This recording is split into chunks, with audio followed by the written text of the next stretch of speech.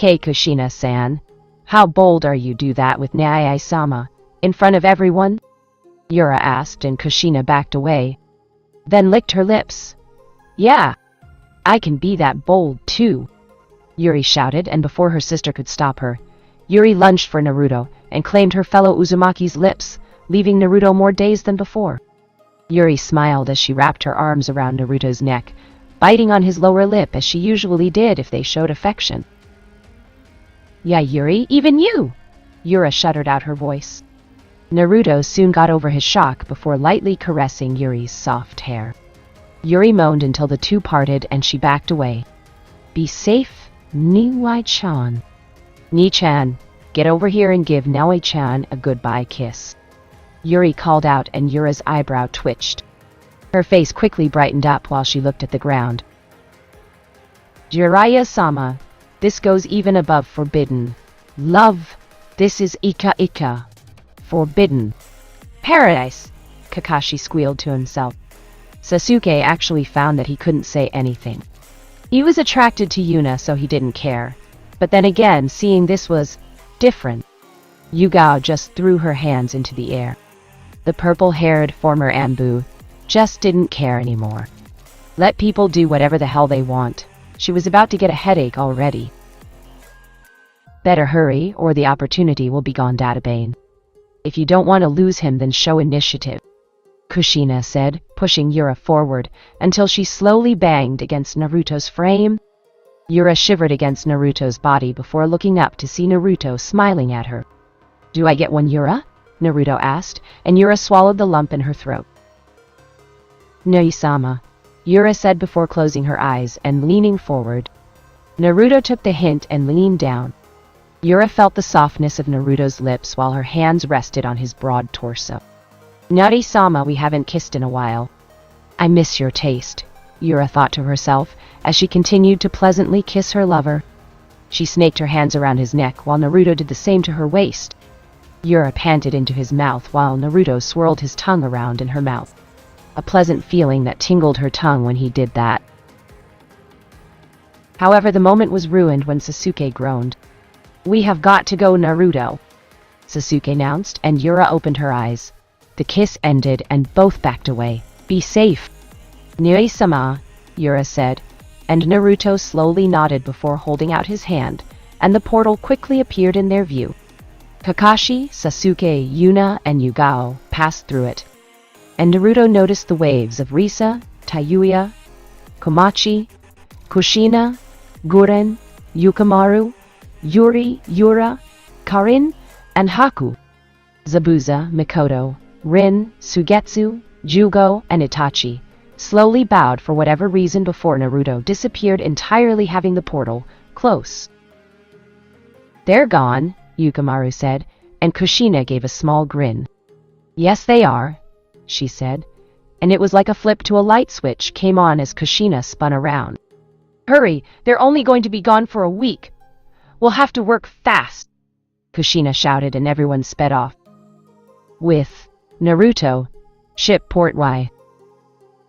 From out of the Jikayagami, Naruto, Kakashi, Yuna, Sasuke, and Yugao came up to a large hill overlooking a port in full view of the ocean along with it. So how long is the ride to the land of demons? Naruto asked, and Yugao proceeded to take out a map, having left the scene she just experienced in the back of her head for the time being. The ride should be about a day, maybe a day and a half. That should give us enough time to come up with an idea of what's going on. What do you say? Well, first we'll have to meet up with Team Yamato. Presuming that we're an hour late, then they might have gone ahead, but we should scout out the area just in case, Naruto said. But not to anyone's surprise, there was a response.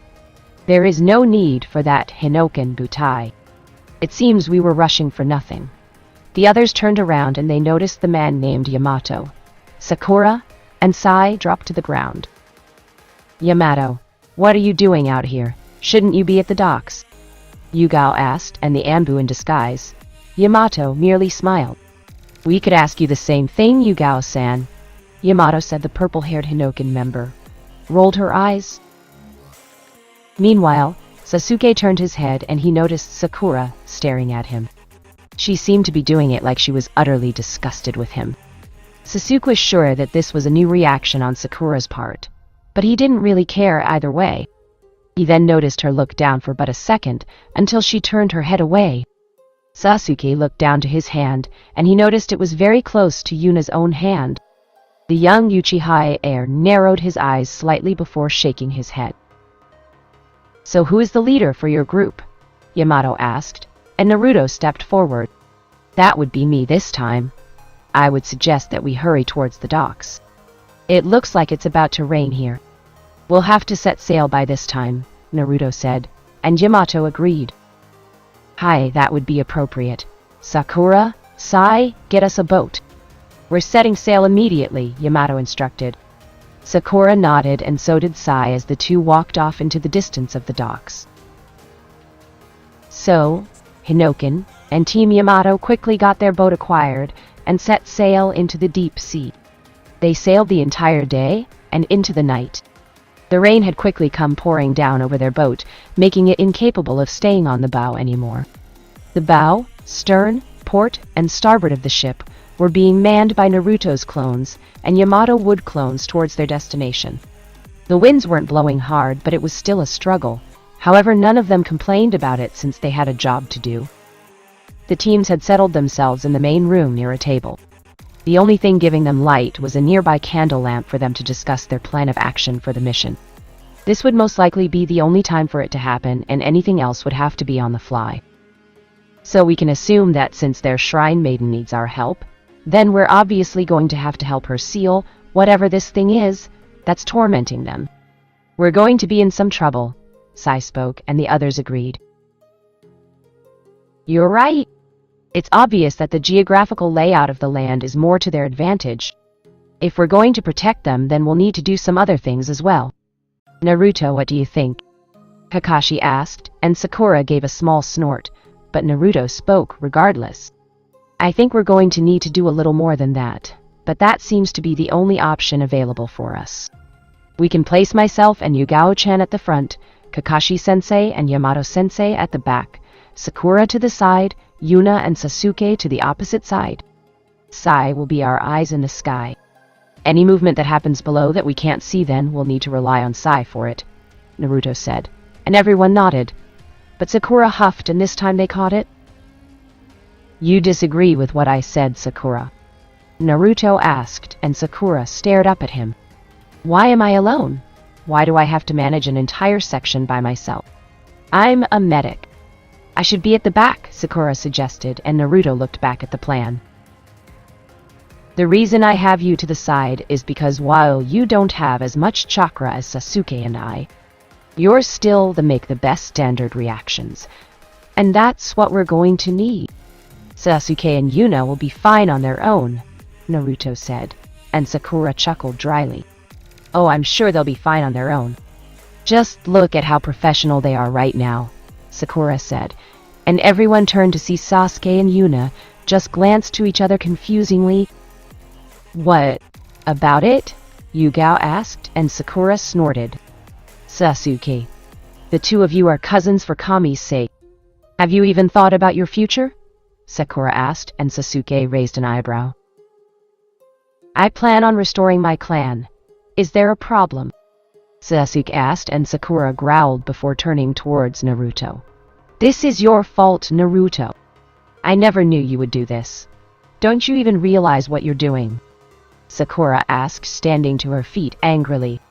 Everyone else stood to their feet ready to calm her down, but the young blonde was greatly confused.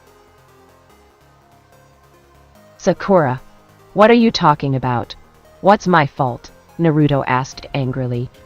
You don't even get it, do you? What you've done to poor Hinata, to Neji, to Hayashi-san, even to Temari and Kankuro. How long will you go on until you're satisfied? What you've done to Sasuke, Kakashi-sensei, Tsunade-sama, and even yourself. You might have them fooled, and you might have even fooled yourself. But I know the truth.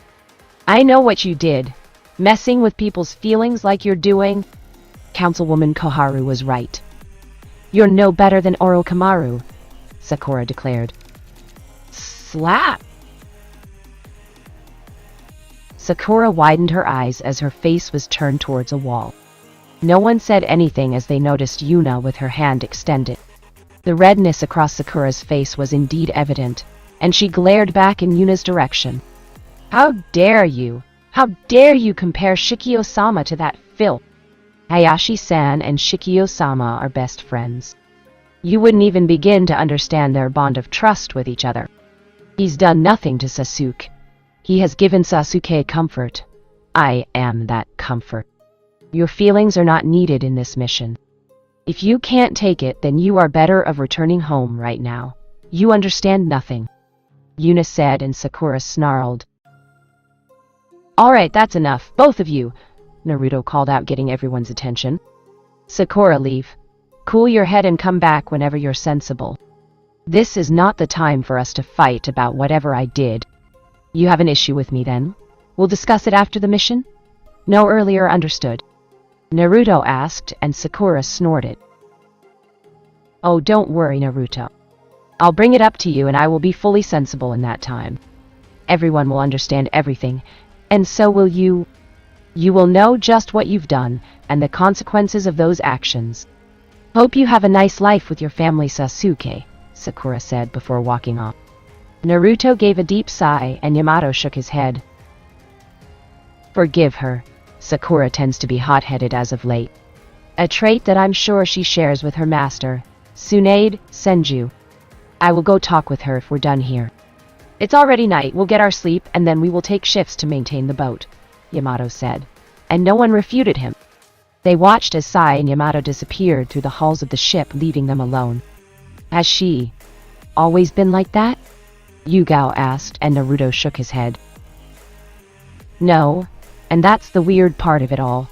She's never acted out like that at all. Not once did she call Sasuke Sasuke-kun or whatever like that. And what did she mean when she said that I was just like Orochimaru?" "I'm not like Orochimaru, am I?" Naruto asked. Kakashi quickly grabbed Naruto's shoulders and made the blonde face him. "Naruto, get that notion out of your head right now. You are nothing like Orochimaru. You returned Rin to me. You gave Yuna and Makoto to Sasuke." "Never think that again," Kakashi said. And Naruto looked down at the ground. His eyes didn't belie the thoughts in his head at that moment. But Kakashi's words had indeed helped him out. It was those words that allowed Naruto to sleep through that night, since their meeting had been adjourned. The next day, midday to be exact, the ship quickly docked to the land of demons and everyone disembarked from the boat. Sakura had finally rejoined them for their walk, but she had been dreadfully silent, but no one called her on it. For all they knew then, this was just her being in a normal mood, one that they chose to ignore. Naruto, once he stepped on the island, narrowed his eyes quickly. He felt like he was just blasted with a high amount of spiritual energy. Whatever priestess lived her, she was very strong in the spiritual arts. In a mix with the spiritual energy was a corrupt energy that seemed to saturate the very ground. Naruto was walking on. It's like he was getting a good and evil battle all around them without any of the others realizing it. He could also tell the spirits in the area were warning him greatly about what he was getting into. Something about a priestess named Moroku and a demon named Morio. Naruto knew neither of these names, and neither did Kyuubi, which was odd for Naruto. The blonde was sure that Kyuubi would know about other demons, but he just replied that he didn't care to learn about those demons weaker than Shukaku, which Naruto could probably understand. Naruto had been told by his mother that the Uzumaki always had special connections to the spirit world simply because of their use of fine jutsu. He didn't know why he was thinking this, but he'd have to put it away for now. The group didn't know how long they had been walking, but it was clearly obvious that the sun was in the sky by this time, and it was hotter than all hell. Naruto wiped his forehead, as did Sasuke and Yuna.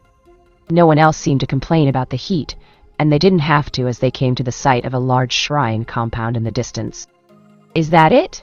Naruto asked, and Yamato nodded. "Hi, but it seems like there is smoke. Are we too late?" Yamato asked. Naruto sucked his teeth and touched the hilt of his sword. "Let's hurry," Naruto said, and the two teams raced off through the woods and trees. Not even 10 minutes later did they all arrive to see multiple guards working to put out the fires that began to get doused with water. Sensing no danger, Naruto waved his hand for everyone to relax, and they did as ordered. It also didn't take long for their appearance to be noticed as a lone man came up to them. He had short shoulder-length brown hair, and he wore red rectangular glasses. He also wore a simple Japanese attire, along with a bow and arrow perched on his shoulders. "Konoha, I presume?" he asked, and Naruto could see the small hint of hesitation in his movements. He seemed to be ready to fight just on the off chance that he was wrong. Hoping to disarm the man and remain friendly, Naruto replied, "Hi, we are sent here by Godame Hokage-sama. Whom am I addressing?" Naruto asked, and the man slowly bowed. "Hi, my name would be Taruho Konoha, Shinobi. I ask that you forgive me if I assumed you were otherwise. As you can see, we have had a bit of a run-in with other sorts of people. Thank you for heeding our call. You couldn't have come at a better time. Please come inside," he said, and the others bowed before walking through the large gates of the compound. There was a lot to see as people kept running somewhere with buckets of water to put out fires and the like. "What happened here?" Yuna asked, and Taruho gave a long sigh. "An attack. Ever since a few weeks ago, we have been attacked by people whom we think are after our priestess. They seek to resurrect the ancient demon, Morio. The fools don't know what they are unleashing. We've been able to hold off their attacks thus far, but we're nearing the end of our rope. It's also the time for our priestess to seal the great demon once again. We're fearful that they will interfere, and the result. We don't even want to think about them," Taruho said, and Sasuke snorted. "Seems like you guys would need better seals then," Sasuke commented. Taruho didn't say anything, but the fact of the matter was that he found Sasuke be right. But he didn't know how he was supposed to go around that they just let it be, as it had always been. Making a stop, Taruho turned to a guard and spoke. "Get Shion-sama. Tell her that the Konoha shinobi who will be protecting her have arrived," the brown-haired man said, and the guard saluted him before rushing off to go and inform the priestess. "Shion, you seem to be the authority figure here," Kakashi said, and Taruho quickly turned back. "Well, I am Shion-sama's assistant and head bodyguard. I suppose I would be seen as an authority figure," he said, and Naruto managed a narrow of the eyes, but nothing more. Taruho continued to guide the teams through the compound and quickly into the main building. Temple. Whatever. Everyone took off their shoes and sat on the mats in front of them. "Naruto, do you feel the chakra around this place?" Yugao asked quietly. Naruto inclined his head forward. "I do. The chakra around here is staggering. Not to mention the seals placed around the room. This was definitely well placed for protection. Sasuke, what do you see?" Naruto asked, and Sasuke's onyx-colored eyes quickly turned red as his eyes moved around through the room, examining it. "The flow of chakra through here is rather irregular. I can also see that some of it is being drawn into the seal on your hand. You seem to be overflowing with more Hanshao than before. I think it's a side effect of this chakra. Whatever it is, it was made for spiritual purposes, and I can't think of anything more spiritual-based than you at the moment," Sasuke said, and Naruto gave a slow nod. "What does that mean? Are we in danger?" Sakura asked, though she really didn't want to talk, but Yamato advised her to strongly consider her place and put the mission before her own feelings. "For now, not yet. But it just means that Naruto's going to have a hard time suppressing whatever force this is, since it seems naturally drawn to him. We'll just have to hope that it doesn't do anything we won't like," Kakashi said, and Sakura slowly nodded before they heard the door open. Each turned their heads as they noticed a teenage girl come into the room. She was a little pale-skinned, but no one mistook the light blonde hair that she had that went down to her waist. It wasn't as blonde as Naruto's, but then again they doubted that anyone was going to be that blonde. It was more like a lighter blonde in comparison to Ino's hair, Naruto, and the others had surmised. She had lavender eyes, and the girl wore a lavender kimono with her hair kept tied back with a golden crown. The kimono obviously looked too long for her, but no one commented on it. Naruto, however, noticed something else. He took notice of the lifelessness of her eyes. eyes that showed a lasting disdain for how she was treated. In fact, Naruto remembered having those eyes nearly all of his early life, eyes that dreaded the very nature of her life and wished for nothing more than for someone to end it all. Naruto recognized that look all too well. Cheyenne had a headache. Not only had she been subjected to the stupid things that happened when her compound got attacked, but she also had to greet these people who were supposedly here to protect her, while she sealed up the demon again. What was the point to all of this? Sometimes Cheyenne wondered if she should even continue with the job that she was in. What did it matter? These people were probably going to die anyway, just like all the others, in a small effort to prolong her life. What was the point to it? Sitting down, Cheyenne didn't make eye contact at first, trying to let herself get a feel for the environment. It was tense. Not to mention she felt uneasy from the high volume of spiritual power in the room. This had never happened before, but Cheyenne did her best to ignore it, all the while performing her job. "Cheyenne-sama, the guests," Teruho said to her standing at the side, and Cheyenne gave a rather long sigh of her lips before slowly nodding. "Welcome, Konoha Shinobi, to the Land of Demons Shrine compound. I am the priestess Shi," Cheyenne said rather monotonously before looking up at the group. She widened her eyes slightly at the sight of Naruto. "On." Cheyenne finished, and she felt a shiver go through her spine. Now she understood. It was now she understood that the person she was looking at was in charge of all this spiritual power in the room. Cheyenne's eyes locked with Naruto's, and the two seemed to be having a duel with each other as the light blonde-haired teen continued to breathe hard. "The one from my dreams. He's in front of me right now, the one who gives his life for me, but doesn't die. This aura, this presence. I can't help it. I can't speak, I can't think. What's going to happen to me?" Cheyenne thought to herself before she opened her mouth. She would have to have a test for the person in front of her. "Yay, the one with blonde hair. You will be dead by 5 days," Cheyenne said, and Naruto narrowed his eyes again. Kakashi widened his visible one, as did Sasuke, Yuna, and Yugao. All eyes were on Naruto, making the blonde tightly ball his fist. A hasty prediction that was... "She knows something, brat." "I don't know, but she's weary of you," Kyuubi said, and Naruto balled his fists. "Does she know about Shin, even though I never said anything about it? She's a priestess, so maybe she's feeling the power I exude naturally. I'll have to watch out for her then," Naruto thought to himself. "Is that right? Well, there is nothing I can do about it. Everything dies at some point," Naruto responded, and that wasn't the reaction Cheyenne was expecting. Mostly when she made those predictions, people just wallowed in their self-pity about it, or the fear of wondering when it was going to come. Cheyenne never expected acceptance. "Besides, I just love proving people wrong, dat Bayo," Naruto said, and Cheyenne's eyebrow gave an unnoticeable twitch, but nothing more. She had heard such things before. It didn't matter to her, actually. She knew the truth. "I see. Allow me to get ready then." "Please make yourselves comfortable," Cheyenne said with a bow, and then just as easily left the room. Naruto watched her leave before standing to his feet.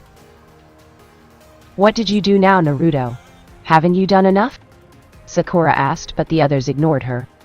"All right, we're going to have to bring everyone together. We'll get settled, rest for a bit, and then we'll go on about our business," Naruto said, and Sai kept his fake smile while speaking. "You're not afraid of dying?" Sai asked, and Naruto snorted. "I don't go based off predictions." "Sorry if I've never believed them either," Naruto said before he felt a tap on his shoulder showing Teruho. "You would do well to not believe that Uzumaki Naruto. Lady Cheyenne's predictions are extremely accurate. She has never been wrong once when it's come to future telling. All of her predictions are 100% true," he said, and everyone widened their eyes. Naruto snorted before accepting the comment, but not doing anything about it as he dismissed his teammates. Quickly being taken to his room and unpacking his stuff, Naruto decided to venture out of the main building to walk around the compound. He could see that by the time he had come out, the people had already finished with their jobs in the fire disasters. There was not a single fire that was there when Naruto had arrived. As Naruto walked through the compound, he heard murmuring and turned his head to see Cheyenne walking through. Naruto was expecting some kind of acknowledgement to her from her people, but he was surprised to see them only bow. It was a very strained bow, and Naruto could see the hesitance in people's eyes. These people were scared of her. Was it because of her predictions? No, people wouldn't ostracize her just because of that, would they? But then again, that same thing happened to Naruto. He just noticed her walk off without paying a glance to them, and Naruto noticed the people had given sighs of relief. That irked Naruto for some reason. He didn't know why, but he couldn't let that stand. Walking forward, Naruto passed the people before patting Cheyenne's shoulder, much to the surprise of everyone who had seen him do it. Cheyenne turned around and noticed the man she just gave her prediction to, and noticed Naruto speak. "Come with me," Naruto said, and Cheyenne didn't even get the chance to ask or say no before she noticed Naruto heading out of the compound. "Taruho-san, I'm borrowing the priestess," Naruto shouted. Cheyenne blinked quickly while Taruho pushed up his glasses. "Uzumaki-san, the priestess is not allowed out of the compound. Her life is already in danger." "I'm sorry, but I cannot allow that," Taruho said before he noticed Naruto wave him off. "Don't worry, I'll keep her safe. I will take any and all responsibility. After all, I am the leader on this mission," Naruto said, walking off with a grin. "Uzumaki-san!" Taruho shouted, but he slightly widened his eyes once he noticed Cheyenne beginning to follow Naruto. "This will not take long, Taruho," Cheyenne said, following after Naruto until the two disappeared into the trees. This left everyone in silence while some of the guards glanced to each other. "What's with that guy? Does he want to die or something?" one of them asked while Taruho pinched the bridge of his nose. He just hoped that Naruto would be able to back up his boast and keep Cheyenne safe. It was all he could pray for anyway. With Naruto and Cheyenne. The young blondes walked through the road, leaving the compound behind. As the two walked through the dirt road surrounded by trees, it was then that Naruto wondered if the person with him had two personalities. It wasn't even 5 minutes until Cheyenne had spoken.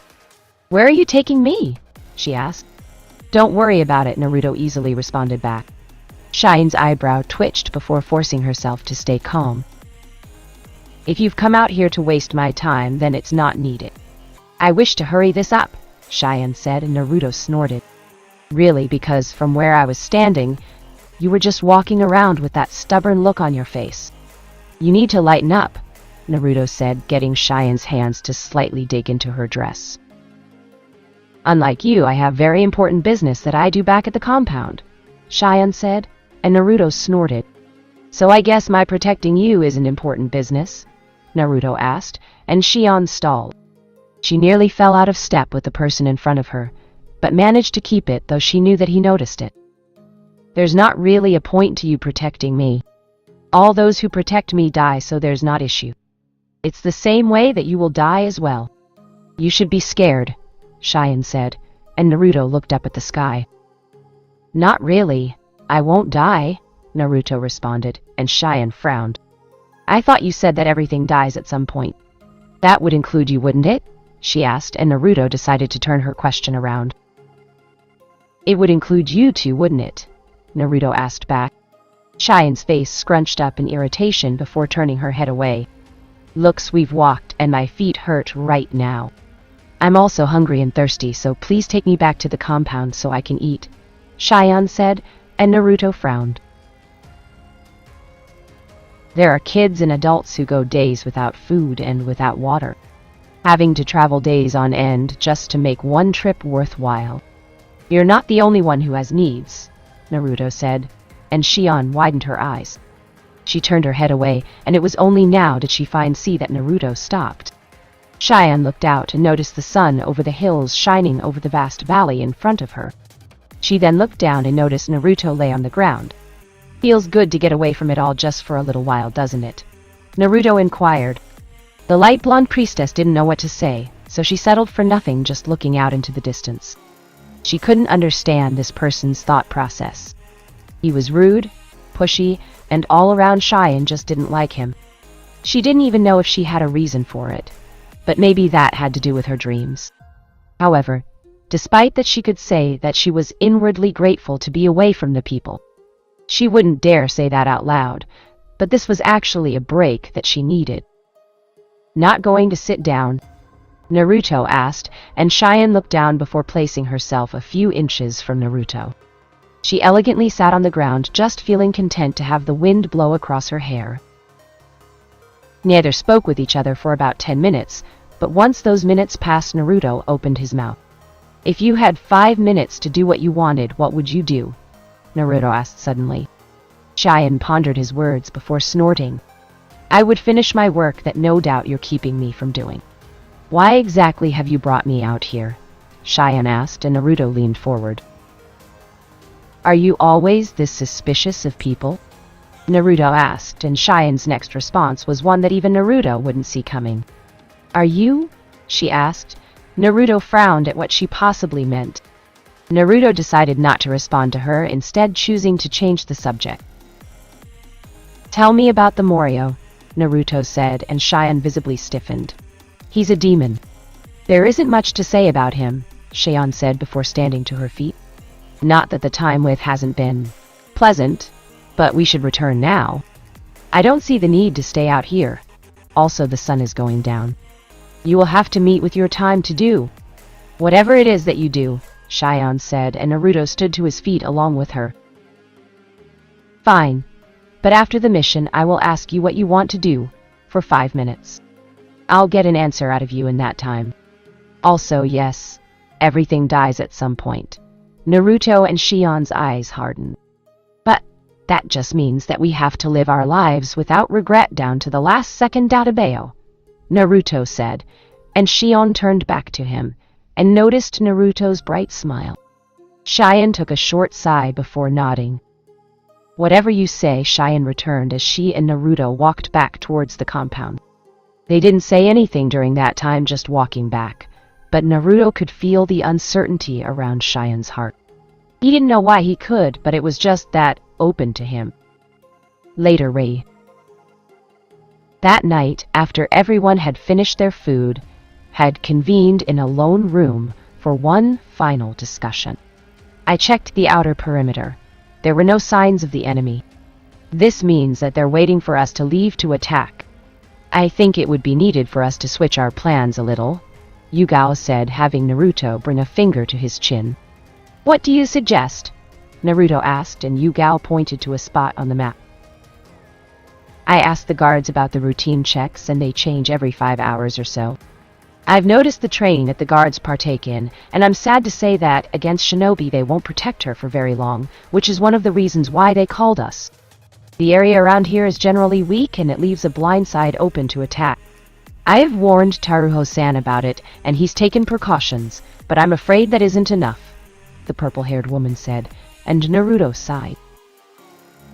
I think it would be best if Yugao-san and I stayed back to protect the compound. I think that if we're gone, then there is a chance that they will strike while we're gone. This should just be for precaution, Yamato said, and the others agreed. Very well. Sasuke and I will at the front. Kakashi-sensei will be at the back. Yuna and Sakura will be to the sides. Sai will be in the air to warn us. That should work out. So when should we leave? Naruto asked. We'll leave tomorrow. Naruto and the others turned their heads, and they noticed Cheyenne staring at them from the door. For someone who doesn't know the art of war, you sure are trying to give orders fast, Yuna said, but Cheyenne ignored it. I want to get this done as fast as possible. The faster it's finished, then the faster that these people will give up and leave. Good night, Cheyenne said, leaving them alone in the room. Everyone turned to each other and quickly sighed. I really don't like her, Yuna said more to herself than the others, but everyone heard her regardless. Well, it doesn't matter. We're her protection. If she wants to leave tomorrow, then we'll leave tomorrow. Just remember to be on your guard, Naruto said, and the others quickly agreed before walking off to go to sleep. As they all walked off, Naruto, Sasuke, Kakashi, Yamato and Yugao had sensed who had been in the other room listening to them. It was impossible not to before the figure vanished. That night, Naruto tossed and turned in his sleep. Over and over he did this as the sweat slowly dripped from his face. The sounds of loud roaring plagued his ears. In his dreams, Naruto looked up as a beast roared in front of him. It had numerous heads, but they all fought in unison. Around its neck was a single chain, a pure white chain that trailed from its neck down to Naruto's hand, resting in his seal. It glared at the blonde before lightly bowing to him while Naruto rubbed its head. "My first Shinju," Naruto said in his dream before he gasped and opened his eyes. Naruto panted heavily as he placed a hand to his face. He was sweating. Naruto took a deep breath before leaning back into his pillow. "What was that?" Naruto asked himself. Slowly, Naruto closed his eyes once again and drifted off to sleep. Omega Core. Pain narrowed his eyes dangerously as he looked over Omega Core. Right behind him was Toby and Kisame watching him cautiously. "She's late," Pain said rather impassively. But the danger in his voice was evident. "I never figured that there would be a time where Konan-san would be late for anything." "The Sambai Jinchuriki must have been more than she bargained for," Kisame said with somewhat of a chuckle that only he could produce. "Kisame, now is not the time to antagonize Pain. Also, I doubt that Konan would lose in a battle with a 15-year-old girl. Jinchuriki or not, Konan should have easily been able to finish her off and bring her back here," Toby said, and Pain frowned. "Maybe she betrayed us," Kisame said, and the shark man instantly found a metal rod in the side of the wall, inches from his face. "Which is highly unlikely, Leader-sama," Kisame quickly finished while Pain turned around. "Where is Zetsu?" Pain asked, and Kisame decided to speak again. "He's out there looking for Konan-san as were your orders," Kisame said, and Pain looked down in front of him. The rising feeling of anxiety didn't fail to make him worry about his only living friend. If he found out that she had been captured, then by all means hell would break loose, and Pain would devastate the land entirely in a search for her. Then he would make those who pained her feel that pain themselves. He would show them that he was not to be trifled with. There is still the chance that she was captured, but she would have notified us by now. If she hasn't, then we can guess that she can't use her chakra. The only question is where they would hide her. Konoha would be in a buzz if they had one of the Akatsuki captured. Not to mention of, she told the people then all 5 nations would be at your doorstep, Nagato, ready to kill you without a second thought. "It matters not. I will go after the Rakubi Jinchuriki. Once he has been dealt with, if Konan is not back during this time, then I will go out and look for her myself. No matter how many of these people there are, none of them are a match for God." Pain spoke, then walked off, leaving Kisame and Toby to glance to each other. "You know where she is, don't you?" Kisame asked, and Toby narrowed his visible eye. "Let her stay there as long as she wants. I see no problem with it. Actually, this serves a better purpose. She was too close to thinking about the consequences of our actions. Having her away from Nagato will serve to influence him a little better," Toby said with a small grin while Kisame snickered. "Ah, scary. I'd really rather not fight against you," Kisame spoke, walking off, getting a snort from Toby. "However, Uchiha Mikoto, Uchiha Sasuke, and Uchiha Yuna, all 3 are bound to try to stop me. No doubt Mikoto has told Yuna about her brother, Uchiha Shisui. I will have to dispose of Danzo soon. If Yuna gains her brother's eyes, then I'll have to take even more drastic measures than I thought. Seems that Uchiha Fugaku still couldn't do anything right despite what I told him. To actually leave the sister of Uchiha Shisui alive, pitiful," Toby said before warping away into nothingness. Next morning, Naruto groaned while Sasuke offered a deadpan expression. Kakashi shook his head, Yugao sighed deeply, and Sakura followed up with a groan as well. "I told you for the last time that I'm not walking," Shion said, and Naruto frowned. "And, Kami forbid, why won't you walk?" Naruto asked, and Shion huffed. "Because I'm tired.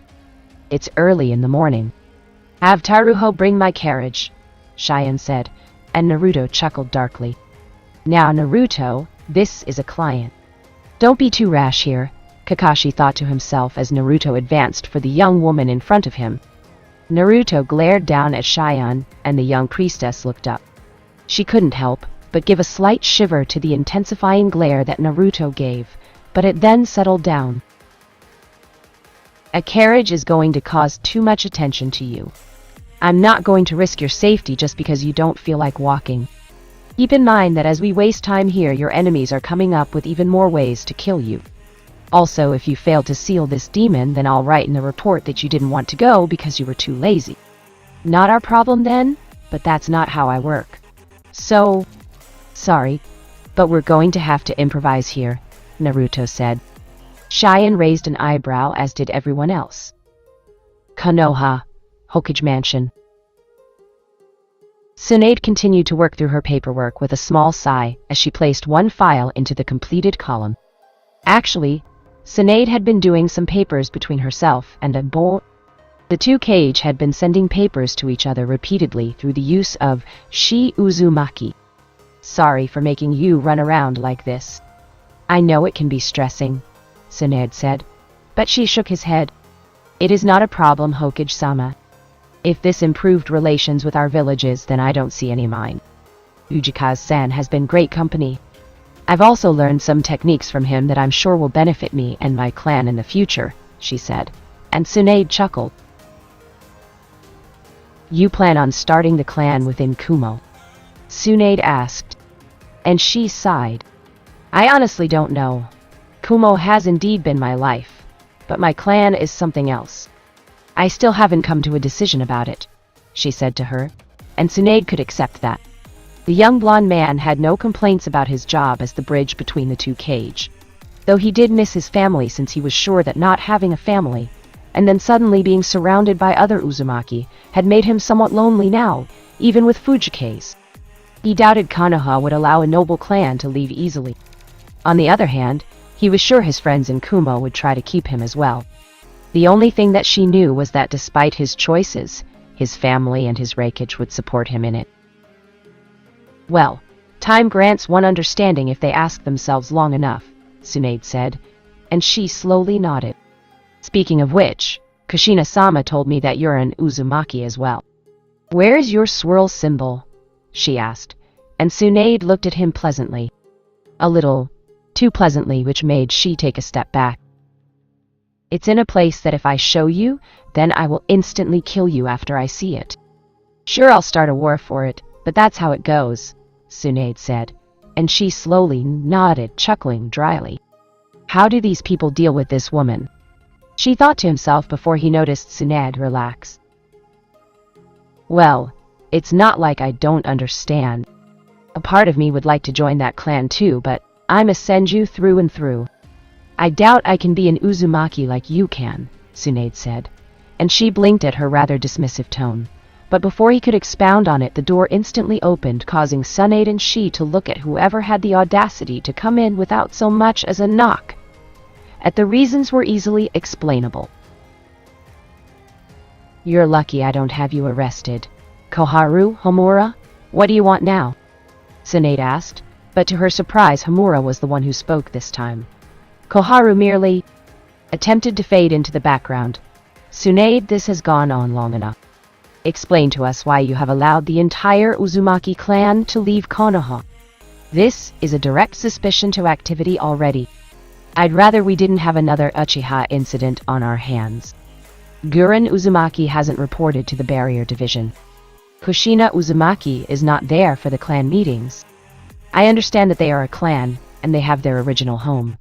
But you are giving them too much freedom. Freedom to plot against us just like the Uchiha clan did, Homura said, and Tsunade gave a small sigh. Calm yourself. Councilman Homura. I allowed them all to return to their island for their yearly tradition, which had been broken until we officially made them a clan once again, Tsunade said, and Homura blinked. But she was the one who spoke. We have an island? She asked, and Tsunade nodded. The land of Uzushiogakure is native to the Uzumaki clan, And now is the time for their F1 Ascension exams? I was told about it by Kushina and I agree. Stronger F-Inchutsu users for the village are needed. There is a reason why I named Guren as the head of the barrier division, Tsunade said. She was in little shock over this as Homura spoke again. Need I remind you that this woman was also an officer to Orochimaru? Homura asked, and Tsunade leaned forward. Need I remind you that Uchiha Sasuke was the same? Now, by unknown means, we have not only the matriarch of the Uchiha clan back, but also the elder sister of Uchiha Shisui, the latter of which happens to be interested in reviving the clan with Uchiha Sasuke. Isn't that what you would like? Tsunade asked. Koharu brought a hidden smile when Tsunade brought that up, but stayed her tongue. Now wasn't the time to act. Koharu had to pick her moment. She knew Tsunade was too soft on the Uzumaki clan. Tsunade wouldn't be able to do what was needed, but Koharu could do it. She could do it without a second thought. The Uchiha clan is something the village needs, as is the Uzumaki clan. But giving both the reign to do as they like is pushing it. Also, we have yet to see a child from either Uchiha Sasuke or Uzumaki Naruto. Uzumaki Kushina and Uchiha Mikoto have adamantly made it clear that they aren't having children and thus refuse to see the suitors that we prefer. Uzumaki Kushina more than Uchiha Mikoto for odd reasons that we cannot pinpoint, but we've suggested that to be because of her late husband, Minato Namikaze, as well as Uzumaki Naruto's heir status. Tell Uzumaki Naruto that he must find a suitor or suitors before we match him up with who we think to be correct, Homura said, and Tsunade chuckled. You really think the brat would listen to you? Tsunade asked, and Homura gave a grin of his own. Uzumaki clan heir or not, he's still a shinobi of Konoha, and therefore will be listening to us, Homura said. And she snorted. The three pairs of eyes turned to him as she shook his head. One thing I've learned about us Uzumaki. We don't take orders very well, she said, smirking, while Tsunade gave a smirk of her own. You would do well to stay out of the conversation. She Uzumaki. Uzumaki or not, you're still in a different village and have no say whatsoever in the dealings with the Uzumaki clan as a whole, which is why we insist that you choose your place as well. Homura spoke. She narrowed his eyes to that intended threat before Tsunade stood to her feet. First of all, Homura, remember whom you're addressing. Naruto answers to me, and me alone. If I find things wrong with the way he does things, then I will be the one to bring them forward and have him correct them. Now I'll concede to the point that having them out of the village isn't a good thing, and I'll agree to have them back in. But you do anything out of your place in the structure of this village, then I'll be more than happy to show you how fearsome I am. Is that clear? Tsunade asked, and Homura frowned. Koharu did the same, though. Since she was behind Homura, it was hidden. Understood. Hokage-sama, let us go, Koharu. No more need be said here, Homura said, and Koharu agreed as she walked away and closed the door. Hokage-sama? She said, getting Tsunade to turn to him. I can't understand it or explain it clearly, but I felt ill intent from both of them as well as negative emotions, especially from Koharu-san. I'd advise that you be wary of them both since I don't have the evidence nor the trust that they do, she said, and Tsunade turned forward. Could it be that he's found his unique chakra, just like the others have? That was a skill that only Mito-Bakan knew. Tsunade thought to herself before slowly nodding. I'll take your concern into account. Now then, hand me the rest of the stack, Tsunade said, and she quickly nodded. Hi. The next document has to do with the meeting of Raikage-sama. Hokage-sama and Mizukage-sama, she said. Tsunade gave a long sigh and nodded, rubbing her temples. She hated her life at the moment. Outside, Koharu looked left and then right before quickly disappearing into an alleyway. She only had to walk a few feet to see the person in front of her. How is the plan? The person asked, and Koharu gave a chuckle. It comes along well? I will always have Konoha's best interests at heart, and I think this serves us well. The Uzumaki clan and the Hyuga clan are clan allies. The Uzumaki clan and the Uchiha clan are forming bonds. Soon, these three noble clans will be the prime example of power held within Konoha's walls. All that must be done is to subjugate the Uzumaki clan just like the Hyuga clan itself. The Uchiha clan is hardly a concern with 3 members. We'll deal with them in due time. Sakura will be a major component in it all. I can always rely on her, Koharu said while the cloaked person gave a small nod of their head. To the benefit of Konoha, he said while Koharu gave another smile. To the benefit of Konoha as the leading nation in the world, she said before the person vanished. Koharu merely kept the smile on her face before she walked off into the streets like it never happened. Land of demons. How did it come to this? I'm a priestess for Kami's sake. This is also too embarrassing. Why is your back so hard? Cheyenne shouted while Sakura continued to glare daggers at Naruto's back for forcing her to carry the priestess via piggyback. You don't want to walk, then you can settle for being embarrassed for all I care. When you find your pride dwindling, then I'm sure Sakura will be happy to let you down, Naruto said, walking forward next to Sasuke in the front, Kakashi to the back, and Yuna watching the sides with Sai watching the air. Oh sure, this is what the purpose of my strength was used for. Good to know that those 2 years I spent doing hellish training were all for the sake of this, Sakura mumbled to herself. The pink-haired medic Nin easily sighed before sucking up her misery and continuing with her job. Cheyenne just growled towards the young male in front of her before deciding to be quiet. She just sighed to herself before resigning herself to the situation she was in. Who did this blonde guy think he was? Just coming into her life and messing it up like this. Cheyenne had never felt so angry before in her life, and yet this was pleasant somewhere. The last time she had to raise her voice at someone had been quite a while. It was a good stress reliever. Well, it was until that insufferable Yuna woman opened her mouth. Shikio-sama, I can see 4 chakra signatures closing in. One of them is coming fast. Very fast, too fast. Look out! Yuna shouted instantly. Naruto and the others barely had the time to react before they heard an explosion. Each looked up as they noticed Sai had been shot out of the sky via fire jutsu. The pale young man quickly backflipped through the air and landed down, but no one could rest as the wind suddenly picked up violently. Naruto covered his face before turning around. Kakashi-sensei, Yuna, Sakura, guard Shion. Sasuke, Sai, get ready, Naruto called out. It wasn't even a second before that the blonde found himself blocked a heavy punch with his sword. His eyes caught the glimpse of a devious smirk. The weight of this person's punch was monstrous to say the least. He's using F-ton chakra to power his movements. Naruto thought before he was sent flying into the air, but with little damage since he deflected the shot. Sasuke quickly acted and ran towards the intruder. Appearing in less than a second, Sasuke covered his sword for the man's neckline, and slammed it down only to narrow his eyes as he collided with a kunai from another person. He turned his head and noticed the appearance of a woman, or what he assumed to be a woman, before jumping back. Sasuke landed next to Naruto while Sai landed behind them. Well, priestess, looks like you're about to actually make us work for a change, but regardless of how many worms you send our way, we'll just knock them all down, the man said. Cheyenne widened her eyes slightly while said man opened his palm and then clenched it tightly. Your death will be the resurrection of Morio-sama. Prepare to die, he shouted maniacally, while the woman next to him chuckled darkly. Well, they did until they took notice of Naruto's sword blocking them. Sorry, but you're not attacking this one again. In fact, I'll make sure that you don't attack anyone else. Oh, don't worry.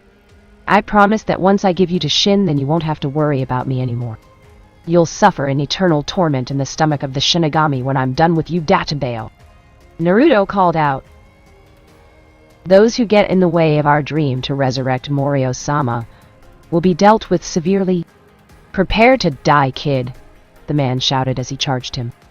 Naruto quickly assumed a stance along with Sasuke and Sai at his back. Let's see. Still no use of summons. Oh, this was going to be fun. Yeah, not? Quote, the weak can never forgive. Forgiveness is the attribute of the strong, by Mohandas Gandhi. Naruto cursed under his breath as he backflipped through the air from the assailant's punch. His sword went flailing through the air wildly. Snarling, the blonde lunged for it and grabbed it before landing down on the dirt with a small skid. Sasuke and Sai landed next to him while Sakura, carrying Shion, Kakashi, and Yuna jumped into the trees. The hell was that? Naruto asked while Sasuke's eyes quickly turned red, spinning wildly from trying to analyze what was in front of him. It would appear that it's the enemy Naruto-san, Sai said, getting a grumble from the blonde while Naruto quickly got to his feet. Thanks for stating the obvious, Sai. I'm asking what's with him right now. Naruto said in irritation, and Sai shrugged his shoulders. Kei, you're not bad, kid. You actually managed to not only block my punch, but also keep your little butter knife from cracking. That must take some skill, the assailant answered. With a burst of wind and swing of his sword, Naruto made the dust surrounding the man's form blow away to reveal the form of Gitai as he held a giant grin on his face. He licked the corner of his lips while Naruto, quickly taking command, turned around. Sakura, Kakashi, Yuna, get Shion out of here. Naruto called out and Sakura snapped out of her stupor. And leave you here?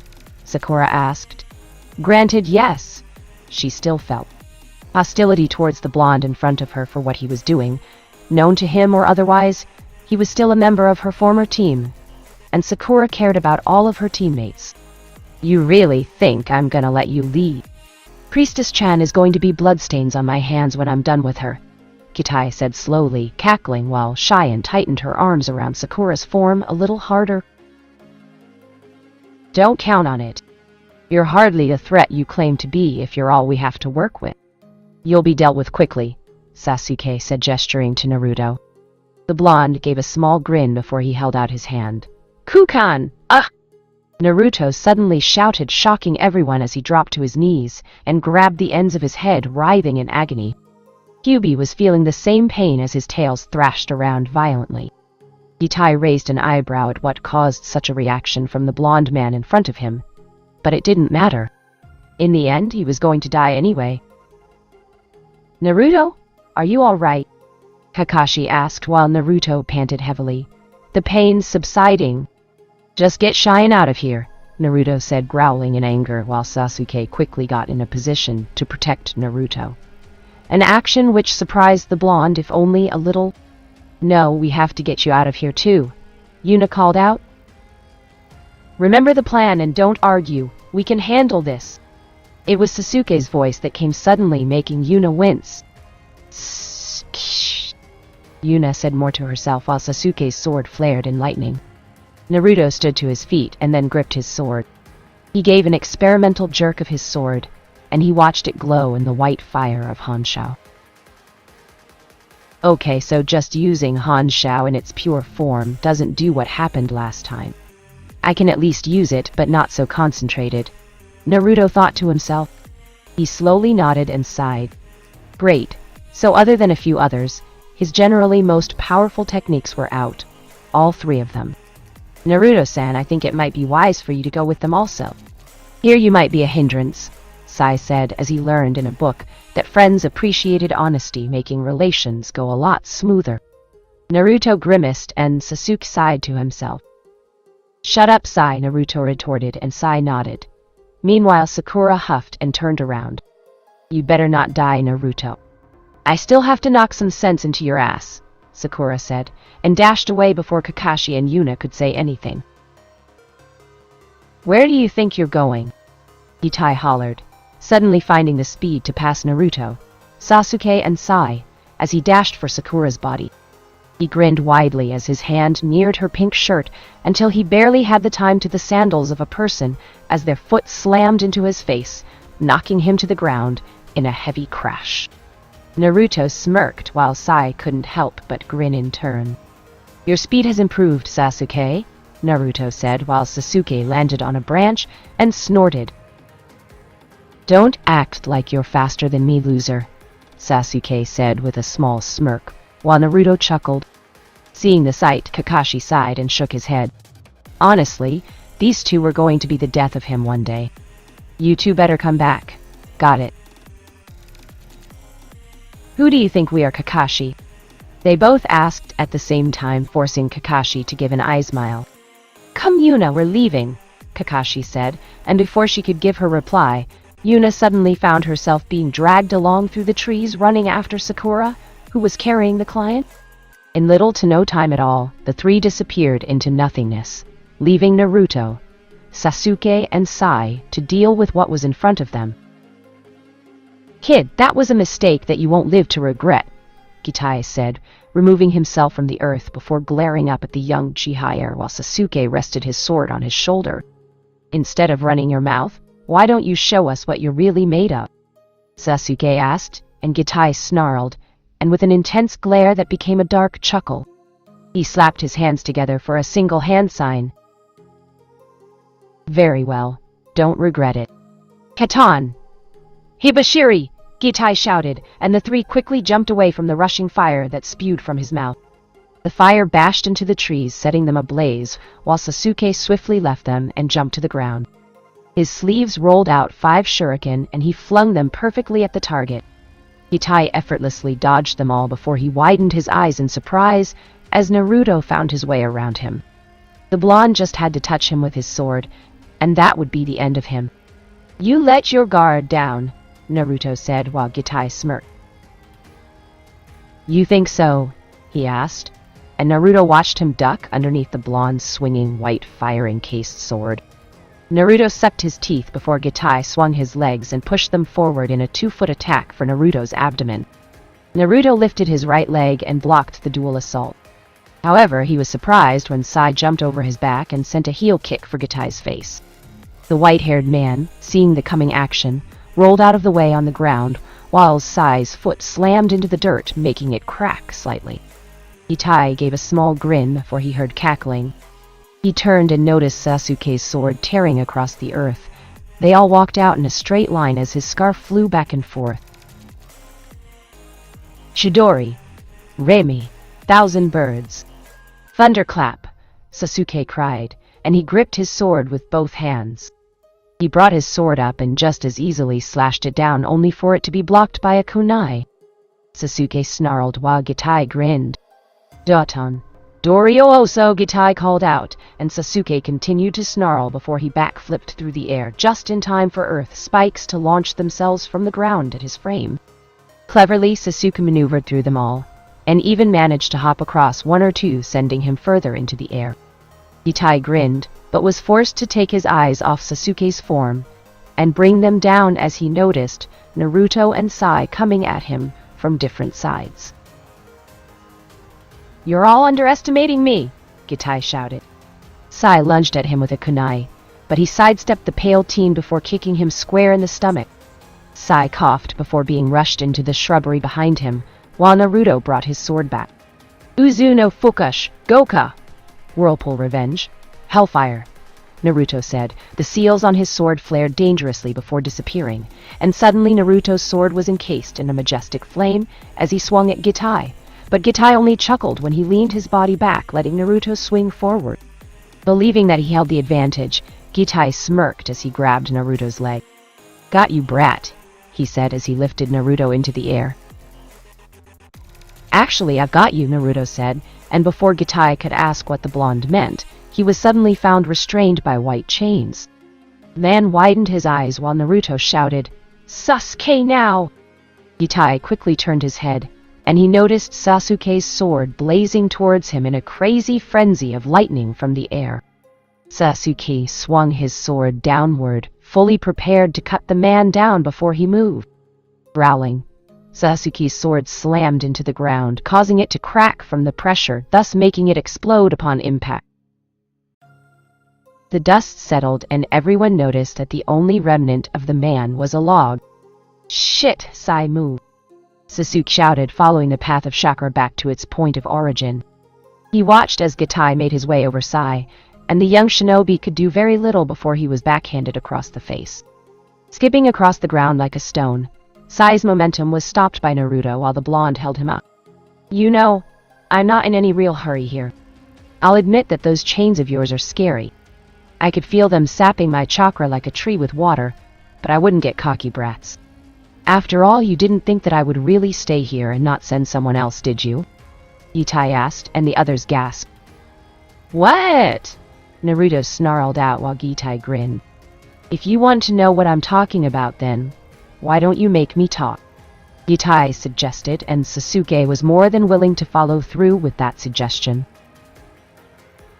Katon! Ranka no Jutsu! Sasuke shouted at the top of his lungs, blowing a blazing flame in the direction of Gitai's form. Everyone watched the going flames as they raced for the enemy's form. Gitai watched them come for him, but the smirk on his face didn't drop. The reason for that was quite simple. He had heard a second voice, and a smaller person stood in front of him. Suiten. Suriden no Jutsu, came the sounds of a feminine voice, and out of nowhere, a large spring of water flew into the air before shaping itself into the structure of a dragon, as the water slammed themselves into the flames, quickly creating steam and bringing a thick mist over the field. Sasuke, Naruto, and Sai stood together looking around, Sasuke's eyes trying to look anywhere and everywhere to find their targets. Naruto, are you feeling better to try it? Sasuke asked, and Naruto clenched his hands. No. Whatever's happening then, it's something internal and not external with me. Sorry, Sasuke, but in terms of those techniques, then I'm out, Naruto replied, and Sasuke sighed. Sk. We've got to get back to the others, Sasuke said, and Naruto snarled. I know that, damn it, Naruto retorted, and before the blonde could even blink, he was suddenly kicked in the stomach. Naruto grunted, but managed to rebound, landing on his feet. You guys are really something else. Is this the best that Konoha Shinobi can do? An Uzumaki air and an Uchiha air, came a mocking sound. Naruto and Sasuke didn't respond to the threat, but it did irk them somewhat. Between a problem with Naruto's power source and their new opponents, it was easy to say that everything had gone to shit. I didn't need your help, Shizuku Gitai said, coming into view while Naruto stumbled to his feet. This woman hit real hard. He literally felt like Kurama probably felt that one. It wasn't as hard as Tsunade's punches, but damn was it something else. No, I didn't think that you did, but Setsuna and Kusuna told me to check on you. They've already engaged the target, Shizuku said, and Naruto widened his eyes, as did Sasuke. Sai didn't show an expression, but inwardly he was vaguely concerned as well. As fate would have it, everyone heard a thunderous explosion off in the distance, shaking the very ground that they walked on. Sai and Sasuke shifted their balance, but Naruto was too weak and dropped down. He growled as they watched smoke and flames rise into the skies above. They could see that that location was where they had just sent Yuna and Kakashi. If the speed and timing was right... Kuso! Naruto said to himself before he jumped up. He didn't care. He would take the pain later, but right now... Forgive me, Kyuubi. Jikuyugami no Jutsu, Naruto called out, and everyone watched as Naruto flared his Hanshou dangerously. Naruto gritted his teeth in sheer pain as it felt like his arms were about to burn off from the burning sensation that he felt. The purple portal slowly started to appear while the sweat began to drop from Naruto's face. Like we're going to let you complete that, Shizuku shouted, holding a kunai. She flung it forward for Naruto's forehead, but she found it blocked by the sword of one Uchiha Sasuke. He stood between them and Naruto before glancing back. You really are an idiot, Sasuke, said while Naruto chuckled. Shut up, Temi, Naruto replied back while his fingers clenched suddenly. The portal began to spasm out of control while Sai stood next to Sasuke. I'll have to ask about that technique later, Sai said with a small smile, and Sasuke grumbled underneath his breath. It was obvious that this guy was watching them carefully. Actually, it seemed that he was doing it a little too carefully. Sasuke didn't know why they were put under such scrutiny, but he didn't have the time to care as both heard a slump. They turned around, and the worst was justified when they saw Naruto on his knees, his hands on the ground twitching slightly. The portal was gone. Well, it looks like we were scared for nothing. I think you're kind of cute, kid, but don't take it personally. You never really had a shot, Shizuku said, and Gitai grinned. The others looked back, and they could see the dark purple chakra oozing off the duo. Soon the color of their faces changed, turning pale white similar to the outline of a mask. Shizuku smirked to herself and held up a hand sign. "Hitan Hibashiri!" Shizuku shouted, and the flames blasted forward, tearing the ground into pieces. The trio watched the flames coming for them, and Sasuke growled slowly. Meanwhile, Gitai grinned and slammed the ground. Doton. Suchi Cairo! Earth release! Earth corridor! Gitai shouted, and the others felt the earth rock, quickly reshaping the landscape. Sasuke and Sai, holding Naruto barely to his feet, watched as the earth tried to enclose around them. The only opening that they had was the one where the flames were coming, and very fast. In essence, there was no escape for them. The flames rushed over them and exploded off in the distance. "Ha ha! See, Gitai? That's how you deal with trash," Shizuku said while Gitai snorted to himself. If he were honest, he wished that he had taken them out himself. He never asked for her help. It's not like he was having a tough time because he wasn't. No, he was just getting into the mood, and now she had to ruin it for him just like that. Gitai didn't even get to show what he was made of. Shizuku's form changed back to her original features, and Gitai's did the same. "You really know how to ruin all the fun, don't you?" he asked, looking at the orange flames. Well, fuck you then," she replied back. They too began to turn back until they noticed the flames suddenly burst. They turned, and neither could hide the surprise on their faces when they noticed the flames swirl violently. "And no way," Shizuku said before she and Gitai noticed that the flames seemed to splash next to them like water. Both jumped back and heard the sounds of feet hitting the ground. "Uchiha no Hanrin. Kari Nenshi. Uchiha Rebellion. Flame Dragon Twister," Sasuke shouted, and with a sudden rip of his sword from its sheath, Sasuke sent the flaming spiraling into the air before they broke apart, and in a majestic display of cotton techniques, managed to converge on their targets like a shower of falling stars as they bashed into the ground with a heavy explosion. Neither Gitai nor Shizuku were seen. "Shit," Sasuke mumbled to himself. He quickly hoisted Naruto's arm over his shoulder and shot off into the distance along with Sai. "We can't stay here anymore. Sai, make your damn bird and fly us over there." Sasuke pointed to the burning location. "Even on my bird, that would still be a distance to cover." As expected of Kakashi Hatake and Yuna-san. "They really are quick on their feet," Sai said before Sasuke growled. "Do it, damn it!" That attack wasn't meant to kill them. It was a simple stall, Sasuke said, and Sai sighed to himself before nodding. He took his ink brush and drew a bird. Ninpo.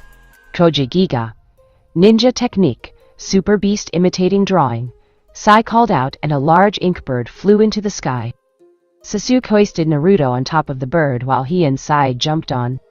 The wings of the ink bird flapped and they flew off. Sasuke quickly assessed the situation before looking back to the destroyed area. Something's wrong. Why did those guys have small traces of Hanshao? They shouldn't be able to contain it if Naruto's explanation of it was any consequence. Sasuke didn't understand, and why did it seem like the Hanshao was being forced from his body? It was like something was sapping away at it slowly, very slowly. Sasuke just knew that this was bad. If Naruto's Hanshao dropped down, then he wouldn't have a source of power, and that really would make him a liability to the mission. Now Sasuke was really worried about Shien's prophecy. As they flew off, Naruto felt the wind in his hair. He opened one of his eyes, and the sounds of reverberating laughter echoed in his mind. Yes, yes, yes, this power is glorious. With this power, I will truly rule over mankind and everything else. Forget the priestess. Her power is useless if I have this power. You will be mine. You, and that being inside of you. I want you both. I must devour you both. He laughed, and Naruto frowned before the voice faded out. Kyuubi, the hell? Naruto asked, and Kyuubi growled, Shut it, brat. You should see the fucking mess that your coils are in right now. You'd better be grateful, damn it. You'd better hurry up and get off this land. If not, then it's more than likely that you will die, Kyuubi said, and Naruto frowned. How is that even possible? Naruto asked, and Kyuubi shook his head. Hell if I know, brat. I just know that it has something to do with this demon that you're sealing. Somehow he got in here and he's siphoning off your chakra like a damn drug addict, Kyuubi said, and Naruto groaned. So that's why I'm running low. How long has this been going on? Naruto asked, and Kyuubi snorted. If I had to fathom a guess for you, then I would say as soon as this land came into view of your ship. You had so much Hanshao that you probably didn't notice. Now the only thing keeping you alive here is me and your mother, Kyuubi said, and Naruto frowned. He had his mother for saving his life again. He chuckled to himself before struggling to make his voice a little louder. Sasuke, sigh. Naruto called, getting the two to turn around. Be ready to intercept. They're going to need us, Naruto said, grunting as he forced himself to lean up. His muscles felt sore, but he persevered through it. You sure that you can even get up? Sai asked while Naruto frowned. I'll be fine. Just focus on what we have to do, Databeo, Naruto replied. And Sai turned to Sasuke for confirmation. He only got the Uchiha glancing to the Uzumaki before giving a small smirk on his face. You really are a stubborn loser.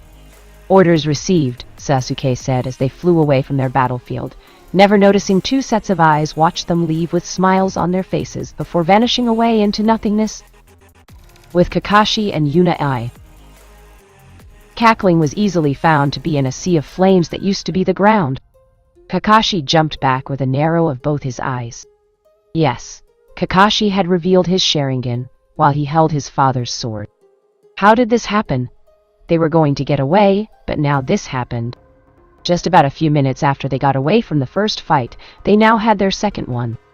Out of Kakashi's periphery, he could see Yuna snarling from off in the distance.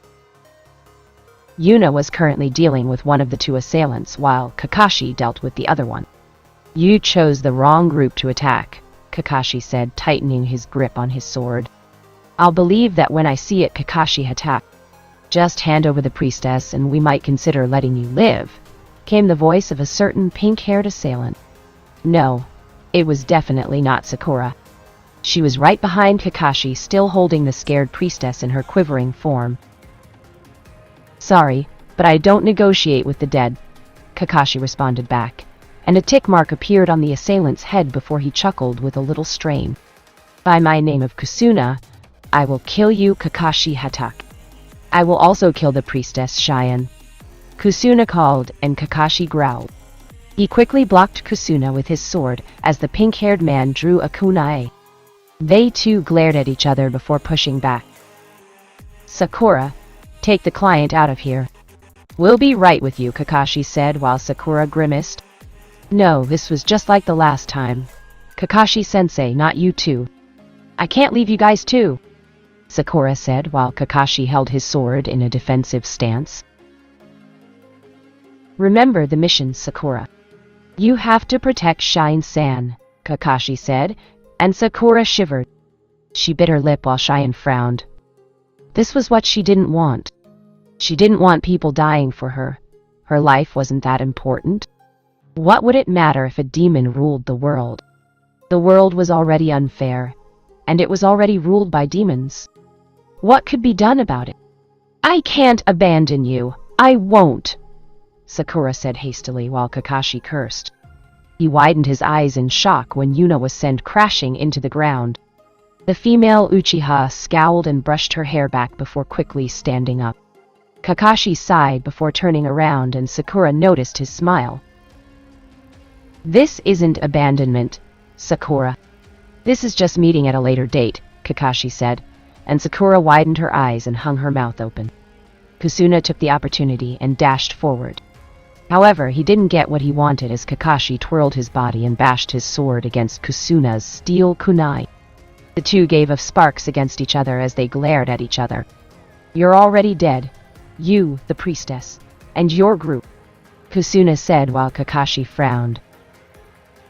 Sakura, leave! Kakashi raised his voice and Sakura stepped back.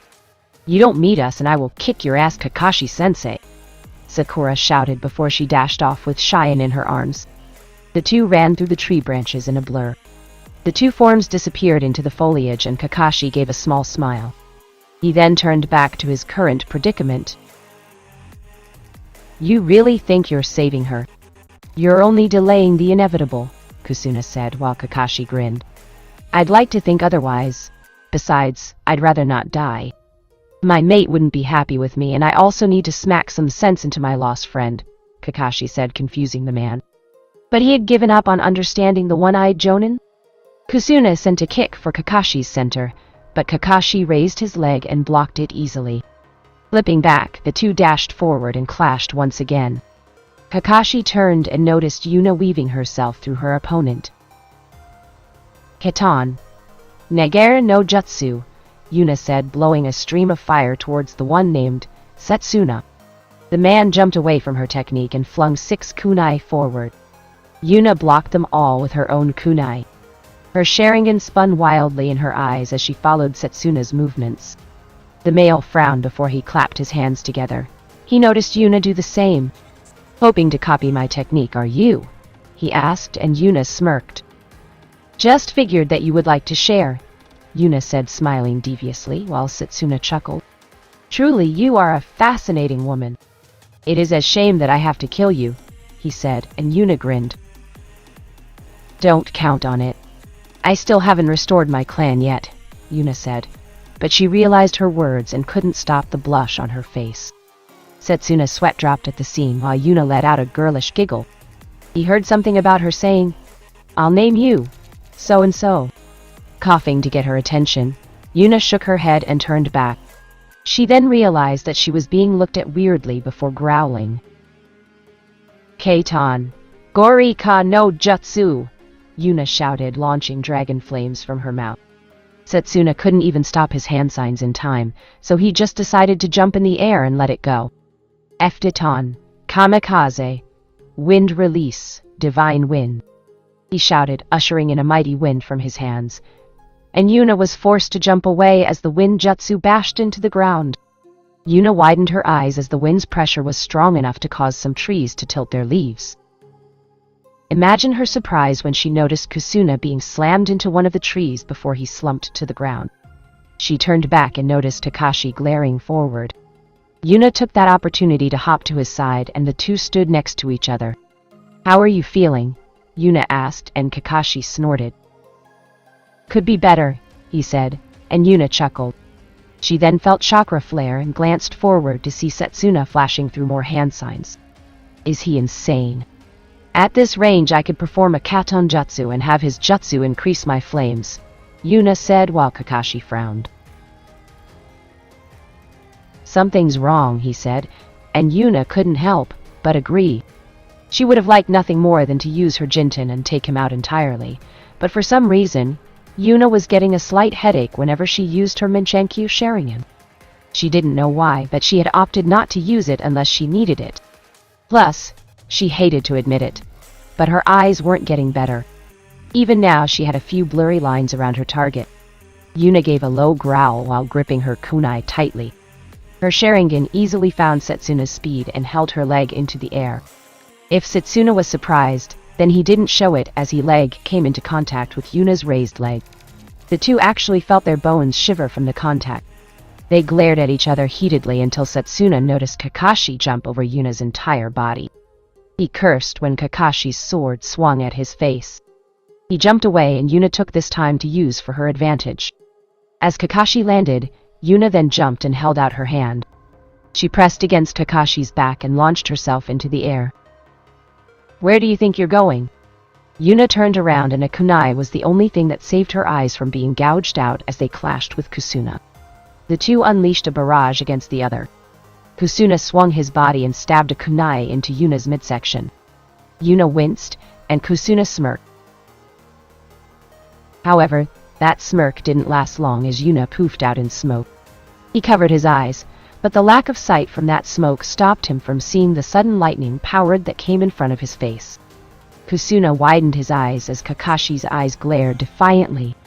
His sword slowly made its way for Kusuna's face, and the pink-haired man was unable to move, being in the air. Eftitan. Daitapa, came a loud shout. Kakashi widened his eyes before a heavy burst of wind knocked Kusuna away from the one-eyed Hinoken member's blade. Kakashi performed an elegant backflip through the air and landed down. Kusuna landed a few feet from him next to his partner, while Setsuna had his hand extended. "Thanks, Setsuna. I was almost gonna die there," Kusuna said while Setsuna slowly nodded. They then noticed Kakashi gave an eye smile. "Ma, don't count yourselves out yet," Kakashi said quickly, jumping back, leaving the two to their confusion. Both gasped when a large white cube appeared over them. They tightened their gaze and noticed Yuna far off, her eyes bleeding with 2 fingers on her temple to moderate the headache that was coming with her. Jinten, Kairasu. Dust release. Dispersing. Yuna said under her breath, and the cube imploded in white light, destroying whatever was inside. Yuna dropped to her knees and huffed. Her eyes turned back to their onyx filling, and she could see the hazy outline of Kakashi, looking down at her. "Yuna, are you okay?" Kakashi asked, and Yuna panted before nodding. Kakashi helped her to her feet as they walked out into the field. They could see the small crater where Yuna activated her jutsu. "I didn't get them," Yuna said, and Kakashi turned to her. "What do you mean?" Kakashi asked, and Yuna closed her eyes for a second for some focus before they heard chuckling. "And here I thought the Uchiha clan was entirely dead. To think a woman survived. Most impressive, and even yet one who is able to use the Jinten of Iwa's Tsuchikage." Most curious, Kakashi and Yuna turned to the source of the noise, but they got nothing for their looking before they looked up to the trees and saw a man with waist-length black hair so similar to Yuna's own. On his tree branch were the unconscious forms of Kusuna and Setsuna, but the sight that had them more worried was the sight of Sakura slung over his shoulder. "Sakura!" Kakashi called while the man grinned. "So that's her name. You were all fools to think you could get away from us. To think that I actually had to intervene. Be proud of yourself, Konoha Shinobi. But don't bother. I've taken care of your priestess, and for your subordinate I would suggest you getting her medical attention soon. I'm in a good mood," he said before he dropped Sakura with the pink-haired Kunoichi's head falling for the ground first. Kakashi disappeared from Yuna's side and grabbed Sakura's body while sliding across the ground. "You'll be in the same fate as the priestess if you continue. Well, it won't matter. Soon the entire nations will fall before our Lord Morio-sama," he said before his group vanished in something dark. Kakashi snarled, but he was taken away from that when he heard Sakura scream. He looked down and he noticed Sakura clutching her chest in pain. Her right arm was bulging in a dark purplish color with veins, making themselves apparent. "Yuna, can you help her?" Kakashi asked in haste, and Yuna cursed. "I only have field medic experience, not actually medic experience. This would be beyond me at the moment," Yuna said suddenly, regretting not taking those medic lessons that Kunoichi were suggested to take before heading out into the field. Both could do nothing but let Sakura scream before they saw a shadow in the sky. The object dispersed and 3 figures landed on the ground. "What's going on?" Sasuke asked, noticing Yuna's form, and Yuna cursed. Naruto, with Sai's help, looked over to Sakura, and he didn't really need to be told anything. It seemed that he would need to be handling sacrifices once again. The thought didn't make Naruto happy, sad, nor angry. It made him more neutral if he gave it a word. "Sai, take me to Sakura," Naruto huffed out, and Sai nodded. He dragged Naruto to Sakura and laid the blonde next to her. Kakashi spread out her body while the sweat poured off Sakura's body. Naruto looked at Sakura for a bit before finally placing his hand over her arm. He closed his eyes and gently pushed his hanshou into her body. He could feel it being directed into her bulging arm as he had to be careful. Sakura wasn't reincarnated, so she could very well die from exposure to his power, but Naruto could feel the malicious chakra in her arm. And he was sure that being as purifying as it was, his hanshou could destroy it, clearing her chakra system, and making her arm stop bulging. No one said anything as they watched Naruto work. His hanshou met with the dark chakra, and the two battled for but a second before the onshao destroyed every single piece of the vile energy until it was gone. Slowly, Sakura stopped screaming and her arms stopped pulsing. The veins disappeared and Sakura slipped back into blissful unconsciousness. Naruto gave a grin, for he felt a cloth wipe his forehead. He turned and noticed Yuna looking at him. "Are you okay, Naruto-sama?" "You are sweating," Yuna said, not using his title since Sai was there. "I'm fine," Naruto said, looking up. He noticed a few spirits pointing to where Shien's body most likely was. Naruto closed his eyes and Kakashi took him to his feet. "You're still the leader of our mission, Naruto. What do we do?" Kakashi asked, and Naruto turned to him before looking forward. "Yuna, take Sakura's body. Sai and Sasuke, go ahead. Kakashi and I will be helping me get to the place a few minutes from here," Naruto said, and everyone nodded.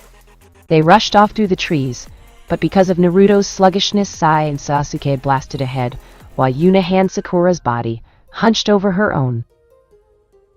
Naruto and Kakashi were straggling behind, and Kakashi smiled. "A little at a time, Naruto.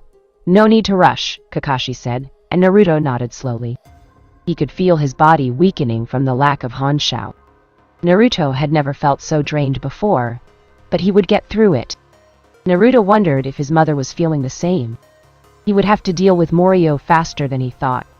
Naruto slowly watched as the ground beneath them began to blur, and his eyelids slowly began to close. I will never submit to someone like you. You think I care that you are looking for me. I will not give in to you. You are just a brat. You know nothing of the world. You will never be my master. I will never let you command me. I will devour you, your family, your summons, and your priestess. You will not take my soul. I will kill you before that happens." A voice that wasn't as deep as Kyuubi's came forward into Naruto's head, but the blonde didn't reply to the person talking. "Kyuubi," Naruto called out experimentally, and Kyuubi responded. "Yeah, I heard it, brat. Don't worry. By tomorrow you'll be running off my chakra. You should know how much I have, so you'll be fine, but try not to get too excited," Kyuubi advised, and Naruto just letting himself go into some unconsciousness. Sasuke and Sai, far ahead, were surprised at the distance Sakura seemed to be able to cover. Naruto would mumble directions for their group to go, and in about half an hour they finally discovered Shion, or her body at least. Everyone could see her just at a tree. Her body slumped to the ground with a trail of blood hanging from her lip. "So we were too late," Sai said while Sasuke frowned. About 2 minutes behind them came Yuna and her unconscious companion, Sakura. As they dropped to the ground, Yuna laid Sakura down and huffed. "Kami, the pink-haired girl was heavy? Okay, so sue Yuna for not having inhuman levels of strength." "She's dead," Sai said, removing his hand from Shien's throat. "I kind of got that already," Yuna said angrily. She couldn't believe how things had turned out. In another 5 minutes, Naruto and Kakashi came down, and they could already tell the atmosphere around everyone that it was confirmed. Shion, the priestess, was dead. What now? Sasuke asked, knowing full well what Naruto was going to do. "Kakashi, take me to her," Naruto instructed, and Kakashi nodded without question. Both trudged to Shion's body. Naruto's eyes hazily looked at her form. In anyone else's eyes, he was swaying like a tree in the wind, obviously exhausted by some unknown means. But knowing the Uzumaki were famous for their stubbornness, no one stopped him. On the contrary, Sai seemed to be looking at Naruto more intently than before. Sasuke narrowed his eyes, as did Yuna and Kakashi. None of them were sure that Naruto had just conveniently forgot that Sai was watching him. If he did, then he really needed another lesson from Kushina on subtlety. "Hey, Sai, come help me with Sakura," Yuna said, both to actually help their comrade and try any distraction for Naruto, as everyone noticed the blonde never stopping in his current endeavor towards Shion's body. "I'm sure that she will be fine while we rest." "Why the way, Naruto-san? What do you plan on doing?" Sai asked with a fake smile, but Naruto didn't register it. Actually, he didn't even register Sai, as his eyes wearily kept to Shion's form. but something was wrong. The energy around her body wasn't normal. In fact, it was actually less than he remembered her having. When Naruto had spent that time with Shion, he wasn't just relaxing while trying to get her away from the compound. He was also feeling her out in a figurative sense. For a girl who never seemed to train, or had any shinobi practice that he had guessed, she still had very large reserves of chakra. It was amazing, actually. Her reserves were as high as the standard Ambu were, which was about the same as Fuka and Goran's from their Uzumaki blood. It slightly baffled Naruto as when he was looking at this girl's form. It was like now she just had the chakra of a mid-chunin. There was no way that much chakra could leave someone's body even with the amount of time that they had in getting to her, which wasn't that long at all. As Kakashi brought Naruto over Cheyenne, they gazed at her body, and Kakashi turned to Naruto. "Naruto, what are you going to do?" Kakashi asked, but Naruto didn't offer a response. Yuna snarled and clenched her hands while seeing Sai glare forward unmoving. She then widened her eyes when she felt a pat on her shoulder. Yuna turned and noticed Sasuke nodding. Yuna raised an eyebrow as Sasuke basically told her to follow his lead. "And loser, if you're going to do what I think you're going to do, then here," Sasuke held. Sai's eyes only left for a second to see Sasuke throw his sword in their direction. Sai narrowed his eyes as everyone watched the weapon sailing through the air. Kakashi quickly grabbed it and Naruto turned back to Sasuke. The two seemed to be talking with their eyes and Kakashi suddenly smiled while Naruto chuckled. "Sasuke's right, Naruto. We can't do it without this," Kakashi said, and Naruto chuckled. "Thanks, Temi," Naruto said, and Sasuke nodded. All eyes were back, and Kakashi swung the blade, letting it shine in the sun. Yuna grinned widely. Unknown to Sai, her eyes had morphed from black to red as she stared at the metal. Thanks to her Sharingan slowing time down for her, Yuna managed to reflect those eyes from the metal into Sai's eyes. Yuna gave a smirk before she quickly placed Sai under her genjutsu.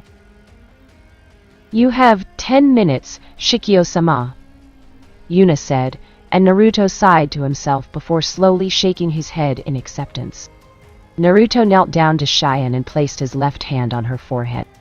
"Reveal yourself to me, soul of the deceased," Naruto called out, closing his eyes. They then took their silverish color and Naruto noticed someone standing next to Shion's body. Only this wasn't Cheyenne. "Greetings, Shikyo-sama. Never in all my life would I have thought that you would be the one for me to see.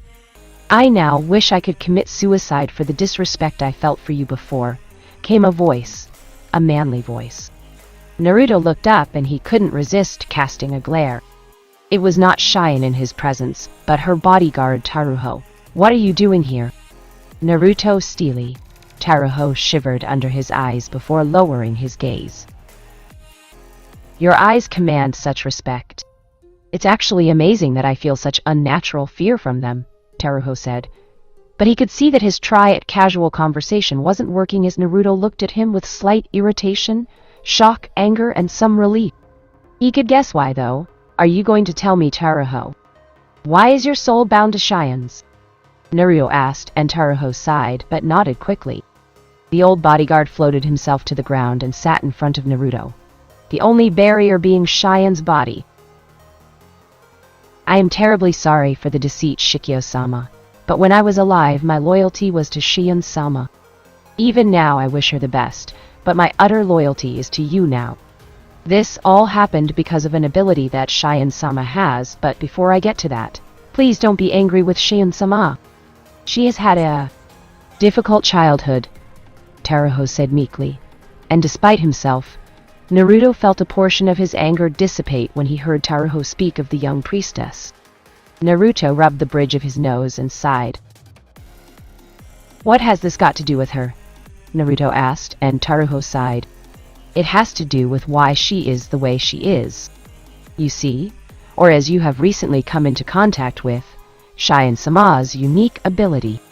She has the power to see the future, or more precisely a person's death," Taruho explained to his master.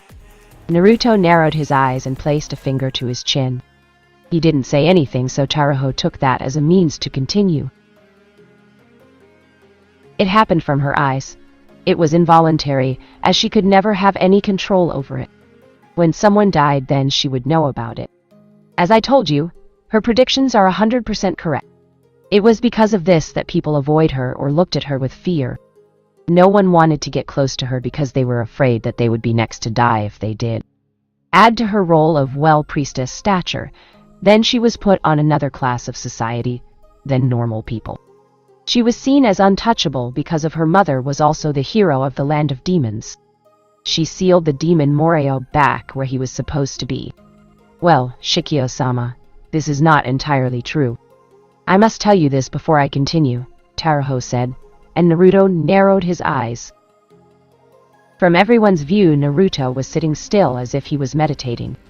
Him looking at nothing in the air, but they knew the truth. How are you doing, Yuna? Kakashi asked, and Yuna slowly nodded, still holding strong. Little Shishi wasn't the only one who was a genjutsu prodigy with the Sharingan, Yuna said, holding a small grin. Sasuke grinned and folded his arms while Kakashi chuckled. Meanwhile, Naruto processed that information well inside. I see. So that's how it worked out. That way Cheyenne would still be safe as always, and Morio would be sealed. As expected of a priestess, Dadabeo, Naruto claimed, and Taruho added swiftly. Hi, I hope you can understand Cheyenne-sama at least a little bit. I know she didn't ask for this, but I wanted her to try and be happy. Despite my efforts, she had ended up like this, Taruho explained before stopping, letting Naruto process everything. If Naruto was his old self, then he would have understood, but not so much technical stuff. His mother had been adamant about that, though she wasn't very good at it either. However, Taruho brought Naruto's attention back, making the blonde look at the white soul of the person that was once Taruho. Cheyenne-sama had changed. She started having strange dreams. Dreams that would make her sweat in the middle of the night, or even screaming on a couple of occasions. The physicians looked her over, but they could never find anything wrong with her. Physically, at least. She even checked out emotionally and mentally, Taruho said, and Naruto gave a small smirk. What about spiritually? Naruto asked, and Taruho raised an eyebrow. Though due to him being a white soul in the sun, then it wasn't seen very well. I do not understand, Taruho said, and Naruto looked at the sky. The same thing happened to me a few times. Nothing was wrong with me, but it was just my powers going to another level. I'm sure that's what happened to her, Naruto said, and Taruho frowned. Even if that was true, then wouldn't it have happened while she was young? This only started happening about 11 months ago, and then there was this weird swirl symbol that the maids found at the nape of her neck when they were giving Shan-sama her bath, Taruho said in confusion. He looked back to Naruto and instantly noticed Naruto's wide eyes staring at the corpse of the shy and disguised Taruho. Shikio-sama? Taruho asked, but Naruto didn't hear him since his mind was a maelstrom of thoughts. Was it his fault? Was he the reason that she had been having those nightmares? When they had first met, Cheyenne had looked at him fearfully. It was almost like she could feel something off about him. Something that didn't sit right with her. It was almost like she had predicted him. Except she hadn't. Taruho, how much chakra did Cheyenne's mother have? Naruto asked, and Taruho looked up at the sky. He wasn't sure if Naruto was avoiding the subject, but he answered nonetheless. Well, if I had to compare her to anyone, then I would say that as a child she had a Jonin's chakra reserves. My father had been her bodyguard, and he told me nearly everything about Miroku-sama. She was always a bundle of energy as a child. No matter how tired someone else was, she was still able to keep going, even for extensive periods of time. To say she was actually the most fit priestess that the land of demons ever had, though she began to grow up and lose playfulness. But no one could ever understand Miroku-sama's controlled addiction to ramen, Taruho said, and Naruto's eyebrow twitched. How could you say that? It's the food of the gods. Naruto all but growled out, and Taruho blinked. Strange? Miroku-sama said something on those lines too. Chusen said that she said something on the lines of the next one who would die would be my father if he insulted Raymond ever again. Teruho said, and Naruto chuckled despite himself. But then there was always that word she would say when she met her destined one. Whenever she was happy, she always said Databakyo. Teruho explained further. For Naruto, if nothing else hit him, then this was a smack to the face for the blonde. However, he had to be sure of one more thing. Did Cheyenne ever have an interest in Ninjutsu? Naruto asked, and Teruho snickered at that. Ah, those were good days. Cheyenne-sama would be in her room or outside, drawing on paper or the ground with strange markings all the time. We had found that she had copied the compound sacred seal arts before Moroku-sama stopped her wanting the priestess to have a normal childhood. Teruho said, and soon the smile turned to a frown. Naruto clenched his hands but kept himself in place. It wouldn't do well for him to get angry right now. How did you know that?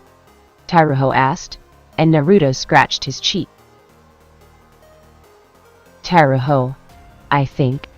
She's an Uzumaki, Naruto said, and Teruho widened his eyes to Naruto's words.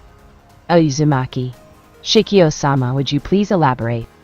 If this is true, then, more than likely. Teruho said, and Naruto kept up with him easily. At this point, it's kind of obvious. You see, the Uzumaki are from Uzu no Kuni originally. We had, or have, higher than normal levels of chakra and stronger chakra coils, giving us better stamina and vitality than the average shinobi. We also have an aptitude for Finjutsu, as it's what made us a deadly clan during the First and Second Great Shinobi Wars. We also have our nation's dish, which Naruto didn't have to finish as Teruho connected the dots. Was Raymond? Teruho completed, and Naruto slowly nodded while Teruho gasped. What happened to the clan? Teruho asked, and Naruto's smile took a downward turn. Fear happened. Shinobi nations started to fear the Uzumaki because of our genius Ninjutsu skills, and we were attacked. Our nation was destroyed, and Uzumaki fled to all corners of the nations to seek refuge. However, it is my dream and goal to bring back our clan. I will let Uzumaki know that we're not dead and we're still a family, Naruto proclaimed, and Teruho couldn't help but smile. I see. So it was out of fear for your powers that Cheyenne-sama lied about your prediction. If one thought about it, then you are the opposite of Cheyenne-sama. Where she predicts death, you are the one to revive that death, if you so choose. It's no wonder that she was cautious of you, Teruho said, and Naruto slowly nodded. He looked back and he frowned when he saw Yuna's eyes twitching slightly. He didn't have much time left. Anyway, it seems that time is of the essence here, so I will see no reason that you would lie to me, Shikio-sama. So let me hurry.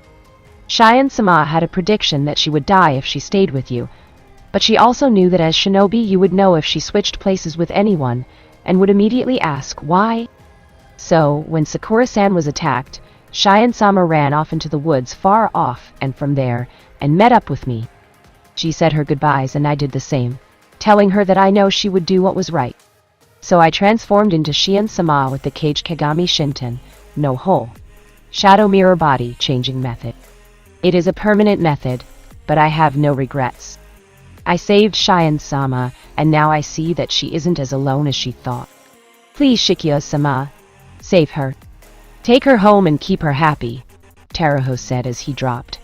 His hands on the ground, got on his knees, and bowed just enough for his forehead to give the impression that it was touching the ground. Being a spirit, Teruho would have passed through it if he went further. Which way did she go? Naruto asked, and Teruho pointed off to the east. That way. She should be a fair distance away. She will be near a waterfall cavern just off the side, Teruho said, and Naruto smiled. Then raise your head, Teruho. Do not worry about Shion. Take a rest from this life. I will handle things here, Databeo. Also, don't you worry, I'll bring her back with me, even if I have to drag her back, kicking and screaming, Naruto said, making Teruho's sweat drop, but the sentiment came all the same. Arigato, Shikio-sama, Teruho said before he quickly began to fade out of existence. Naruto's eyes returned to normal, and he stood to his feet. Just in time, too. Sasuke quickly went over to Yuna, who slumped forward, and her eyes forcibly turned to normal, not being able to hold the genjutsu anymore. She slowly planted while Sai blinked. "Thanks, Sasuke. You really got us out of that one," Naruto said, throwing the Uchiha's sword to him. Sasuke grabbed his blade and nodded, while steadying Yuna slightly. Yuna gave Sasuke a look before smiling. She really couldn't help but lean into her cousin's soft embrace. She'd have to show some appreciation later. "So what did you figure out?" Sai asked, and Naruto grinned. "Well, for one, Shine's not dead. Seems that there is a little bit of planning in that head of hers. Unfortunately, this is her bodyguard Taruho. If you feel it out, then you can tell that their chakra signatures are different, but it would be difficult if you weren't a Uzumaki. It seems that when Sakura was attacked by that guy, that Cheyenne ran off, and in that time she and Taruho switched places, putting him as the sacrifice instead. While I have to disagree with the method, she still managed to avoid death, but it won't be long before the guys who attacked figure this out also. Sasuke, we're splitting off. I want you, Sai, and Kakashi-sensei to scout ahead. Yuna will take Sakura back to the compound and switch with Yugao-chan. Something tells me that we're going to want Yuna back at the compound on an off chance that something happens," Naruto said, and everyone nodded. "What are you going to do?" Yuna asked, and Naruto, with the help of Kakashi, stood to his feet. "I'm going to find our runaway and give her a piece of my mind," Naruto said, and everyone chuckled, but no one could forget the obvious fact. "But are you okay to do that?" "Sorry, but as you are now, you're only a bother," Sai said bluntly.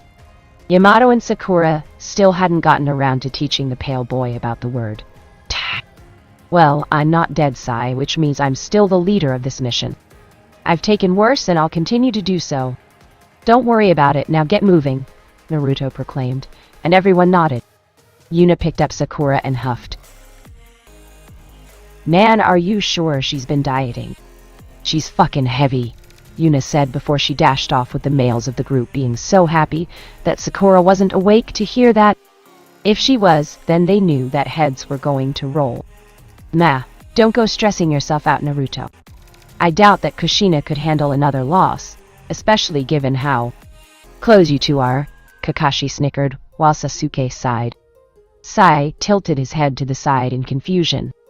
It was ordinary for a mother and her son to be close, especially for people like Naruto who had no parents to begin with. Sai didn't see what the problem was. Blushing slightly at the thought of his mother, Yura, and Yuri, Naruto shook his head and pinched the bridge of his nose, while Sai, Kakashi, and Sasuke flew away, their forms leaving Naruto's view in seconds. The blonde groaned, but steadied himself and closed his eyes. "I'll be back for you, Taruho-san," Naruto said. He clapped his hands together and gave a slight bow to the body before he dashed off, already noting that the sun was going down while he headed his way to his suspected family. Nighttime.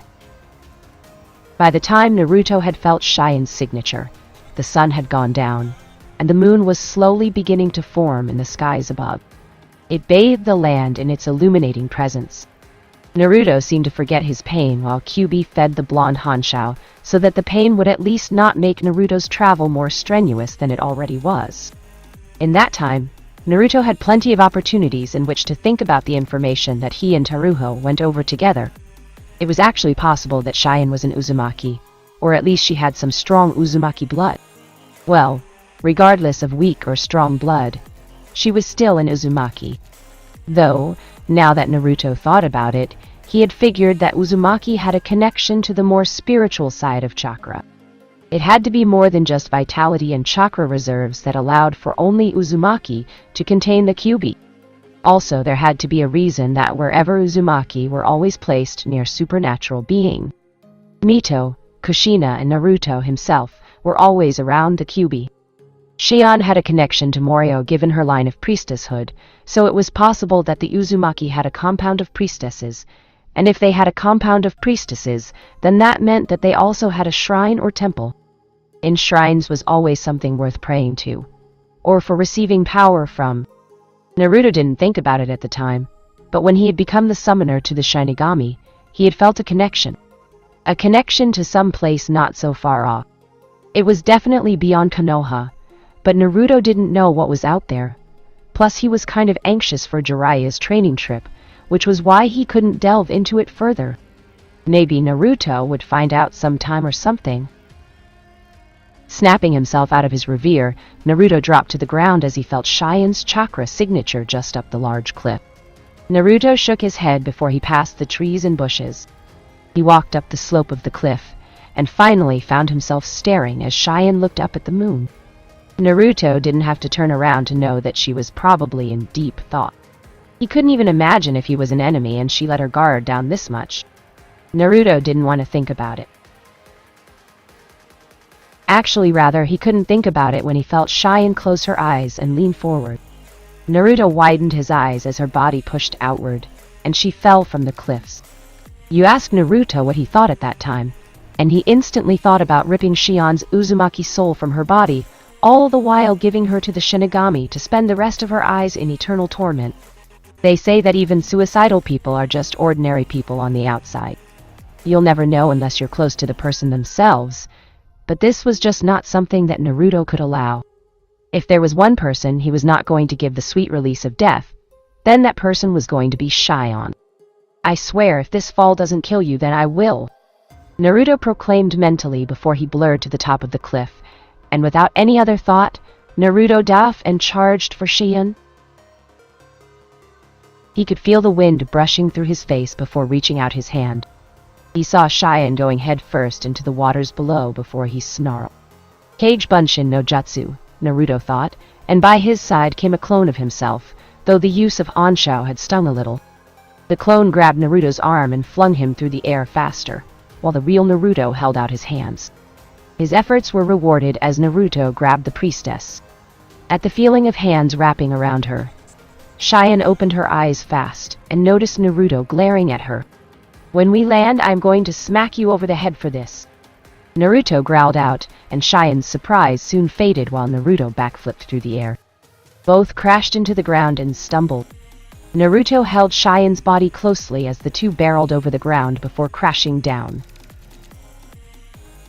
The dust picked up fast, but dispelled just as easily as groans could be heard. Naruto winced before opening his eyes. He beheld Shien on top of him while slightly rubbing her head.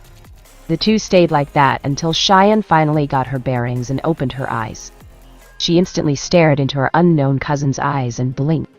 She then looked down and noticed the messy state of her attire, not even counting the fact that she was easily on top of him in every guy's dream. Shien's face lit up before she pushed herself off Naruto's body and crawled away from him. "What do you think you're doing, you beast?" Shien shouted while Naruto's sweat dropped. "Beast!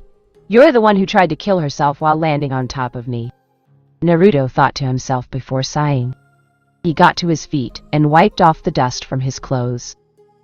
"You're welcome," Naruto replied, and Shien blinked. Did he do something that was appropriate to make her thank him? She didn't think so. "For what?" she asked, and Naruto snorted. "For saving you, just so I could do this," Naruto said as he began to advance towards her. Shien widened her eyes before she slowly began to back away, or crawl away until she felt her back hit a tree. "Why you wouldn't dare," she replied weakly. She watched as Naruto towards over her before raising his hand. Shien tightly closed her eyes and shivered. This would be her life. Fated to die in the woods in the middle of nowhere, brutally raped by a Konoha shinobi. "You, that idiot," Naruto said as he smacked Shien over the head. If Shien was waiting for something, then that wasn't it. The pain landed on Shien's head before she placed her hands in a vain attempt to soothe her pain. She looked up to see Naruto frowning. "What?" was the only intelligible response that the priestess could give. "You heard me. Never took you for that type. Look, I'm not going to tell you how to live your life, but when I'm in charge of a mission, no one is going to kill themselves, least of all you," Naruto exclaimed, and Shien widened her eyes before frowning. "You aren't doing anyone a favor. Why don't you just leave me alone? Besides, I'm going to die someday, and you're going to die in a few days anyway. Why are we even trying?" Shien asked, and Naruto raised an eyebrow. He chose not to respond and looked down Shien's legs. her long, creamy, slender Uzumaki blood-filled legs. Cheyenne watched Naruto turn away and pinch the bridge of his nose in irritation.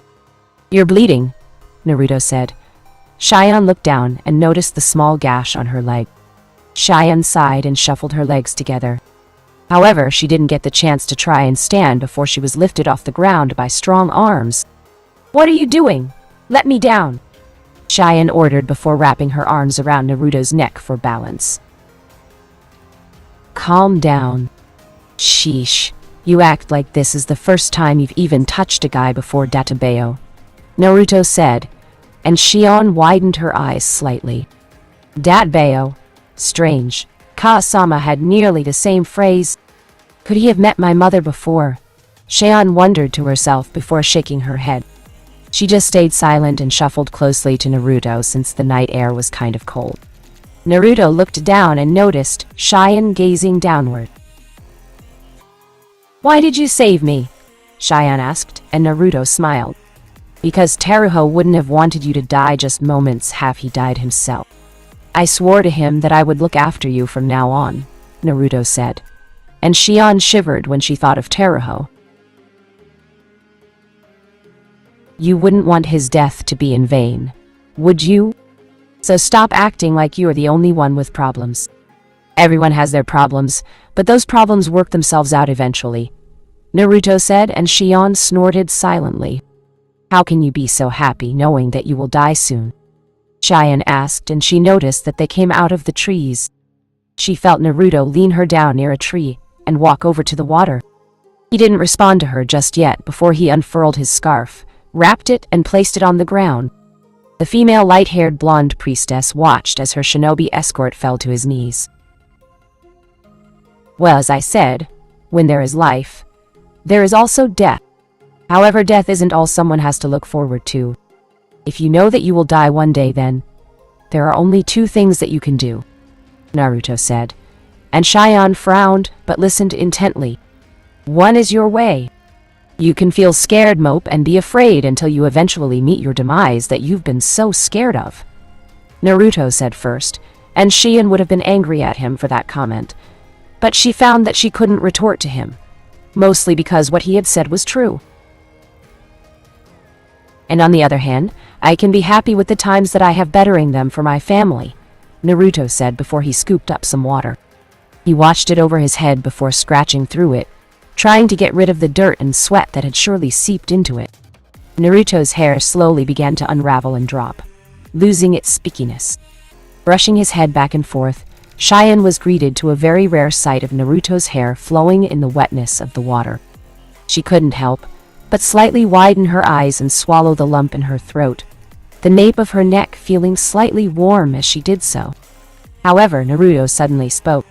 Cheyenne snapped out of her unknown staring and suddenly found the dirt and grass of the ground very interesting for a second.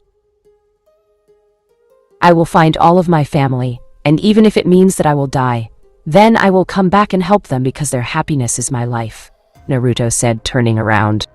He saw Cheyenne's flustered face before he gave a gentle smile, having forgotten slightly. "I never go back on my word.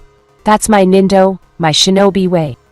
I vowed to find all of my family," Naruto said, continuing on his path to Cheyenne before he stopped right in front of her. He knelt and smiled as he patted her shoulder. "That even includes you, Cheyenne Uzumaki," Naruto said, smiling brightly, and those words rang in Cheyenne's ears. She quickly looked back at Naruto's the blonde's beaming smile. "Uzumaki? What are you talking about? I'm not an Uzumaki, and I am not your family," Cheyenne said, and Naruto's smile just widened.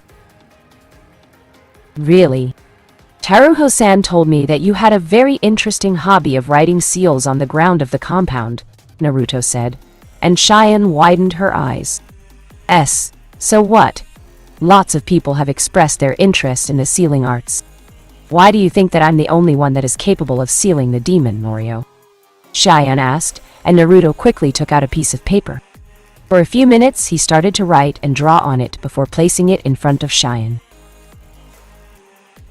"What type of seal is this?" Naruto asked, and Cheyenne stared at the seal, a little irritated. However, that irritation quickly turned to slight fascination, and then into a small sign of obsession. In her eyes, she could see the seal unraveling piece by piece, the sounds of someone coming into her ears in a soft, quiet tone. Cheyenne clenched her yellow jacket and finally sighed. It's just a simple tetragram seal combined with a reverse chakra restriction seal, this making it a full chakra resistor seal, Cheyenne said like it wasn't a big deal. Kyuubi raised an eyebrow while Naruto narrowed his eyes at those words. Cheyenne seemed a little uncomfortable under his gaze, while Naruto smirked. Cheyenne, this type of seal, to even professionally trained eyes, would easily be mistaken for Hokage trigram seal. No one can tell that difference so easily, Naruto said, and Cheyenne widened her eyes before turning away. Maybe I was just lucky, Cheyenne said, though neither she nor Naruto truly believed it. Cheyenne, did you run all the way out here? Naruto asked, and Cheyenne blinked. Yes, obviously. I was trying not to die by those ingrates, Cheyenne said, making Naruto offer a deadpan expression. Though you threw yourself off a cliff? Naruto asked, and Cheyenne's eyebrow twitched, but she couldn't say anything and just settled for being silent. What are you getting at? Cheyenne asked, and Naruto looked out into the trees. That even though you've never trained to be a shinobi or done much physical activity, that you managed to get all the way out here. Are you even tired? Naruto asked, and Cheyenne shook her head.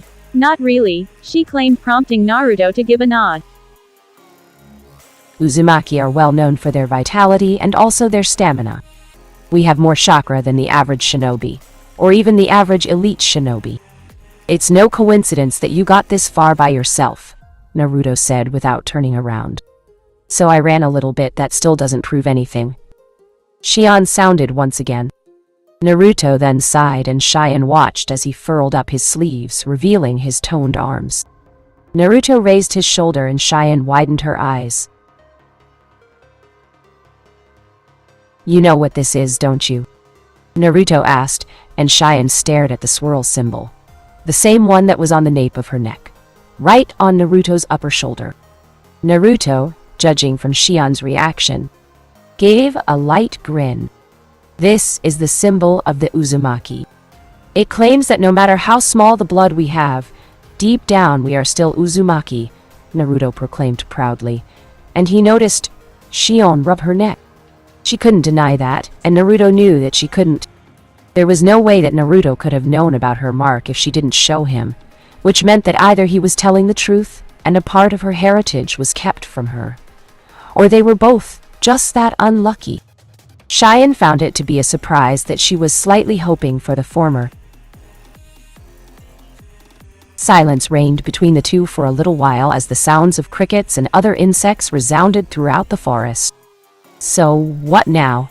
You just want me to start calling you Onani-chan or something like that. You want me to marry you in some pathetic village engagement. What do you want from me? Money. Take as much as you want. I don't care. Power? You seem strong enough. My innocence? Get in line, too many people have proposed the same thing. What do you want from me? Cheyenne suddenly asked, and Naruto frowned. I promised Teruho that once this mission was done that I would take you home. Back to your true home. Cheyenne-chan and I never go back on my word. I want nothing from you. Well, I can't say that. What I want is your trust in me, Naruto said, and Cheyenne gasped. Trust? Why would I trust you? I don't even know you. Just say you're scared of dying, and that you want to kill me yourself. Just go ahead and do it. I have nothing to live for anymore. I just sacrificed one of my most personal bodyguards just so I could live. That makes me awfully selfish, right? How can I smile when all the people who helped me live have died? What would they say when they see me smile enjoying my life? Who is it that I'm supposed to true? Cheyenne stopped when soft, but strong arms wrapped around her frame. She slightly gasped when Naruto pulled her closer to her body. She didn't see Naruto's eyes in a silver color. Naruto looked up and all the deceased who had given their lives for Cheyenne all had their hands on her shoulder, while smiling brightly. Naruto chuckled and nodded. They would be happy, Cheyenne. They would feel that they accomplished what they wanted. They wanted to see you happy. You don't have to shut yourself away from the world to remember the things they endured for you. The fact that you're alive is proof of that. No one is telling you to change who you are, but that you live your life as you want to, not by someone else's rule.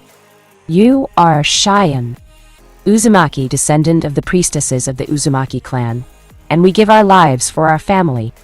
We won't leave you, Cheyenne-chan. I promise that you will never have to be alone again. Every day you will be surrounded by a family that loves you, cares for you, wants what's best for you, and will look out for you. Don't hide your feelings. Believe me, I know. The mask that we put in front of everyone to hide our pain will eventually become who we are, letting our real selves fade out. We aren't alive to be sad. We are alive to be happy. I dare them to think bad of you for showing emotion. Trust me, they will regret it, Naruto proclaimed, all the while glaring at the deceased who had given their lives so that Cheyenne could live. They all gulped silently, but no one had thought that in the slightest. Naruto didn't hear any sobs coming from Cheyenne, but he did feel Cheyenne's hands dig into his torso a little tighter. She shivered in his embrace while the tears ran down her cheeks. She trembled while Naruto just continued to hold her in the night. Neither knew how long they had stayed like that, but Naruto felt Cheyenne shuffle and slowly began to remove himself from the hug. But as he pulled back, he was surprised when Cheyenne's vice-like grip didn't let him go. You aren't lying to me, are you? Are you really my family? Will you never leave me alone again? Cheyenne asked, her voice barely a whisper, making a frown appear on Naruto's face. We will never leave you alone, Cheyenne-chan. Once this mission is over, you will be coming home with us. You will meet the rest of your family and the love or acceptance that you want if you want. Do you want me to take you home? Naruto asked, and Cheyenne sighed. Hi, take me home, Anoha-sama, Cheyenne said, and Naruto widened his eyes before letting them settle. You got it, Cheyenne-chan, Naruto replied, and Cheyenne nodded fast. She then let go of the hug and both blondes stared into each other's eyes. Naruto could see Cheyenne's were a little puffy, but nothing more. Now then, let's deal with that bruise, Naruto said quickly, making a second trip to the pond, and with a scoop of water splashed it over Cheyenne's leg. The female light-haired blonde winced, but just waited for Naruto to do his thing. Naruto then tore a piece of his torso. He'd get Karen to sew it back later, or have it remade at their standard tailor, and wrapped it around Cheyenne's leg. There, that should hold for now, Naruto said with a smile.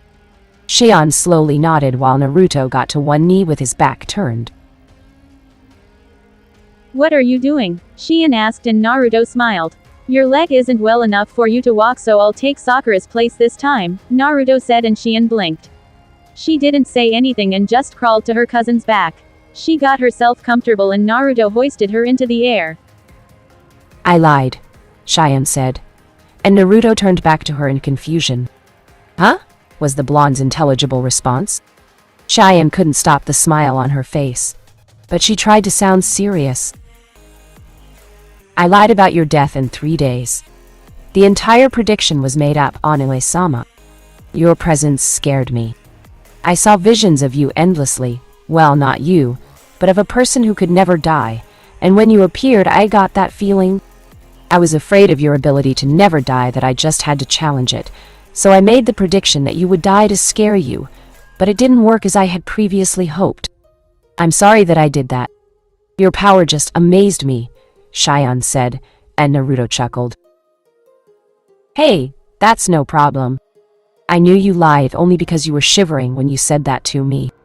I'm a pretty good judge of character if I do say so myself. Though, are you suicidal? Naruto asked, and Cheyenne blinked before her face turned red while she held her head down.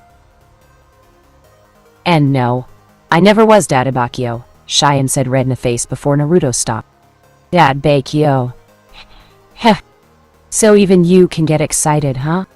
Naruto asked, and Cheyenne suddenly gasped, before huffing. I'm embarrassed, all right. No one, not even Taruho, has heard me say that before, Cheyenne said, and Naruto nodded slowly. Yeah, sure, Cheyenne-chan. Well, let's get this out of the way. We'll continue in the morning, Naruto said, hopping to the trees. He set Cheyenne down on a branch before he leaned back and fell asleep. It wasn't even 10 minutes that Cheyenne heard snoring and shook her head. Uneni-sama, huh? Well, it has a nice ring to it, I suppose. Though he's still an insufferable jerk, Cheyenne thought before she couldn't resist the smile that came on her face. She slowly advanced to Naruto's position and gently laid her head on his chest. Cheyenne, now quickly changing her name to Cheyenne Uzumaki, felt her cousin's heart beat softly before she closed her eyes and went to sleep in what she figured was the best rest that she had in a long time. The two Uzumaki slept in the trees as the moon shined high in the sky. Neither noticed Cheyenne's necklace gleaming brightly in a purplish warm light before it quickly faded and disappeared, leaving them none the wiser. Unknown. Location. It could be said that none of the gang of four had ever seen their leader so happy. He was actually cackling with that same sickening grin that they all had grown accustomed to. Yomi-sama, now that the priestess is dead, what would you have us do? Came the voice of Kusuna while he tended to his limbless right shoulder. It seemed that Yomi had seen them fight, and for them failing to deal with the priestess themselves, as he had to step in, then Yomi issued punishment. Kusuna had lost his arm to Yuna's Jinten, and there was nothing he could do about it except scream in pain for hours until the painkillers set in, allowing for Kusuna to work himself over. We should go find that Konoha shinobi and finish what we started. You saw how they ran from us like cowards, Gitai asked, getting a chuckle from Shizuku. No kidding. I expected more from such big names. Damn, I really wanted to face their leader though, the Red Death. I'd make sure that she stayed dead too, Shizuku said, before everyone widened their eyes to see her backhanded across her face as she crashed into the ground. She grabbed her cheek when she noticed Yomi looking down at her. Fools, do you not know what you are being belittled? Yomi asked, and everyone widened their eyes. What? Shizuku asked, while Yomi snarled. His fists shook, no trembled, as his nails dug into his skin. The priestess is not our objective anymore. Now we are to capture Uzumaki Naruto for our plans. What dwells within his body is a power that Morio wants, and he will not be denied. However, we will rest with this victory today. Go to sleep, Yomi said before he began to walk away. The others glanced to each other, but no one said anything as they decided not to question the orders of their leader. Meanwhile, Yomi groaned as he gripped his head painfully. He slammed his body into the wall before he dropped down to his knees. What do you mean? I wrung her neck dry myself. There is no way she could still be. Yomi growled as more pain pressured his head, making him snarl at the pain. Insolent mortal, do not question me on the things that I know. You did no kill the priestess, otherwise I would have felt it myself.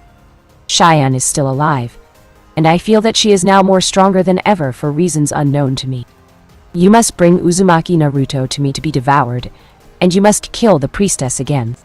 You are such a useless fool that it sickens me that you are the one carrying out my will, came a dark demonic voice, while Yomi gasped when the pressure lifted. It will be done, Morio-sama, I promise. Just give me a little more time, Yomi spoke, and Morio frowned before snorting. Whatever. If you really want to get in my good graces, then you will follow what I say to the letter. No more, no less, understood. The self-proclaimed great demon shouted out, and Yomi nodded. Good, then let us begin preparations. After all, the best time to unseal and devour is nighttime. Tomorrow my power will be at its peak and the seal on this accursed stone will weaken. All I will need is a catalyst, Uzumaki. Naruto will be my catalyst, and with the power that flows through him, I will burn this world in a sea of flames, and bring about a new era of torment and hatred to the pitiful mortals in my eyes. Now, get out of my sight. You sicken me, he said, and Yomi nodded before he quickly walked off, while the distant sounds of Morio's cackling could be heard in the reaches of Yomi's mind. Quote, Believe in yourself. Have faith in your abilities. Without a humble but reasonable confidence in your own powers, you cannot be successful or happy. By Norman Vincent Peale. Dream? Oh. Naruto didn't know how this happened. Cursing, he flipped through the air as large wind's bullets brushed past his body. His heart pumping fast, Naruto gripped his sword while glaring down towards his unknown assailant. Neither said anything to each other. For some reason, the words were lost in Naruto's throat, and he assumed the same for his opponent. But right now, that didn't matter. He would have to think about such things later. Landing on the ground, Naruto gripped the hilt of his sword before dashing forward in his best speed. His opponent smirked before raising their own sword and sped off in unfathomable speed before the two forces collided and clashed swords. The pressure from their swords and their respective power sources lit up the forest that they were in. Despite being so close to the person, Naruto still couldn't see his or her face, but their lips came into view and it was a sight that he noticed them beginning to move. It would be a shame if that mask broke. Naruto said in his thoughts while the person finished mouthing the words to him before a smirk appeared on their non-existent face. What mask? Naruto mouthed more to himself, but since his mouth was moving, then the assailant read the words too. The smirk never left their face before their arms went into the air. Instinct taking over, Naruto jumped back and resumed his Uzumaki Kenjutsu stance. The phantom quickly vanished and Naruto widened his eyes. He looked left and right, up and down, but he didn't see anything to give the person away, before he gasped. He felt malicious intent, and ducked his head as a sword swing appeared right where he stood. He lowered himself to the ground before widening his eyes as the assailant's foot slammed into his face, sending Naruto spiraling through the ground and out of the forest into a large lake. Naruto didn't recognize this terrain, but it was obvious that the assailant did. Falling through the air, Naruto shook his head and backflipped once more to land in the wet surface of the water, keeping him above it. He took shallow breaths while the phantom person appeared in front of him and mouthed, "Look at you. How pathetic," Naruto thought the assailant said before scowling. He then noticed the person point their finger to him, and then point downward at the water. Naruto didn't know what made him do it, but he looked down and surprise wasn't even the completely correct word to describe how he was feeling.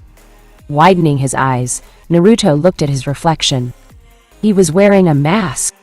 It had a face so similar to Shin.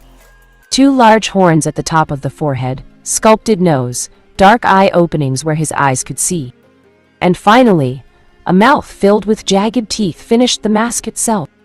However, as Naruto looked closer, he noticed that his eyes were silver-colored, but his pupils were slits. What is this? Naruto thought to himself, and as if sensing his inner turmoil, the assailant's laugh echoed through the walls of Naruto's mind. It never occurred to Naruto that he could now hear it so well. "Dai Shinigami Summoner," the person shouted as his firm hands grabbed a hold of Naruto's mask, and with that, his face... Naruto widened his eyes before his mask slowly started to crack into pieces. Naruto could do nothing but scream. Reality. Oni-sama, Oni-sama, Oni-sama. Naruto's eyes jolted opened before pain seeped into his eyes, and he covered them with his hands. He had just opened his eyes wide to the rays of sunlight, letting him know that it was morning. He noticed he was panting considerably before turning his head to see Cheyenne looking at him worriedly. "Shion, what happened?" Naruto asked, and Cheyenne blinked. "You were having a bad dream. You're sweating," Cheyenne said, and Naruto frowned slightly before letting out a small sigh. So that was just a dream, thank goodness. Naruto steadied himself while he felt a soothing wet cloth on his forehead. He turned and noticed Cheyenne gently wiping his head from the sweat, and he couldn't help but give her a small smile. "Thanks, Cheyenne-chan," Naruto said, and Shion immediately blushed and looked away before smiling. "It's fine. I wanted to go home, so I want to make sure that you're better," Cheyenne responded. Naruto slowly nodded in agreement before leaning himself up. As he did, he winced and touched his forehead. Seems like that small matter still wasn't settled. Well, are you ready to continue? Naruto asked. Cheyenne turned to look at him before slowly narrowing her eyes. She quickly pressed her face unbearably close to her cousin's before giving a decent half glare. She quickly pulled her finger back before plucking Naruto in the head. That's my line, Onisama. Are you going to be alright? Cheyenne asked worriedly. She had just gotten potential family back and she would be damned if she lost him that easily. Granted, Cheyenne wasn't that much of a fighter, but she was stubborn, and she would get her way. Plus, fighting wasn't completely her strong suit, but she did have a good thing about herself that no one else did. It was what made her this way. She would do her job, priestessing and predicting. That was her strong suit. Naruto, for his part, merely looked at Cheyenne's eyes before looking off. While he would have liked to tell her that he had a minor headache, and he felt like he was working on only 70% or so of his Hanshao capacity, the stubbornness in him made him address her, otherwise stating that the blonde male Konoha member was fine. Nodding to his consent, Cheyenne slowly backed away on the tree branch before Naruto stood and brought her to her feet. Both got into their original position with Cheyenne holding onto Naruto's neckline, while he held her up against his back. Naruto shot off through the trees in an effort to make up some lost time. Naruto had to reunite with Sai, Kakashi, and Sasuke. Hopefully, they weren't going to be too late. The alternate compound was just a few miles away, and there truly was no more time to lose. Shrine compound. Yes, that's good, just like that. Hold it steady, Yugao instructed as she looked at a large scroll in front of her dictating the layout of the shrine and its compound. People continued to work as they drew the seals that Naruto had taught to Yugao. Along with her was Yamato doing the exact same. Since the group had left, Yugao took to some of her own instructions and began making arrangements. Ever since her group had left, she had a feeling in her body that something heavy was going to go down, something that was truly going to have a place for these seals. She hoped that she was wrong. She had this feeling before. It was right before Hayat died, but she had passed it off as nothing. Now she wouldn't do that again. Yugao-san, everything is in place, though I think you're paranoid, Yamato said, trying to speak with one of his former Anbu associates. When everyone heard that the next heir to the Anbu commander position had declined for another team, it was a shock to the other Anbu. Most had to pick up the pace to compensate for Yugao's leaving. Some took it better than others. Yamato was one of those people, though he greatly missed the young middle-aged woman. Yamato, you should remember that paranoia is justified in our line of work. If you're done with that side, then begin with the outer rim, Yugao instructed. Yamato sighed, but didn't refute a nod as he rushed off. Or well, he would have if he hadn't heard someone shouting. Yugao, said woman, looked up from the plans and was surprised to see Yuna dashing through the trees, with Sakura on her back. Yamato widened his eyes before he and Yugao quickly ran out of the front doors of the compound to go meet Yuna on the dirt road. Yuna landed down from the trees with Sakura on her back before setting her down on the ground. What happened? Yugao asked while Yamato quickly tended to Sakura. Her body looked like it had seen a lot worse than ever before, not to mention the slight throbbing in Sakura's right arm.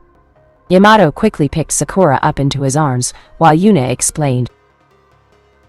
We were attacked. We had assumed that the priestess died, but Naruto-sama went to investigate. He found some unusual information with his abilities, Yuna explained cryptically. Yugao's eyes hardened, feeling the presence of Yamato behind her. She narrowed her eyes before managing a tiny nod, though she was sure that Yamato caught it anyway.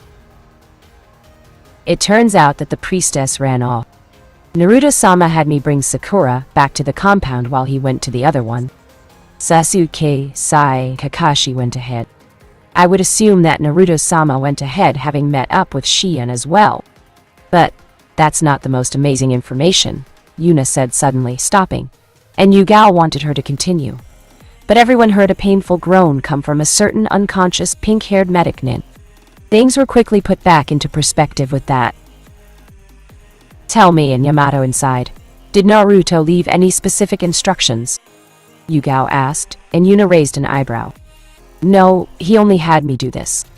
He also told me to support you two since he felt that something bad was coming. Nothing more than that, Yuna answered. Yugao quickly steeled her eyes at that moment. Seems that something bad really was going to happen. Alright then, Yamato. Take Sakura inside. Yuna and I will go over everything and I'll relay that information to you, Yugao said, and Yamato looked at her for a second. The two Ambu locked their eyes with each other and Yamato wasn't sure, but he felt something. Dare he say off regarding Yugao? There was something in her eyes. He didn't know what, but there was a latent amount of loyalty in her eyes. Now this wouldn't have bothered him in the slightest if this loyalty was to Konoha. But it wasn't. The words, Yugao, and traitor, could never be in the same sentence with each other. For as long as Tenzo had known Neko, she had always had a rough line of loyalty. She never gave out loyalty easily. The only ones who could take it were the Hokage and a few of her superiors. One of which was Itachi before he turned traitor. She even only showed this much dying loyalty to one other person, Hayate. What was this ominous feeling? Yamato would have to report this to the Hokage. Maybe he was just being paranoid, but as Yugao had said, paranoid is justified in our line of work. Yuna bore her eyes between the replacement sensei of what remained of the former Team 7 and one of her best friends of Hinoken. There seemed to be some underlying tension here. It was like streaks of lightning were bashing violently between the two of them as one tried to overcome the other. Yuna had only ever felt such pressure one time, and that was when Naruto had been severely angered when Kazuma raised the dead within Konoha's walls. Something wrong, Yamato? Yugao asked neutrally. Yuna snapped herself out of her gaze, looking between the two, and Yamato's eyes slowly narrowed before a smile came to his face. It slowly went up further and further before the tension seemingly dissipated. No, there is nothing wrong, Yugao. I'll see you later, Yamato said, taking Sakura away. The deadly glare he sent forward would have scared anyone had they seen him. Yugao watched him leave while Yuna appeared at her side. What's with him? Yuna asked, and Yugao's seemingly dangerous stance ceased. I don't know, but we'll deal with it later, Yugao said, and Yuna nodded as she walked off, leaving Yugao on the dirt road. Yugao frowned as she looked down to the side of her waist to see her hand slowly inching its way for her sword. What was she about to do just then? With Sasuke, Sai, and Kakashi. Sasuke, Sai and Kakashi dropped down to the ground in front of the cave just beyond of the rendezvous compound. Kneeling to the ground, Sasuke placed his hands on the dirt and collected a few bits of it into his palm. There is highly concentrated chakra here, Sasuke said. Kakashi nodded, placing his hands on the walls. Ah, I feel it too. Something powerful is sealed here. It must be the demon's body that they told us about. If his spirit escaped the other temple, then it's easy to see why they might come here next. I wonder if Naruto found the priestess, Kakashi responded. Sasuke didn't offer a reaction to Kakashi's response. However, I wonder about those warriors back there. Both didn't think that their other companion would say something before they looked back at one of the stranger sights that they had seen. Just a bit off from where the compound was, there was a large spot of land where a few statues of stone warriors were situated. Sasuke didn't say anything, but he felt something off about them. There wasn't any chakra flowing through them, so maybe it was nothing, but he just felt like he couldn't leave it that way. He didn't know. Maybe it was nothing. Sasuke wasn't sure, but ever since had left Orochimaru that time he felt something different. Since learning of the Uchiha massacre, Sasuke could tell that he was a little wary. He didn't know of what, but he hoped that he wouldn't find out. Leave them alone. They aren't a concern for us, Sasuke said. Sai turned to look at him strangely, but he didn't say anything to make it seem like he was questioning the supposed second-in-command for this mission. Though sometimes he wondered why a capable Jonin like Kakashi wasn't leading. It seemed weird if Sai merely made his point clear, which he didn't. Walking into the cave, Sasuke, Sai, and Kakashi memorized the shape of the walls. It began with various curves and turns before they popped out the other side. Inside the cave was an enormous hole in the ground. This seems to be where the chakra is centered. Strange that it seems to be resonating like this, Sasuke said. Should we go down there? Sai asked. However, Sasuke shook his head. He didn't know what was down there, so he would rather not risk it at the moment. At least until they knew what they were dealing with. More than likely this was the sealing chamber if the various seals running across the wall were any indication. Unsheathing his sword, Sasuke quickly stabbed it at the ground. Sai and Kakashi eyed him for a little while before Sasuke narrowed his eyes. What do you guys see? Sasuke asked. Kakashi looked down and the sight surprised him. Sai looked down and he raised an eyebrow. Sasuke's sword didn't even pierce the earth where they stood. Given that Sasuke's sword was more than likely crafted from the same material as Orochimaru's blade, then it had some of the best metal to offer. The only thing it couldn't pierce was a blade capable of being its equal or something like that. The ground is so laced with concentrated chakra that even with your strength you can't pierce it, at least not without your other abilities. The same is most likely true for Sai and myself, Kakashi answered. Do you believe that the same would before someone, say our small dick squad leader? Sai asked with his fake smile. Sasuke and Kakashi turned to the pale-looking young teen, giving him a light glare. The only ones who got to insult Naruto, not mean it, and get away with it was them and vice versa.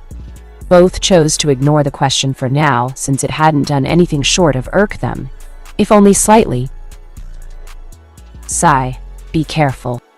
Naruto is the leader of this mission, and your comments can and will land you insubordination. Remember that, Kakashi responded. Sai's smile lessened as he would be sure to keep that in mind. But it's not like he truly cared about any of this. Hi. Forgive me, Kakashi Hatake-san. With how busy you are, I wonder if you still have time to visit your friends at the memorial stone. Sai instigated calmly. Kakashi didn't rise to the accusation, if only because he already had nothing to regret over. Both his teammates were alive, even if one of them was... Sai, be quiet. We're leaving, Sasuke said with a tone of finality. Kakashi and Sai nodded and the three walked away quickly. Something was wrong. Their run here had been too smooth. There was no sign of the enemy. What was going on here? With Naruto and Shion. Naruto took a small breath as he landed on a tree branch. It sounds like they are all interesting people. Why would this? Komachi-san be so cold? Shion asked. For the past hour, Naruto had been regaling her with tales of his family and his earlier adventures. That one's a little complicated. Komachi-chan is weird like that, but that's just her, I guess. She was used by a guy that I despise, and so her memory is a little jumbled at the moment. Ba-chan has tried to get back what she could, but if she isn't careful, then she could regain all her memories, or lose them all in their entirety. She also tends to say, a lot. Must be her thing, Naruto explained.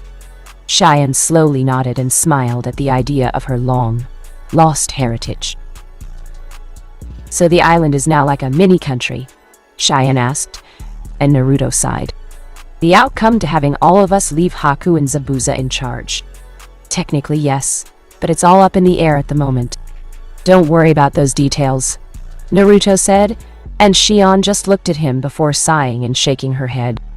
She just slowly nodded before she felt Naruto's body shiver. Shion, hold on, Naruto said suddenly. Before she could offer her asking of why, Naruto bolted through the trees with his unseen speed. Shion gulped as she clutched his jacket while Naruto rushed through the forest. The male blonde cursed as his sensory capabilities told him of the person right behind him. He had been hoping that they would need more recovery time than that. Turns out, they didn't. Well, fuck. Keton. Hibashiri! Came a loud shout, and Naruto cursed as rushing flames devoured the trees behind him.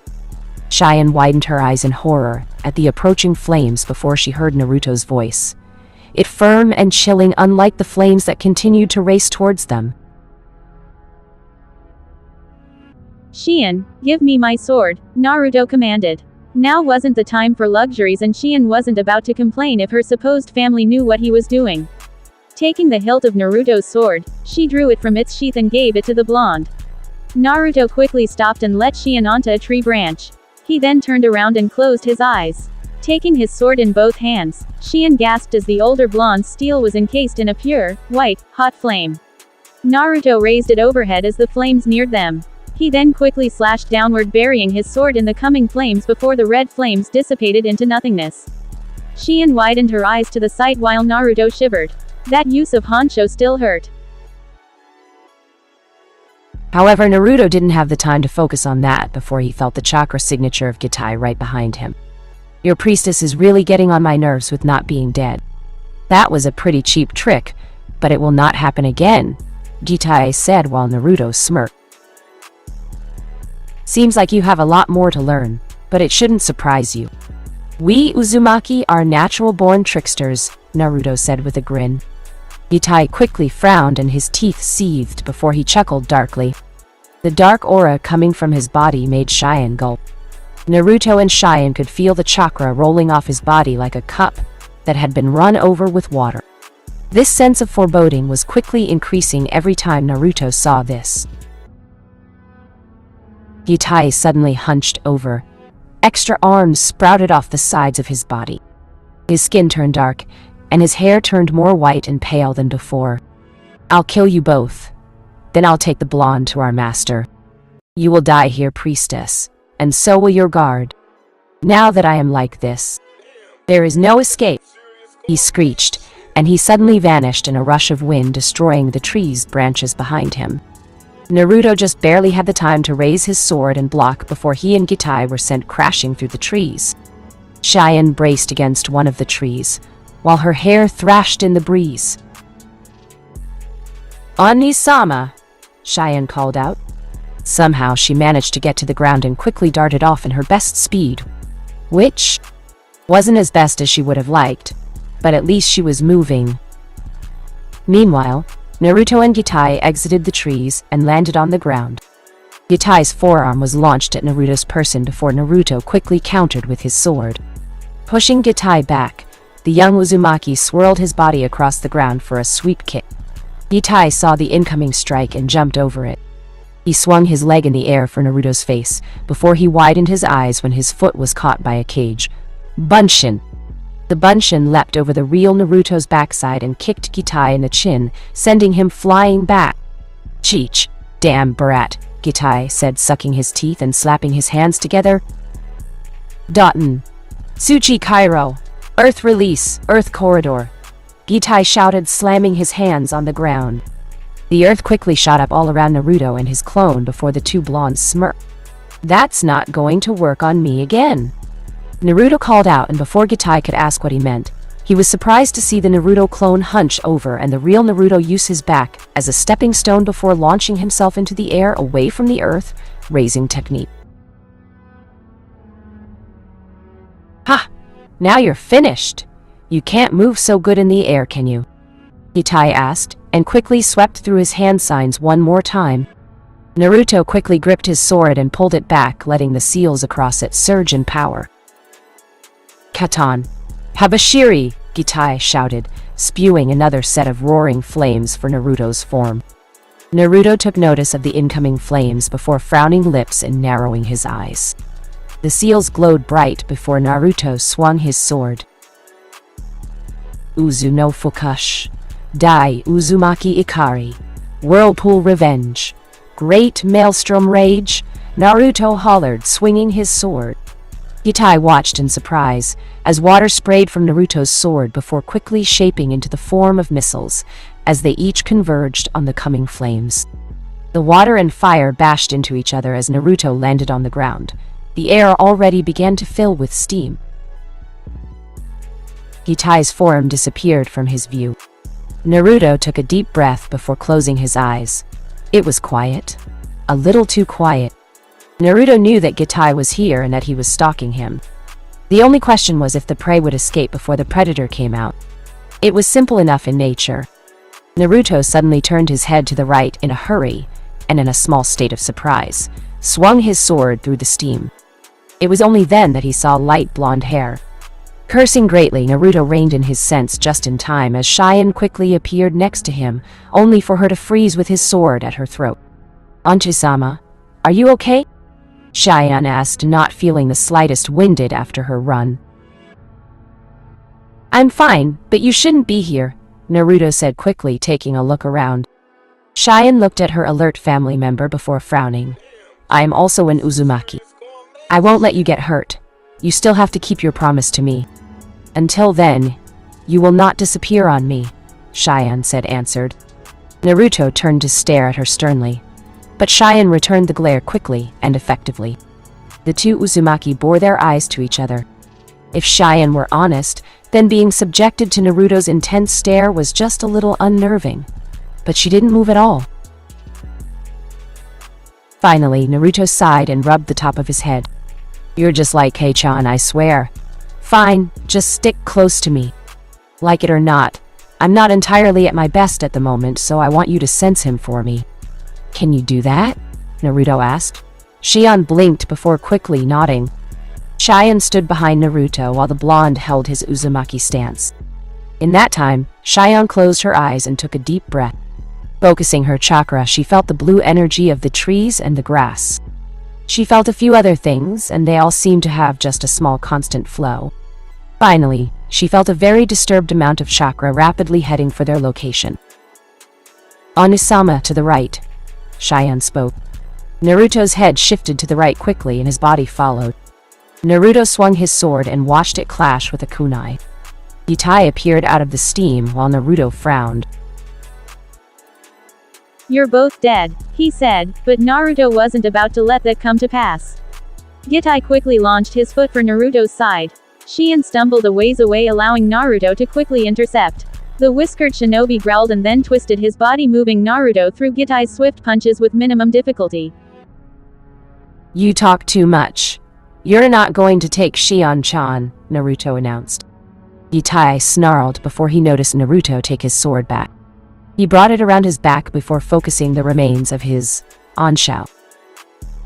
F. Tantan. Daitapa, Naruto called out, swinging his sword, sending a fierce wind blowing the smoke away. Gitai widened his eyes before shielding his body from a large part of the jutsu. It literally blew him back just a couple of feet before he finally landed, however. Gitai widened his eyes, only being able to take the steam in at the moment before it dissipated. He looked at the blurry forms of Naruto and Shion before the former vanished out of view. Gitai widened his eyes before a loud scream came from his voice. Gitai felt his entire being on fire, it literally burning with agony as he slumped to the ground. Once he did, he took notice of Naruto directly under him to the side, his sword extended. In the air swung the left side of his arm. He watched it go through the air before landing on the ground. The red fluid known as blood seeped from his arm before he grabbed it and clutched it painfully. You let your guard down, team, Naruto said before Gitai's painful screeching turned into chuckling, and then laughter, then full-blown insane cackles. Morio-sama, I will kill him. I do not care, he shouted, and Naruto felt his chakra pulse dangerously before Gitai held up a hand sign. Naruto could literally feel the massive amount of chakra swelling up in his body. Behind him, Cheyenne widened her eyes as she felt the same chakra that Naruto felt. She suddenly grew fearful. All that chakra that sprang forward was intoxicating, and not in a good way. Kitan. Carrying Dan! Gitai shouted, spewing out a massive wall of flames over the fields directly for Naruto's location. Naruto quickly raised his sword into the air before a sharp pain came from his right arm. The seal on his right arm burned before he dropped to the ground. Kuso, Naruto said to himself before he jumped into the air away from the coursing flames. Gitai growled, while Naruto smirked. Miss Temi, Naruto said with a grin before he noticed Gitai's shock turn into a grin as well. Or did I?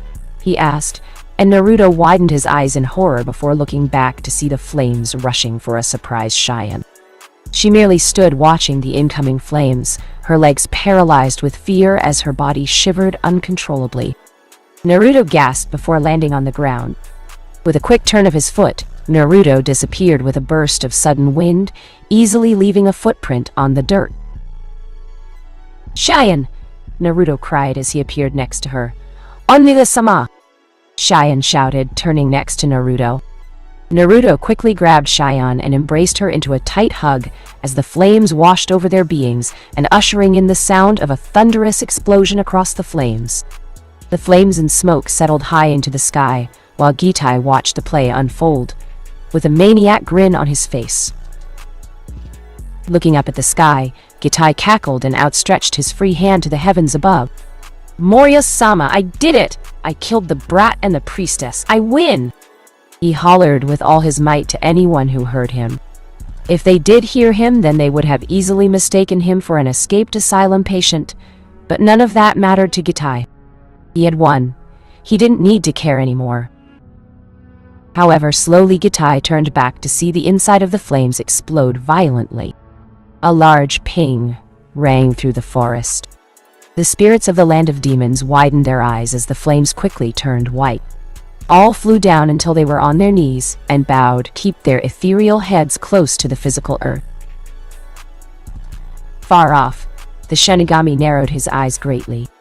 He turned his eyes back in the location that his only summoner was in, before a grave sense of dread filled his face. He could feel his powers being forcefully taken. It wasn't possible. There was no way that this could come to pass. Had Naruto truly acquired so much Hanshao that it turned into this? Had Kushina actually not been able to siphon off his power fast enough that this wasn't preventable? No matter how the Shinigami felt, this could either be very good or very bad. However, Shin couldn't stop the light glare and smile on his face. Things had truly turned. Interesting. Far off in Suna, Gaara groaned. Quickly, sweat dripped from his face to his desk before he fell to the ground in pain.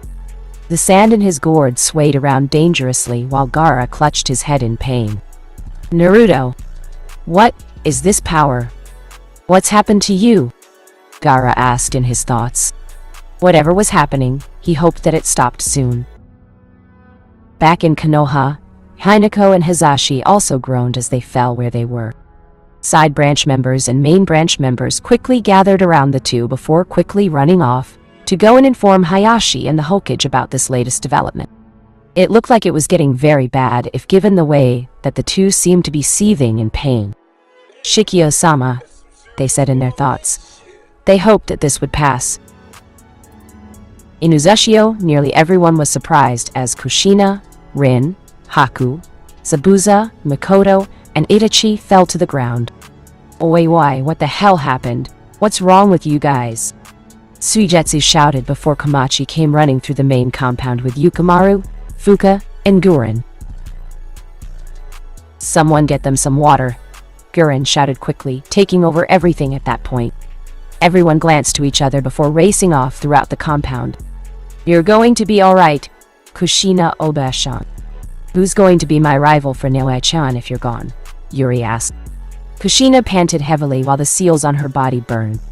Underneath her attire, they burned with a type of heat that she had felt similar to the time that her son had been in Sunagakure at the time. "Sochi," Kushina thought to herself while the others had their own thoughts as well. In the land of demons, Yuga wanted to curse whatever god was making fun of them at the moment, as everyone panicked once Yuna dropped to the ground in agony. Yugao quickly took control of everyone and ordered the medics to quickly begin working with Yuna to help her to get back on her feet. But deep down, Yugao could feel that this was something else entirely, and that something else had to do with her blonde teammate. Meanwhile, Gitai widened his eyes as the ground beneath the fire cracked and cackled. Its massive wall of white flames still hot to the human touch, if one did touch them. Gitai, somehow through his pain, stood to his feet in shock before he felt the sensation of death on his being. He could literally see the Shinigami forcefully ripping out his soul with what looked like the form of a sword. The transformed human didn't know what kind of key this was, but it was easy to say that this was otherworldly. Gitai actually found it painful to stand on his feet, the sweat dripping down from the sides of his face to his chin. "What is this? Where is this pressure coming from? This chakra isn't human," he said to himself before he felt his attention drawn to the white fire. Inside of that fire, he noticed two figures. Both should have been incinerated by his flames, but they stood just fine. The first was male, holding his sword into the air, the sword glowing brightly as he did so. Meanwhile, the female laid out unconscious on the ground. However, that wasn't what was surprising to Gitai. No, what was the most surprising was the blonde hair, but also the single horn that came from the side of his face. In death, there is life. In life, there is death. I will become the bridge that ferries you to the land of the dead. You will die, Naruto said, turning his body around. Gitai gulped as he watched Naruto standing in the flames before the blonde quickly vanished out of sight. Gitai widened his eyes as the white flames instantly died down. He then felt a hand on his shoulder. Slowly turning his head, the follower of Morio gawked when he saw Naruto's face. However, he was different. Half of the blonde's face was his own, and the other half was covered by a mask. The horn that Gitai saw belonged to half of the mask, with its steely eyes, ferocious jagged teeth, and crafted mouth. Naruto cracked half a grin and smirked. "Fall into death," he said, and held his sword into the air. Gitai had to run. He couldn't stay here. Not with this. If he stayed here then he would. Gitai jumped to his feet and quickly launched his unsevered fist at Naruto's face. The blonde merely watched the punch coming for him before he brought his sword down. Gitai's fist bashed into the metal of Naruto's sword, forcefully expelling white flames from the metal that he held. Cursing, Gitai swerved his body across the ground, letting one of his legs glide to Naruto's side. The half-masked blonde grinned widely before he swiftly jumped into the air. Gitai's foot swung beneath the blonde's body as Naruto sucked in his legs. "Damn him! He's messing with me," Gitai said before jumping back as Naruto landed on the ground. However, just as Naruto landed, Gitai found that he was gone. Moving his eyes left, right, up and down, he found no sight of Naruto before a hand grabbed his shoulder. He turned and noticed Naruto cackling madly, with his sword poised for Gitai's throat. Naruto swung the blade for Gitai's throat, and the follower of Morio lowered his head out of fear. It turned out to be beneficial as a burst of Hanshao expelled from Naruto's sword over the grass, somehow making sure not to burn the land as it happened. Gitai then rose up and brought his fist back. He then tensed, sending his fist crashing into the half-masked Naruto, landing him in the face before sending him flying back. Naruto's body flew through the air before he crashed into the ground with a loud thud. "Hey, your speed isn't so impressive now that my eyes have gotten used to it. I can't believe that I was also afraid of you. Moria-sama's power flows through my veins, so you severed my arm. I don't need it to kill you, brat," Gitai shouted with a large laugh. However, that laugh didn't stay long before he heard a separate laugh. He looked over to Naruto's body, and he watched in amazement as the blonde stood to his feet, his strange mask no even dented from Gitai's assault. Naruto's laugh continued for a little while before it finally stopped, and he stood silent. The wind blew in the grass before he watched Naruto raise his sword into the air, his eyes as cold as ice as he did so. Gitai watched the sword become coated in white flames, and suddenly his legs stiffened. The mask was slowly becoming complete. The lower half was made in proportion to the opposite half, revealing the jagged teeth that the mask possessed. Gitai took an unconscious step back. Naruto looked ready to move, and Gitai found himself before he dashed off in his best speed. He ran across the field, leaving Naruto and the unconscious priestess Shion behind. Naruto watched him leave, but his eyes never left his form as he did. He kept his sword raised in the air. Gitai's feet became a blur across the plains. What the fuck is with that brat? He wondered until his eyes picked up on movement. He looked to his left, and he instantly noticed a blonde flash next to him. With a sharp turn, the blur appeared in front of him, halting his movement. In front of him appeared Naruto with his half-masked face. The shinigami-like mask looked even more intimidating than before, as Gitai skidded to a stop. To run from death is impossible. Your soul will be sent to the world of the dead, to roam in agony for eternity. For I am the Shinigami summoner, and with our contract, I will end you, Naruto said, holding his sword up again. Gitai sent a punch for Naruto's face in frustration of the blonde's words, but Naruto easily anticipated it.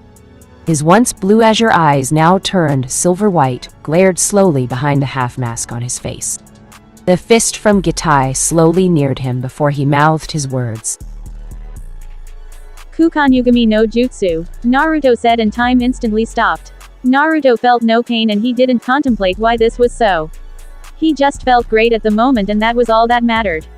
Gitai's fist stopped right in front of his face and Naruto held his sword into the air. You will not be given the chance for last words.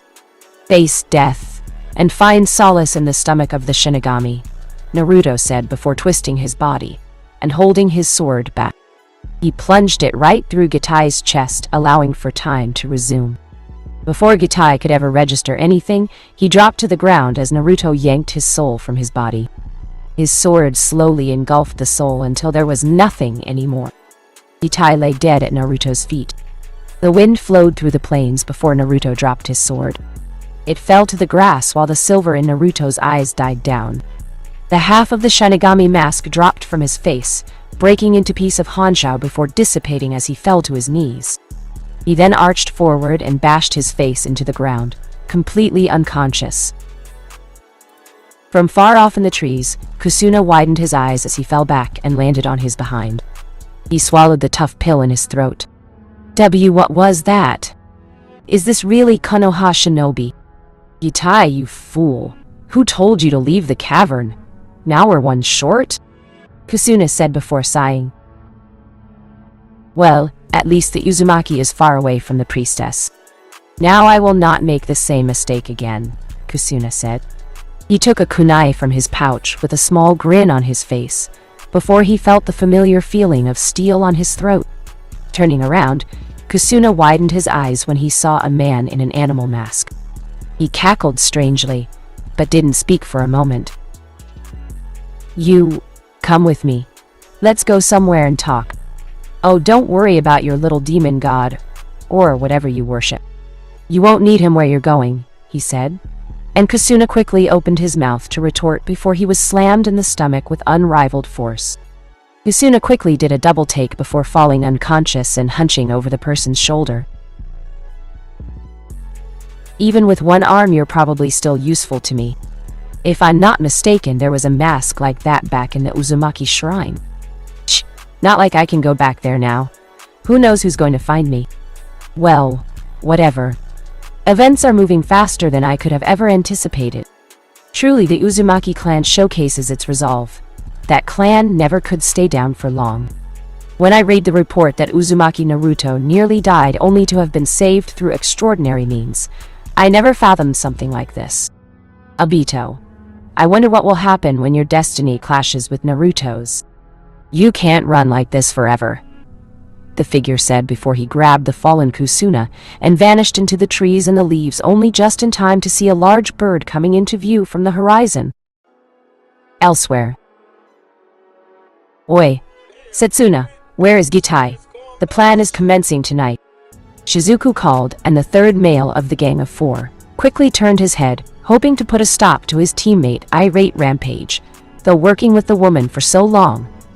Then it was easy to see that such wasn't as possible as he would have liked. Calm down, Shizuku, Kusuna went after him. Gitai disappeared, and Yomi-sama ordered Kusuna to go after him. They should be back soon, Setsuna spoke, and Shizuku quickly snorted before folding her arms. But it was easy to see that she had accepted the answer from him for now, though he could tell from her features that she really didn't like it. However, soon all conversations or lack thereof were ceased when the two followers noticed Yomi step out of the darkness. Both quickly knelt down, but they noticed dark chakra flow through the walls of the cave, it shrouding everything in its grasp. As Shizuku and Setsuna shivered immensely from the pressure this darkness held. Unlike that blonde guy's power which seemed to bask anyone in its warmth. White glow, this one seemed to drown anyone in an endless sea of hopelessness and despair. The Moria-possessed Yomi stepped forward before he gave a semi-wide grin. Stand up, both of you, he commanded, and the two quickly stood to their feet, without a single complaint. The two seemed confused once they looked into his dark, soulless eyes, but they decided not to comment on it. They trusted that their leader knew what he was doing. Tonight is the time. For centuries I've been stuck, but now I will be free. I will bathe this world in a baptism of fire that it has never seen before. Devouring the priestess and her Uzumaki charge is a trifling matter now. We will release my body, and I will resurrect my 1,000-year kingdom, he spoke. The two shuddered underneath his powerful tone, but Shizuku didn't say anything. However, Setsuna did. Yomi-sama, what of Gitai and Kusuna? Will we leave them behind to catch up with us? Setsuna asked, causing Moreo to glare towards him. He could see the insignificant mortals who would no doubt be dead to his cause in any later processes. But for now he would indulge them, if only slightly. Leave them behind. The spirit of the mortal Gitai has passed from this plane of existence. Therefore he is useless to me. As for the one known as Kusuna, he will be elsewhere. Do not worry over insignificant things, Moreo spoke, and Setsuna nodded quickly with a slight bow. Both didn't understand this reasoning, but they knew better than to question their leader. They truly did not want to be the ones who suffered his wrath like the thousands, if not millions, of people who would very soon. Seeing that he had their obedience in this matter, Moreo dragged Yomi's possessed body and walked out of the cave and into the outside to see the setting sun. The sun almost disappeared over the mountaintop before Moreo offered the smallest of grins. I can feel them, my army. They are right where I was sealed. You will take us there immediately, Moreo spoke to Yomi, and the man quickly nodded inwardly, though outwardly his head didn't move the slightest bit. Setsuna Shizuku, I want no help for the priestess. Take my power and annihilate her compound. Destroy everyone and everything. Every last man, woman, or child will die in that compound in your sea of flames. You will do it, right? Yomi asked as Moreo had allowed the man just the slightest bit of control to utter those words. Shizuku and Setsuna glanced to each other, and then back to Yomi, and then back to each other again. Hi Yomi-sama, they said. Setsuna and Shizuku both sported small smiles on their faces as they did so. This would be the night to release the ghost army. It was the best night that any other demon could hope for. With Naruto and Shion. Naruto groaned as he opened his eyes. He felt like he had the most splitting headache than he had ever had before. This one just trumped all the others. He remembered grabbing Shion into a tight hug, but after that he drew a large blank. Kyuubi, what happened? Naruto asked. The Kyuubi no Yoko cracked open one eye and snorted.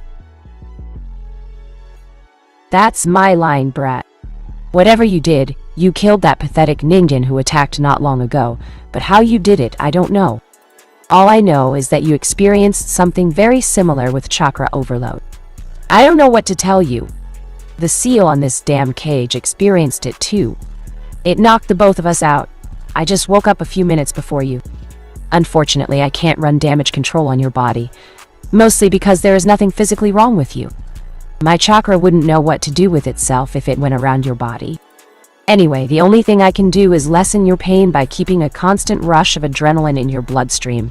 However, even that will wear off soon, Kyuubi said, and Naruto widened his eyes in sudden realization. Shion! He shouted mentally. However, his body didn't share in his enthusiasm to try and rise from the bed. Calm down, kid. The Uzumaki priestess is right next to you, Kyuubi said, and Naruto craned his neck to see Shion resting easily next to him on her side. Relief came to Naruto's face until he heard the door open. You look like you've seen worse days, loser. Naruto couldn't resist the urge to chuckle before looking up to see Sasuke, looking at him from the door, right with Kakashi and Sai. How long have I been out? Naruto asked. A few hours more or less. It's almost nighttime. We felt that surge you unleashed, so we came flying over here because of Sai. You mind telling us what that was all about? Sasuke asked. Kakashi closed the door after letting Sai into the room as well. Shion and I were attacked by Gitai. It took a little more than I thought, and I guess I lost control for a second. And the result would be this, Naruto said sheepishly. Sasuke shook his head while Kakashi's eye turned up into a smile. Sai didn't show a real emotion, so no one truly minded. So he's dead? Sasuke asked, and Naruto slowly nodded his head. Everyone seemed to relax, if only slightly. That was one thing out of the way that they didn't need to worry about. You don't seem particularly happy about that, Naruto-san. Why is that? Sai asked. Naruto turned to offer a small, tired glare, but it didn't exactly stand because Naruto was willing to admit that Sai was right. He didn't recall the things that happened that possibly made Gitai lose his life, so he didn't know what to say. I'm just tired, Sai. Where are we, Sasuke? Naruto asked, and Sasuke looked out of the window of the house they were in. We're in the compound where the body is located. However, I feel something off. I'm sure that you can feel it too, Sasuke said, and Naruto quickly nodded, though not being able to move at the moment. Then it was a little irritating. Yeah, I feel it. Not in so much, but in the little that is present at the moment. Let me guess. You guys went into the cavern? Naruto asked, and Sasuke quickly nodded. Naruto closed his eyes for a second and decided not to reprimand them this time, if only because he knew that he would have done the same thing if he were in their shoes. Silence ensued for a bit, and Sasuke took that opportunity as the time to explain. The ground of that sealing chamber is tough. Without the use of chakra or elemental affinities, it isn't going to have a normal scratch in it, which will lead me to think that this was easily designed by those who came even before Cheyenne parents. I don't think I have to tell you that this is most likely something to do with F-injutsu. Though of what type I don't know, Sasuke answered. Naruto glared up at the ceiling, the scene with Gitai still playing around in his mind before he decided to put it to the side for now. He could hear faint chuckling in the recesses of his mind, and he knew for sure that it wasn't Kyuubi. Given that Cheyenne-san's Uzumaki bloodline heritage, then it might not be so far-fetched to think that other priestesses had done something to the room before, Kakashi theorized. Naruto didn't move, but if he could, then he would have cupped his chin in thought with one of his hands. Perhaps it is best if we merely have Cheyenne-san seal the demon now, rather than later. It will jeopardize the mission anymore if she doesn't, Sai said, and Naruto turned somewhat painfully to see Cheyenne's rising and falling chest. Naruto couldn't fault Sai's words, but all the same he wished that the pale teen had worded them better. Everyone tensed for a second as they watched Cheyenne squirm. The priestess slowly opened her eyes and leaned up. She seemed fine before taking a look to the left. "Onae-sama," she exclaimed. Everyone watched as Cheyenne kicked off the covers and swiftly appeared next to Naruto's side. "Oni-sama, are you all right?" Cheyenne asked, and Naruto chuckled. He could tell that if this was any other situation, then he would be looking very vulnerable at the moment. It was sort of a surprise to see so much worry in the previously cold priestess, but it was still a welcome change. "I'll live, Cheyenne-chan," Naruto uttered with a small grin. Cheyenne let out a small melodious chuckle from her lips before leaning back and sighing. "Oni-sama, what happened? I remember that fire was rushing towards us.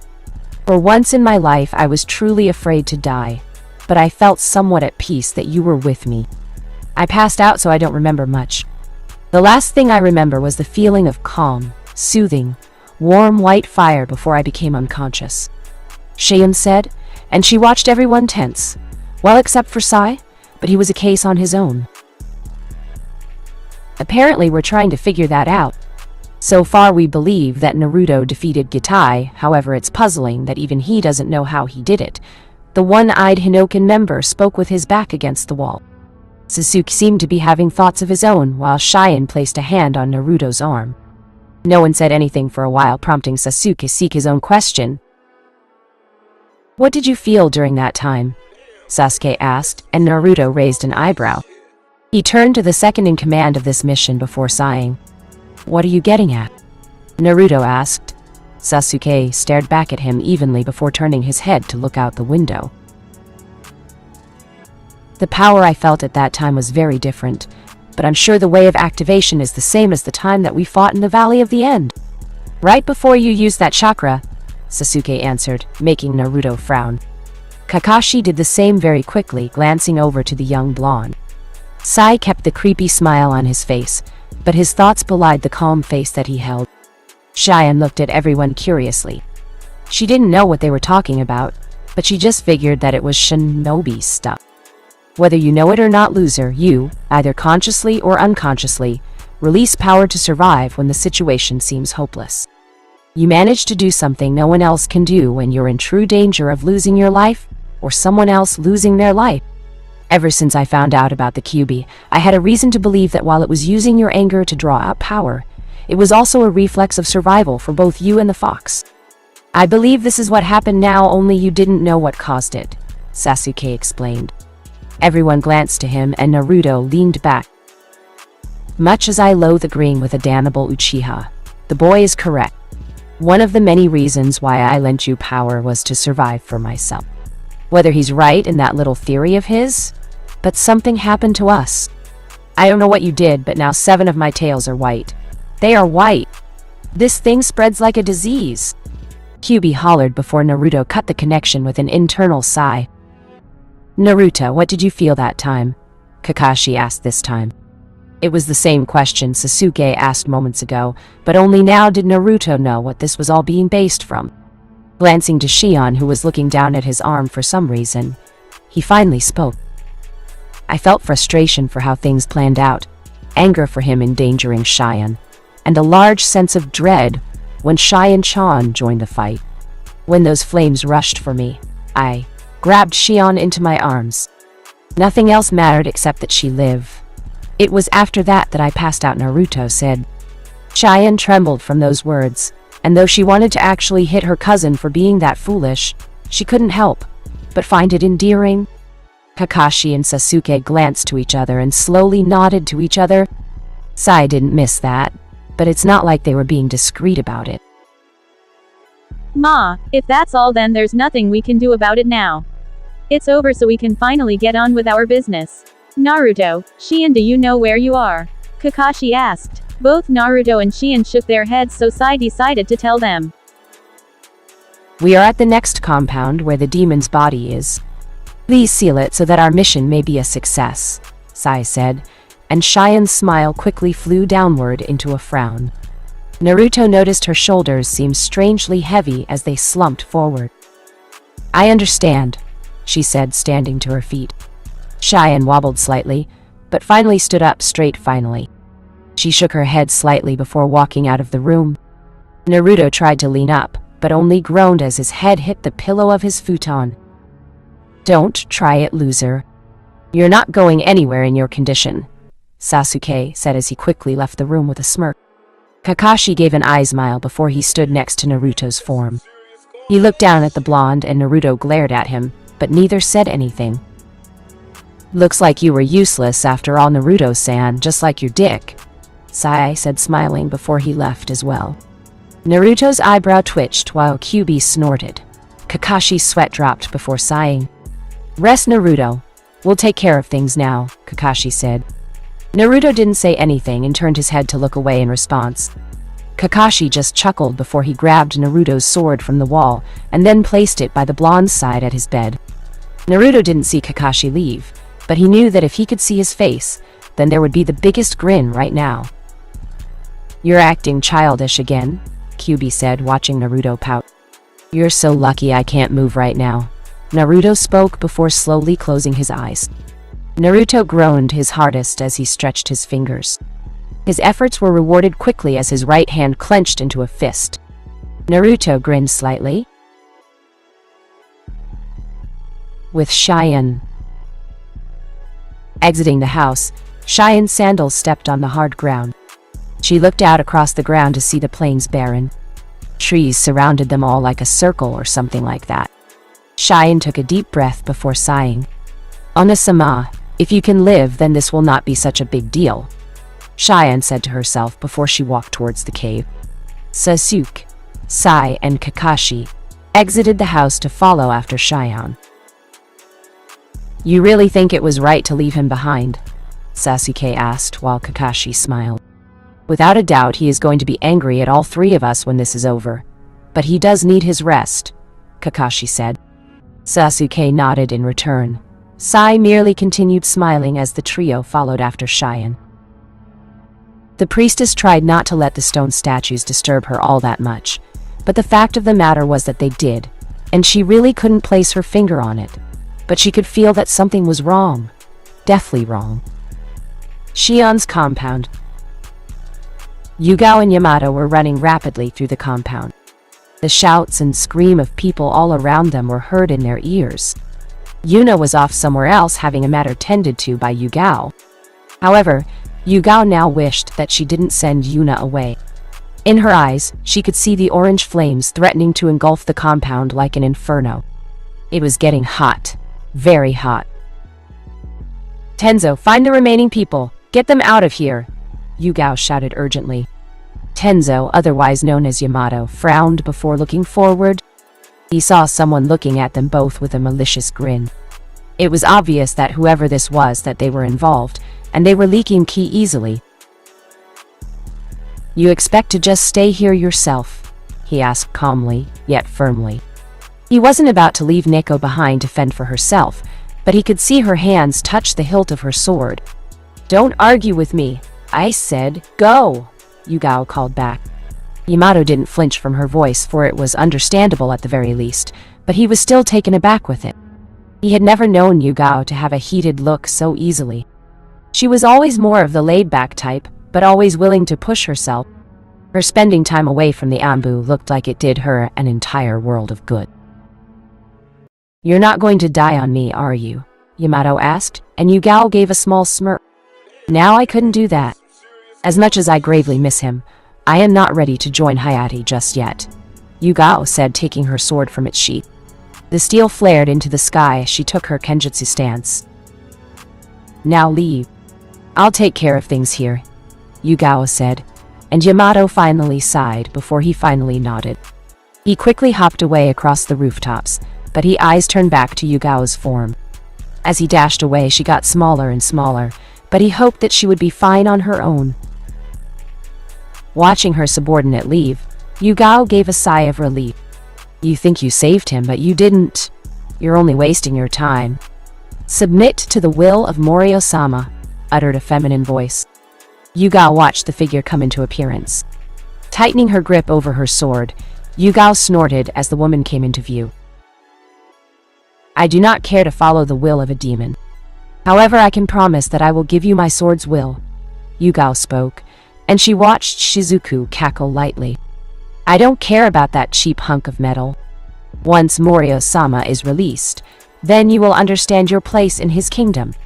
Your sword is nothing before him, Shizuku defended vehemently. Yugao wasn't so easily fazed. I had recently gone to our island's blacksmithing shop. When Hayate died, I took his sword, but it wasn't enough. No matter how I used it, I never felt it was strong enough. I had a dream where it broke into thousands of pieces from the tip to the handle. I could do nothing as my opponent plunged their weapon into my chest over and over while laughing at my misery. Yugao spoke. The smile on Shizuku's face slowly began to fall as Yugao's blade to glow in a wonderful white light.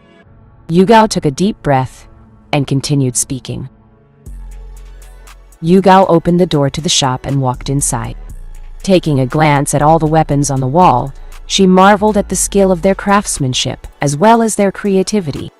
Some of the weapons went into curves that she didn't know could be found for a blade. It all the more steeled her resolve to do this as she walked up to the counter. Hello? Yugao called out. She didn't get a response. Blinking to herself, Yugao sighed before clearing her throat. Hello, Yugao spoke more clearly and loudly. She saw a door burst open in the corner with bouts of black smoke coming from the door. She watched in mild surprise as a man and woman came out of the room, coughing and hacking. Think we used too much powder? He asked while she quickly nodded her head. Both took time to collect themselves before they noticed Yugao looking at them both. The woman was merely middle-aged. She had short brown hair, some clothes, and a dark, dirty apron. Same for the man, only this guy had beady eyes of some sort. Yugao didn't delve deeply into it. How might we help you? The woman asked, coughing slightly. The man did the same, and Yugao raised an eyebrow as they made their way over to the counter. Ever since Haku had, albeit unwarrantedly, allowed people to build houses on the island, Yugao still had to wonder how it was that business never seemed to settle down. It was always flourishing here. This was something she never understood. It's my sword, Yugao said, deciding to get to the point. She placed it on the table, getting the couple to look at it strangely. The man unsheathed it, revealing the shiny metal inside. There wasn't a single flaw with it that he could see. Both turned back to see Yugao with saddened eyes. I gave them my request. I told them everything that I wanted. I said that it's not the sword, it's the user. I wanted a sword that responded more to my feelings than I ever imagined possible. It took weeks, but they did it. I asked Naruto and Kushina to help me with the seals, which both did without a complaint of question of why. I still don't understand, but no, I do. They trust me. They trusted that I knew what I was doing. It was a very hard pain, but I have it. Hey 8, please watch me. I want to do something for my team. I will show them all. Yugao raised her sword into the air and closed her eyes. Ha! You think that sword will help you? Not on your life, Shizuku shouted venomously. She quickly slapped her hands together and weaved through her hand signs while Yugao continued to hold her sword in the air. Shizuku watched as the sword sent out a rather loud ping through the compound before she finished her hand signs. Yugao sighed, and her eyes blinked. Do you know how to forge one weapon from others? Yugao asked. The couple looked at each other in confusion before seeing the look on the purple-haired woman's face. The art of merging weapons has been lost to the ages, miss. We aren't sure what you require of us, but we think that you won't be able to find it here, the man said, and Yugao quickly bit her lower lip. She quickly took a step back to observe the couple in front of her eyes. You're lying. I know it. I have been trained to detect lies, Yugao said, surprising the two before they slowly narrowed their eyes at her. We want to cause trouble for us. If you don't, then we suggest you leave. It was the woman who spoke this time with edge in her voice. The husband seemed to discreetly be moving for a weapon before both paused when Yugao slumped her shoulders.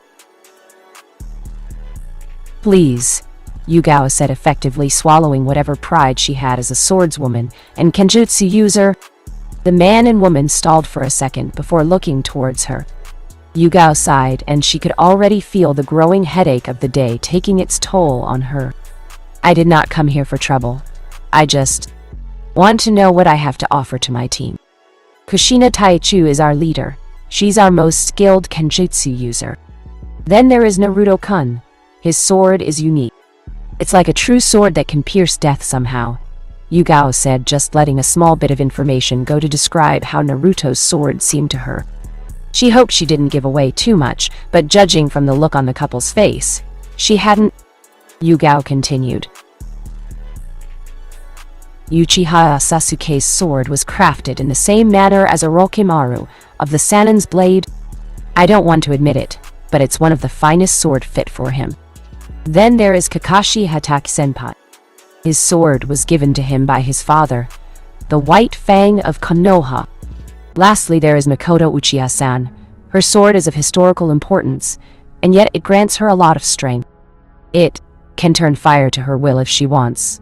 I just wonder what I have. I don't have special abilities or a sword like that.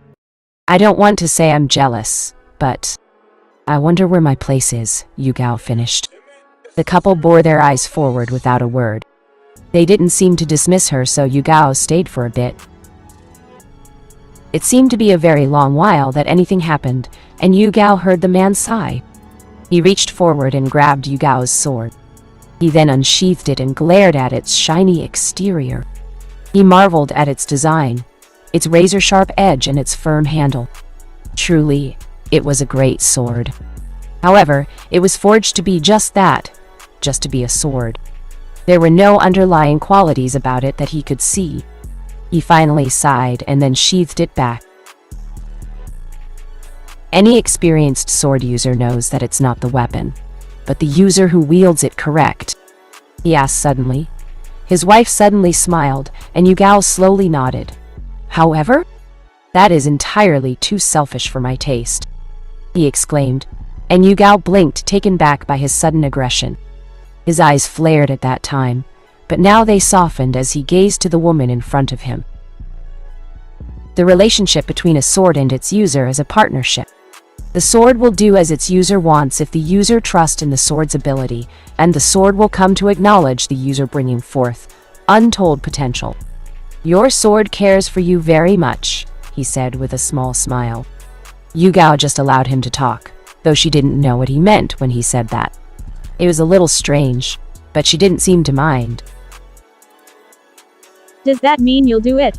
Yugao asked. His wife smiled quickly while the man laughed in an uproar. Damn right I will. I, Takashi Kaide, will take this challenge. Let's find out how special you and your sword can be, he said while Yugao brightened up with a wide smile. Katan! Hibashiri! Shizuku shouted, blowing a fierce flame in Yugao's direction. Yugao watched the incoming flames with little more than a simple stare. In seconds, the flames would engulf her and her body, which was something Shizuku earnestly wanted to see. She grinned widely as the flames appeared before Yugao. Finally, Yugao sighed and swung her sword. Break and shatter, Yugao spoke and swung her sword down. The blade crashed into the flames and Shizuku watched in shock as the flames got smaller and smaller. In moments, the flames disappeared in their entirety. Yugao stood perfectly fine while she looked at the stunned face of her target. What? Shizuku cried out before see. Yugao, bring her sword back. You can have it back, Katan. Hibashiri! Yugao shouted, but what Shizuku wasn't expecting was for Yugao to swing her sword into a wide arch. Instantly, her opponent noticed flames pour from the sword in the same fashion that she had sent them. They scorched the ground as they raced for Shizuku's location. Shit, Shizuku said before she jumped into the air. She watched the flames pass under her feet as she blew a sigh of relief. However, she saw a figure shadow her view and looked up to see Yugao overhead. Shizuku quickly took out a kunai as Yugao brought her sword down. The steel clashed against each other before they two quickly went into a taijutsu battle. Yugao blocked a heavy kick from Shizuku while Shizuku dodged a punch to the face. Utilizing her momentum, Yugao swirled her body, sending both her foot and her sword for Shizuku's face. The transformed woman easily blocked both with her left leg and left arm. Yugao frowned while Shizuku smirked as they landed on the ground, but Yugao wasn't finished as she flung 3 kunai forward. Shizuku quickly blocked those as well before turning her head back to Yugao's form. She barely ducked her head in time to dodge the sword strike that would have taken her head off. My sword might not be enough to stop a demon, but it is more than enough to support my team. I have never liked being the center of attention. I will gladly work in the shadows of my team if our goals succeed. They understand that, so I will make you understand that you chose the wrong person to attack, Yugao said while Shizuku snarled. Suiten. Sushgorugan. Water release. Water attacking strong flow downpour. Shizuku shouted, releasing a burst of water from her hands. The water quickly formed into a large dragon-type monster as it opened its mouth to crush Yugao in its grip. Yugao quickly stopped her movement and held up her sword. The water dragon bashed into her sword before the pressure overtook her as Shizuku laughed when Yugao slammed into a burning building, letting the rubble fall to the ground. Take that, bitch! Shizuku laughed uproariously. She actually clutched her stomach in pain, it all felt so good. She waited a few moments for anything to happen, but nothing did. Satisfied, Shizuku nodded her head and began to walk off to continue in her dealings before she heard the burning wood cackle. While that wouldn't have bothered her as cackling wood was to be expected from something burning, but she wasn't prepared for a shout. Suiten. Sushgorugan. Yugao's voice cried from the building. Shizuku gawked as water expelled from the ground, up breaking the building's rooftops apart before it danced into the air. The water formed the same dragon Shizuku made, before it turned its glare towards her. It roared as it went rushing for her and Shizuku quickly backflipped. This is stupid. How is she using my techniques? Is it that sword? The fuck is going on here? Shizuku thought in outrage. The water bashed into the ground at her feet, making her sigh in relief. She quickly looked around, but she couldn't find Yugao anywhere. She was just gone. Suddenly, the house next to her exploded.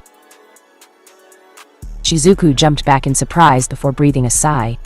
However, that sigh didn't last long as she felt a presence behind her. She turned around and noticed Yugao looked at her with apparent disdain. Shizuku quickly jumped back from her and skidded across the ground to a halt.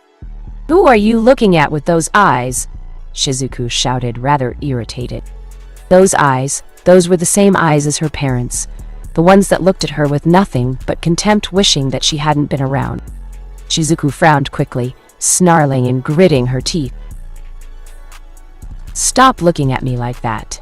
You don't know me," Shizuku shouted, flinging kunai and shuriken at Yugao's form. Yugao blocked each of them easily while Shizuku growled. She dashed in a burst of dust for Yugao's location and cocked her fist back. Yugao watched her come as Shizuku shouted and slammed her fist into the wall that Yugao was behind. The wall crumbled to the ground, but once the dust settled, Shizuku didn't have her target. She only had a destroyed wall. "What is this? I'm strong. I have Morio-sama's power. I should not be being toyed with like some child. I am not a child," Shizuku shouted to anything listening. "From where I am standing, you absolutely look like a child. You actually remind me of Tayuya-san," Yugao said from her place with her sword at her side. "Shut your mouth!" Shizuku shouted. She flung a kunai for Yugao's face. But by the time she released it, she noticed that the purple-haired Hinokan member was gone. Shizuku took a step back until she noticed Yugao on top of a non-burning building. Yugao held her sword into the air. "I will offer you pity. We both know you're above that. Instead, I will offer you the release to death." Shizuku felt her eyes must have been playing tricks on her. She watched Yugao's arms swing into a full 360 rotation, but she felt like she was watching it in slow motion as she did so. "Albarazukio, hazy moon night," Yugao spoke. Shizuku took a step back, but she watched Yugao disappear instantly like the wind. Her presence was gone entirely. No trace of chakra was present in the air. Shizuku looked left and right, up and down, several times, but she found nothing to tell her that Yugao was around her. Suddenly, a sharp pain flew through her body as Shizuku widened her eyes. She looked down and noticed Yugao's sword plunged through her stomach.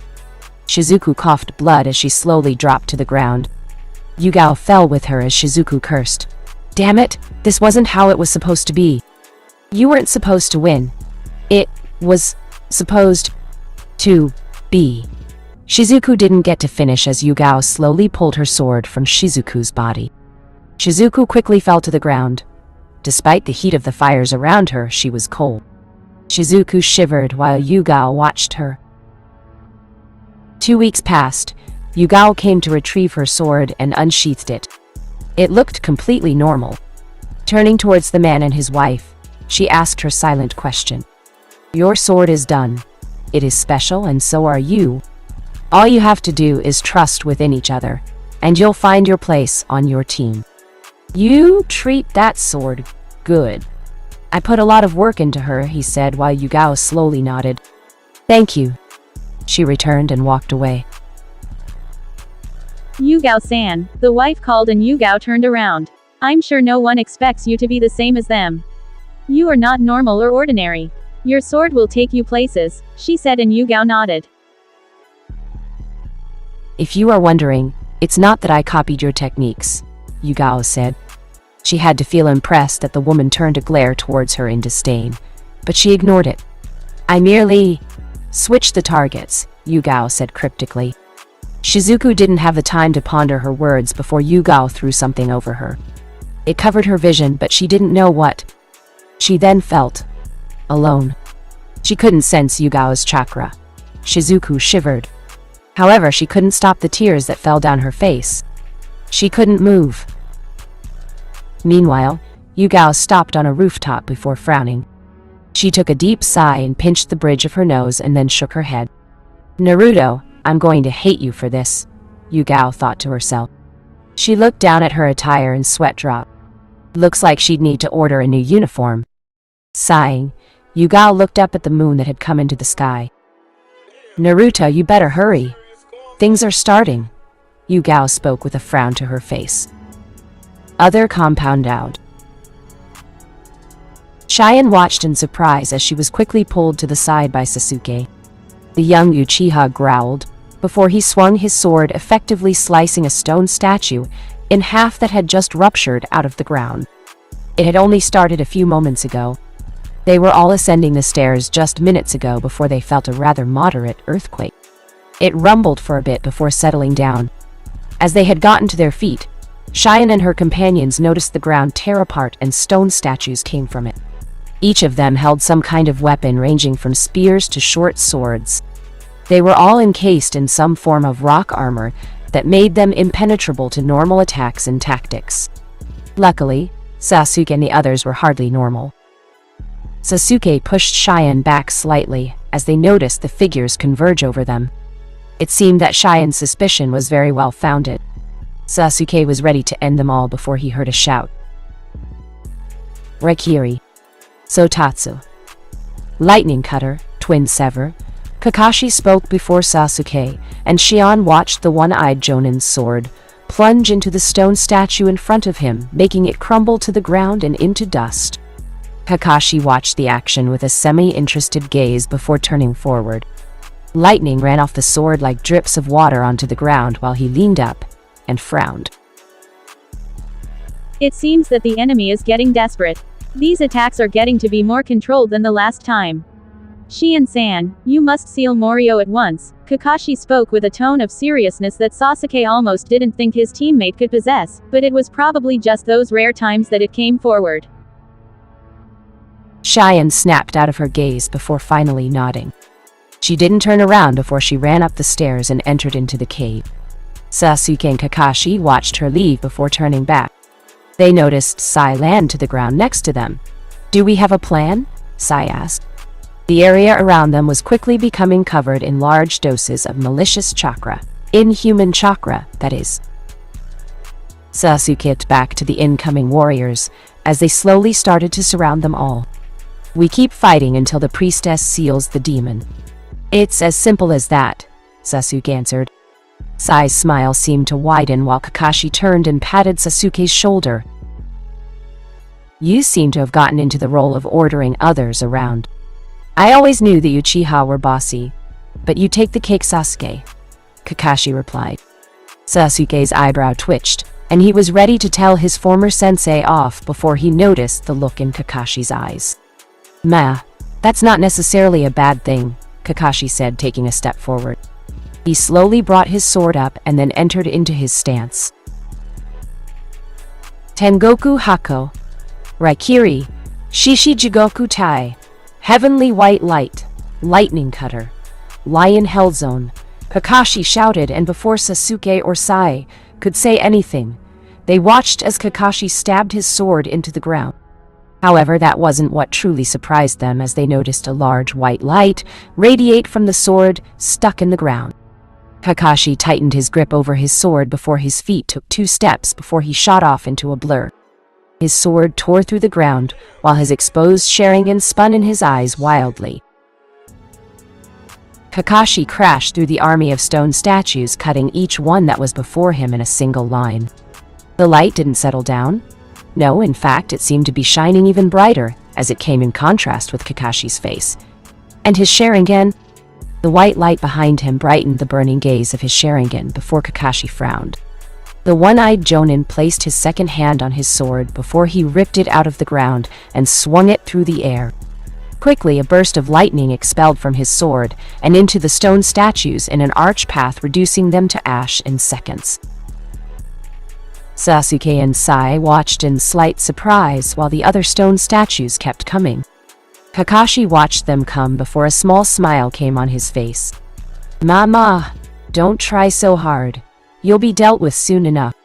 "Sasuke, Sai, let's go," Kakashi said while Sasuke smirked. Sai nodded without a word before the two went to join their comrade in the field of battle. With Cheyenne Cheyenne huffed as she ran through the cave's twists and turns.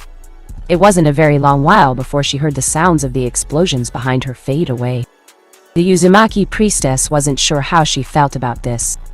She had hoped that Naruto would be there with her for what she was about to do.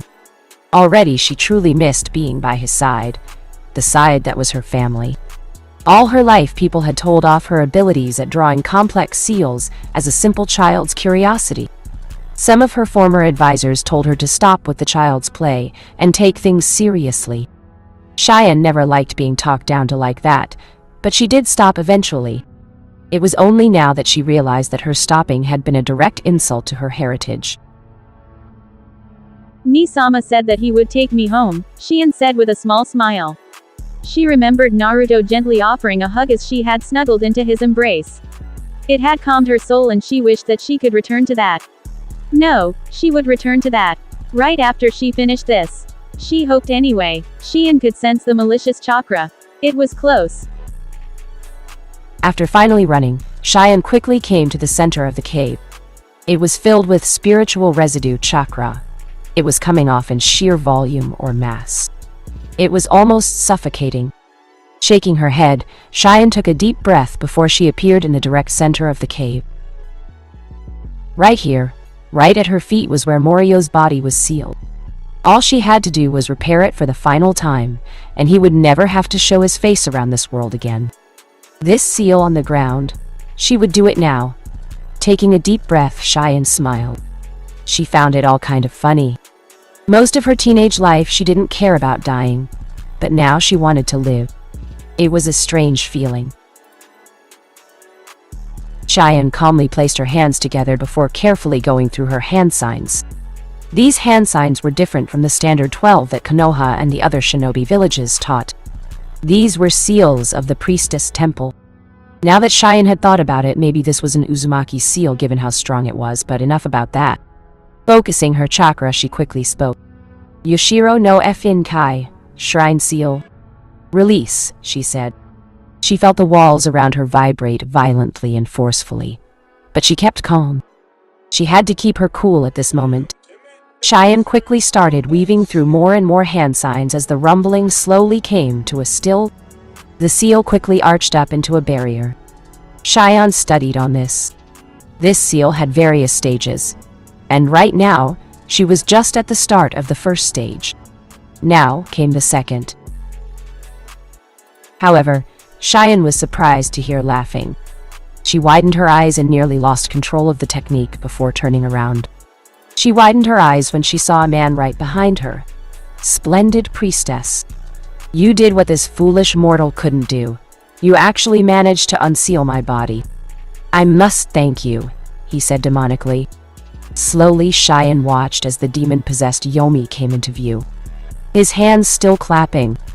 His eyes seemed so dead that it actually was enough to unnerve Cheyenne, if only inwardly. "How did you get into this cave? Onasama's team would have surely stopped you," Cheyenne protested vehemently. She didn't want to accept the doubt slowly creeping into her mind. "No, positive. Think something positive, damn it." As if reading the young Uzumaki priestess's thoughts, Morio chuckled and shook his head. "Oh, them. Well, they are distracted by what's going on outside. It was easy to slip inside. Let them fight my army as much as they like. They will be in for a terrifying truth soon enough," he said, licking his lips, sending a shiver down Cheyenne's spine. "No, they won't. I will seal you before they have the chance to find out that truth," Cheyenne said, turning back forward. Her eardrums bumped as she heard Morio cackle at her. "You think I will give you that chance?" he hollered. Cheyenne didn't have the chance to find out what he meant before she felt pressure on the barrier. She watched as Morio threw Yomi's body into the barrier, literally breaking his body apart to get through. Cheyenne watched on, disgusted at the scene, before she heard Yomi shouting at the top of his lungs before his body bursted in a pool of blood. Cheyenne didn't even have the time to comprehend anything as she watched in absolute horror as Morio's spirit dived into the seal. The same seal that contained his body. Cheyenne took an unconscious step back as a loud roar resounded through the caves. It made her legs tremble. Cheyenne gasped. and dark purplish energy blasted from the seal, easily breaking the barrier around them apart. Cheyenne's hair flapped in the breeze of the air that savagely pressed against her person. She watched in disbelief as the energy swirled in the air before actually bashing against the wall, cutting them up entirely. "I will never serve that brat. I will not bow to him. I am Morio, and I bow to no one." His voice hollered as Cheyenne found herself confronted by a dark figure. Its body was hidden from view, but Cheyenne could easily make out the form of at least 3 or 4 heads, each of them shaped to look like some kind of demonic serpentine dragon thing. His eyes glowed blood red while he flicked his dark blue tongues. He gazed down at Cheyenne and snickered demonically. "Now then, I wonder how it will feel when I devour you," he said, and before Cheyenne knew anything, she was quickly engulfed in darkness. Only one thought came to her as this happened: Oni-sama. "Please save me," Cheyenne thought before she found herself in endless darkness. With Naruto. Naruto shouted at his hands over his head, the pain of his headache even more excruciating than before. His arms seemed to forget their pain at that time as he clutched his skull. He could feel his Hanshao being sapped away forcefully. It was like nothing he had ever experienced. Kyubi watched with a snarl while Naruto opened one eye. He narrowed his eye as he watched the various explosions outside. His eyes had turned back to their silver color as the spirits surrounding him told him what was going on, frantically. So Cheyenne went to go seal the demon. Naruto supposed that he couldn't stop her if she was going to. That was what this mission was supposed to be about. However, he couldn't stop this sinking feeling. He had to go right now. However, he still couldn't move. "Kuso, move, damn it," Naruto urged his body. It pained him, but he took his hand from his forehead and quickly placed his thumb near his mouth. His teeth bit into the flesh, drawing blood before he traced his bloody thumb over his seal. "Kei Kochi Yose, no jutsu," Naruto called through gritted teeth. He lay still for a moment before he felt overwhelming pressure. He cracked open his other eye as his gaze took in the full form of the shinigami hovering over him. "You have called me," Shin said, and Naruto slowly nodded. "Shin, what's happening?" "Ever since I came to this island, I have been having my power taken. You said nothing could hold their power and still live, and yet something it taking it." I hear a voice. "It's laughing at me. It's not Kyubi. What's happening to me?" Naruto asked, while the shinigami merely looked at his summoner in obvious pain at the moment. He narrowed his steely eyes over the blonde before placing a hand to his forehead. Suddenly, Naruto found his headache had stopped, and his reserves filled. He leaned up. "What? What did you do?" Naruto asked, and the god of death sighed. "I gave you my Hanshao. All spiritual beings are comprised of it, so it is easy to refill your reserves with my own power. Now then, as to what you have told me, it is obvious that you are resonating," Shin spoke. Naruto took a small stretch before turning back to his summon. "Resonating? What is that?" Naruto asked while the shinigami removed his hand from the blonde's head, allowing for Naruto to slowly stand. "It is the feeling of closeness you feel with your Shinju. Only you will experience this feeling. Once a connection has been established, then it will not break. This likely candidate to be your first Shinju is obviously hostile and apprehensive towards the idea of it serving you. Now that you have connected, even if you leave this island, it will continue to take Hanshao from you until you die, making me revive you, and then the process will continue," he said. "Then, how do I stop it?" Naruto asked in increasing frustration, which Shin could easily see. He had hoped that his summoner would have understood by this time, but that was beside the point. That's what explanations were for.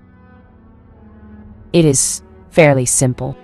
You must make it recognize that you are the master, and it is the servant, or partner, if you prefer.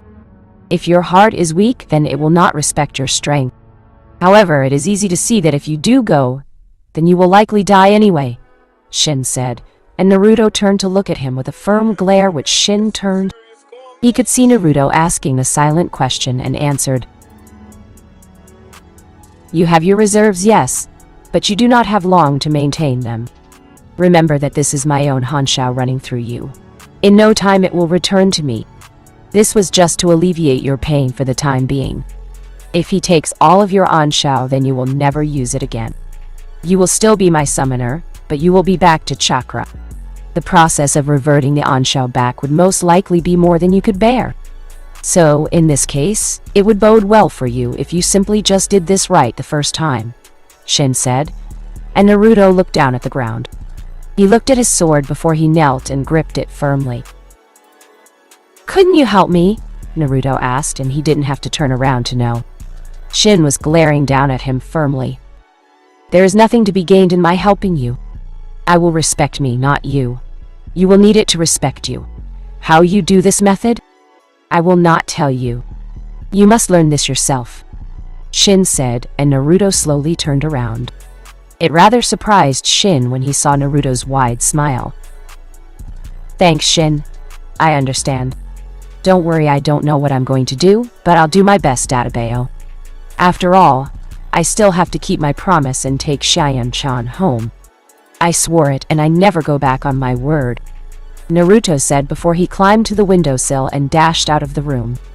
The shinigami watched him leave before closing his eyes. A very, very, very small smile came to his face. Interesting. Uzumaki Naruto, Shin thought to himself. His right hand quickly glowed white, and he swung his arm. Naruto didn't see it, but his sword glowed bright for a second before dissipating. This is all I will do for you, Uzumaki Naruto. I cannot help you anymore. Do not fail me, Shin said in thought before fading out from view. Naruto grinned as he dashed towards the upcoming battle. So he had to get Morio's respect, huh? Well, then that's what he would do. Then he would take Xian home. He would do it all. He wouldn't stop. No, not yet. There were still things he had to accomplish, and he'd do it. That was Uzumaki Naruto. Quote, 20 years from now, you will be more disappointed by the things that you didn't do than by the ones you did do. So throw off the bow lanes, sail away from safe harbor, catch the trade winds in your sails. Explore, dream, discover, by Mark Twain. If one had to truly think about it, then they often found themselves asking this question. What was darkness? Was it bad? It was just the opposite of light, right? There was nothing completely wrong with it. It wasn't its fault that bad things like evil were associated with it. It was just there. And yet, why did it feel so heavy? So lonely? So sad? Xian didn't know the answer to any of these questions. She just felt her heart suffocating from the pressure. What was happening? Why was it like this? Xian didn't remember. All her experiences, they came to her tenfold. The glares and the whispers whenever she tried to play with other children. The sadness of when her mother was gone. Xian had nobody. No one to comfort her. No one to understand her. Yes, priestess, give your heart to me. I can make the pain, the loneliness, and the sadness go away. Entrust your heart to me, Morio called out sinisterly. Xian clung to her body more in fright. Would it really all go away? Was it that easy? Xian didn't know. She just wanted it all to go away and never come back. She never asked to be the priestess of the land of demons. She never asked to have this death prediction ability. She just wanted to be happy. Morio snickered as his dark aura continued to surround the blonde priestess. Soon her resistance would fall, and he would be free. Morio chuckled at the irony of it all. How feeble this woman thought herself to be. How easy it was to play on her insecurities. It had to be unfair to have this much fun with a priestess.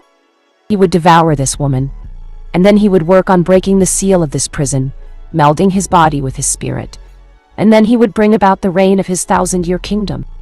Morio licked his lips quickly. No more toying around was needed. Now was the time for him to strike. Now was the time to end her life and begin his own. You will die here, priestess. You will be the same as your mother. Never will you see the light of day again. Now free me from my prison, Morio shouted to himself. As one of his many heads opened its mouth, Morio cackled as the wide jaws made their way to the tiny form of the Uzumaki priestess. Cheyenne hunched her body closer.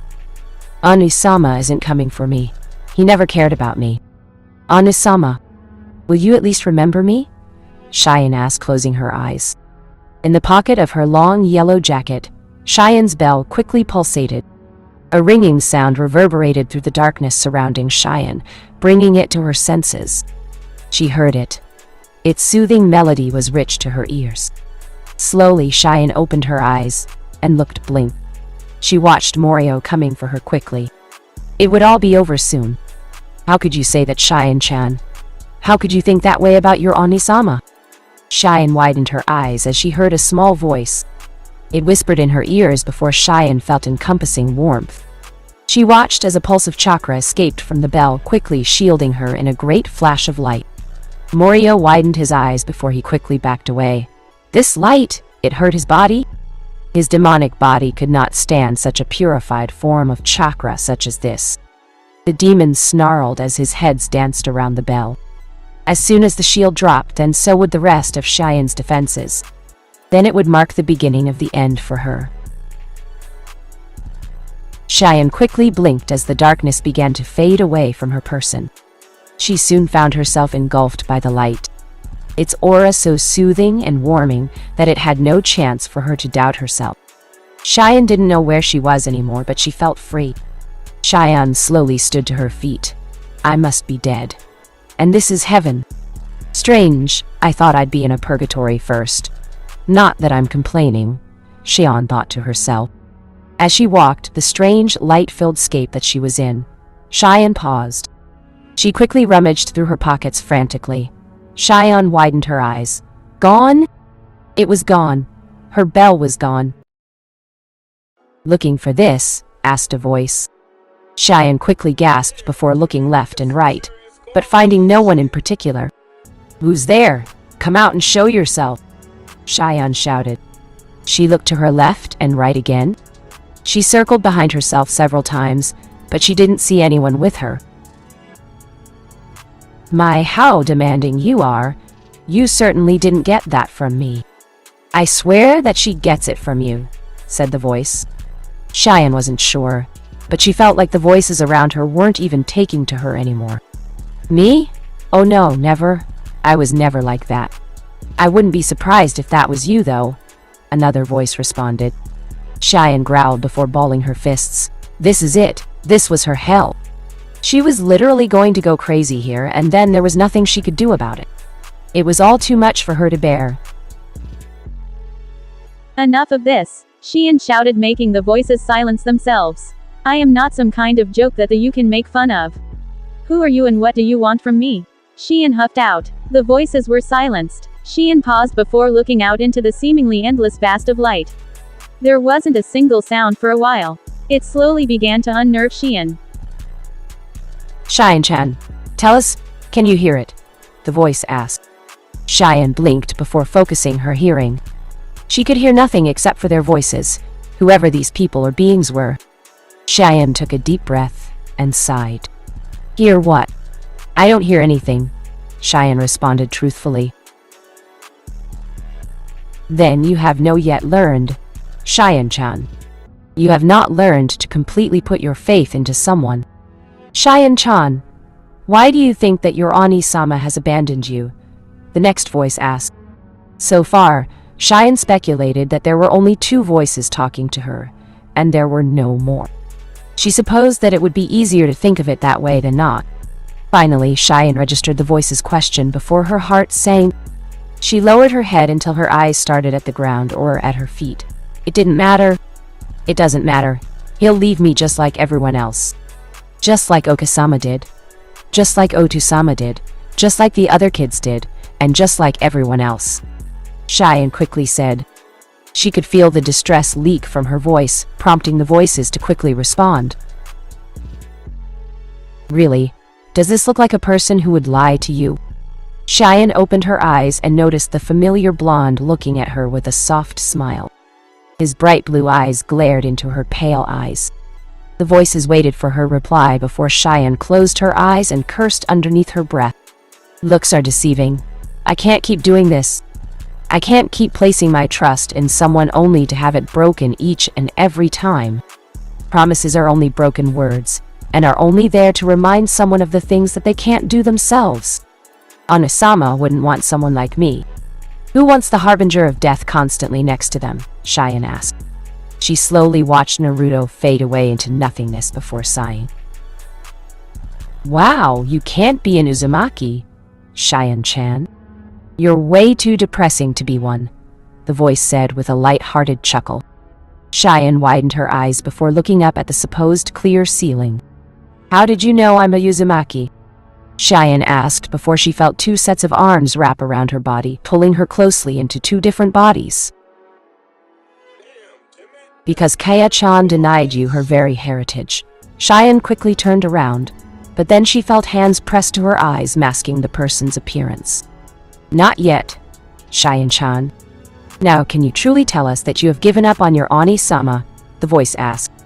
Though the person couldn't see it, they felt the wet tears in Cheyenne's eyes as they trailed down her cheeks.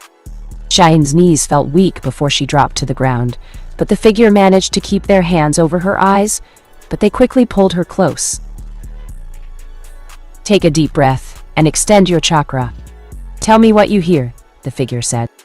Cheyenne followed instructions. She closed her eyes, took a deep breath, and pinged her chakra, making it reverberate. Cheyenne felt surprised when she found herself out of the cavern. She sighed quickly. I hear fighting. A lot of fighting. I hear Sasuke-san's voice. He's throwing out commands to Kakashi-san and Sai-san. I also hear fast running, a heartbeat. His heartbeat. My Oni-sama, Cheyenne responded. The figure smiled before they felt more of Cheyenne's watery tears on their hands. Yes, you see. He has not abandoned you. He is coming for you, Cheyenne. He is going to take you home. He is going to make you happy, the figure said before removing their hand. Cheyenne slowly opened her eyes and gasped. Hello, daughter, the figure said, while Cheyenne felt the words caught in her throat. Oh, Kasama, Cheyenne said. Standing in front of the woman was the previous priestess of the land of demons. Standing before Cheyenne was her mother, Miraku. With Naruto. Naruto cursed as he slashed his sword across the front of his eyes. He quickly cut down a stone warrior before quickly moving on to the next. His feet were a blur across the field as Naruto continued his sprint. He could feel his friends fighting just a couple of yards away. Quickly taking his sword, Naruto raised it into the air, swiftly blocking one of the countless stone soldiers in his path. You're in my way, Naruto claimed. His sword was urgently covered in the white flames of his honcho. With a twitch of his body, Naruto vanished in a burst of speed. He flailed his sword around gracefully while simultaneously cutting each warrior in his vision. His flames seemed to glow brighter with each slash and each movement of his hand. Naruto then proceeded to jump overhead of one warrior. Quickly using the warrior's stone-sturdy head for leverage, he launched himself further into the air.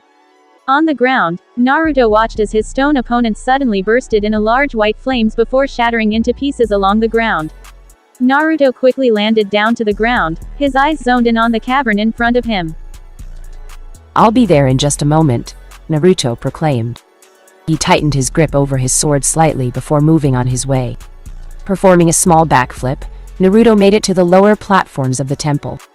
He looked out and saw a large streak of lightning coming from just a few feet away. Yushiha no Hanran. Chidori. Kinshi Sariman. Uchiha Rebellion. Thousand Birds. Forbidden Gates. Naruto heard a certain Uchiha call out, just in time to see a large streak of lightning spiraling in his direction. The lightning spiraled viciously across the temple plains, quickly ravaging the massive army of Morio, before making its way in Naruto's direction. Naruto looked at the incoming strike to his person before frowning. He quickly held his sword into the air, coating it in Ephiton chakra. The wind swirled around Naruto's sword before he swung it downward and into the oncoming Raiten strike. Being the stronger of the two, the Ephiton chakra easily sliced through the lightning, and the sword bashed into the ground, releasing the pent-up chakra before dispersing both the wind and lightning in a single move. Naruto took a deep breath to steady himself. If Ka-chan ever finds out that I did, that she will kill me. Maybe even Yuri-chan and Yura-chan might. Naruto shivered at the mere thought of it all. However, he couldn't think about that right now. "You're late, loser." Naruto looked up from his position and noticed Sasuke smirking at him, his sword resting on his shoulder. Naruto returned a smirk before walking over to the group of three. Kakashi gave an eye smile before collecting himself. Sai didn't show any visible reaction other than the fake smile plastered on his face. The four quickly joined together before Naruto proceeded to punch Sasuke in the shoulder. "You did that move on purpose, team," Naruto claimed, while Sasuke snorted. However, no one missed the light smile on his face. It was then that they all noticed more of Morio's army advancing on their position. If they stayed like they were, then they were sure to be surrounded. But being outnumbered hardly means being outmatched. "How are you feeling, Naruto?" "You don't have to push yourself, you know," Kakashi said, taking one of his stances, while Naruto offered a small smirk on his face. "Better than ever, Databeo. Chien-chan is in that cave, right?" Naruto asked. Kakashi and Sasuke nodded. The male Uchiha quickly turned to his partner. "You'd better get going, loser. It shouldn't have taken her that long to seal the damn thing. Obviously something went wrong with the sealing. No one here knows sealing more than you do at the moment. Get going, we'll cover you," Sasuke stated. Naruto turned a small glance to him before swiftly smirking in response to Sasuke's statement. "Fine then. Kakashi, Sasuke, Sai, on my command," Naruto said, raising his hand into the air. Sai took a glance at Naruto. He had no idea what the plan was here, but judging from the looks on Sasuke and Kakashi's face, they not only knew the plan, but they also knew the best course of action in which to implement it. Something was wrong here. Sai could feel it. He didn't know why, but he never second-guessed himself. Sai knew something was wrong, and he'd have to report it quickly, but what could he say? Something was wrong merely based on his assumptions. He could never just speculate like that. "Move!" Naruto shouted. Sai broke out of his stupor to see Sasuke and Kakashi charge at the ground of stone soldiers. Both swords lit up in Raiten chakra. Glancing to each other, Sasuke and Kakashi nodded as they tapped their swords together. Both swords slowly melded their chakra together before Sasuke and Kakashi pulled them apart slowly, forming a single chain of lightning. "Raikiri! Raiden! Lightning cutter! Lightning transmission!" Sasuke and Kakashi shouted in unison before they quickly charged at the onslaught of opponent. Together they extended the chain of lightning, quickly making it slice through the midsections of their stone opponents. Sasuke and Kakashi smirked as their individual Sharingan flared and spun wildly. The technique quickly began to open up a path that Naruto took advantage of. Sai merely watched, confused by all the actions in front of him, as he watched Naruto run in close proximity to the chain of Raiten chakra.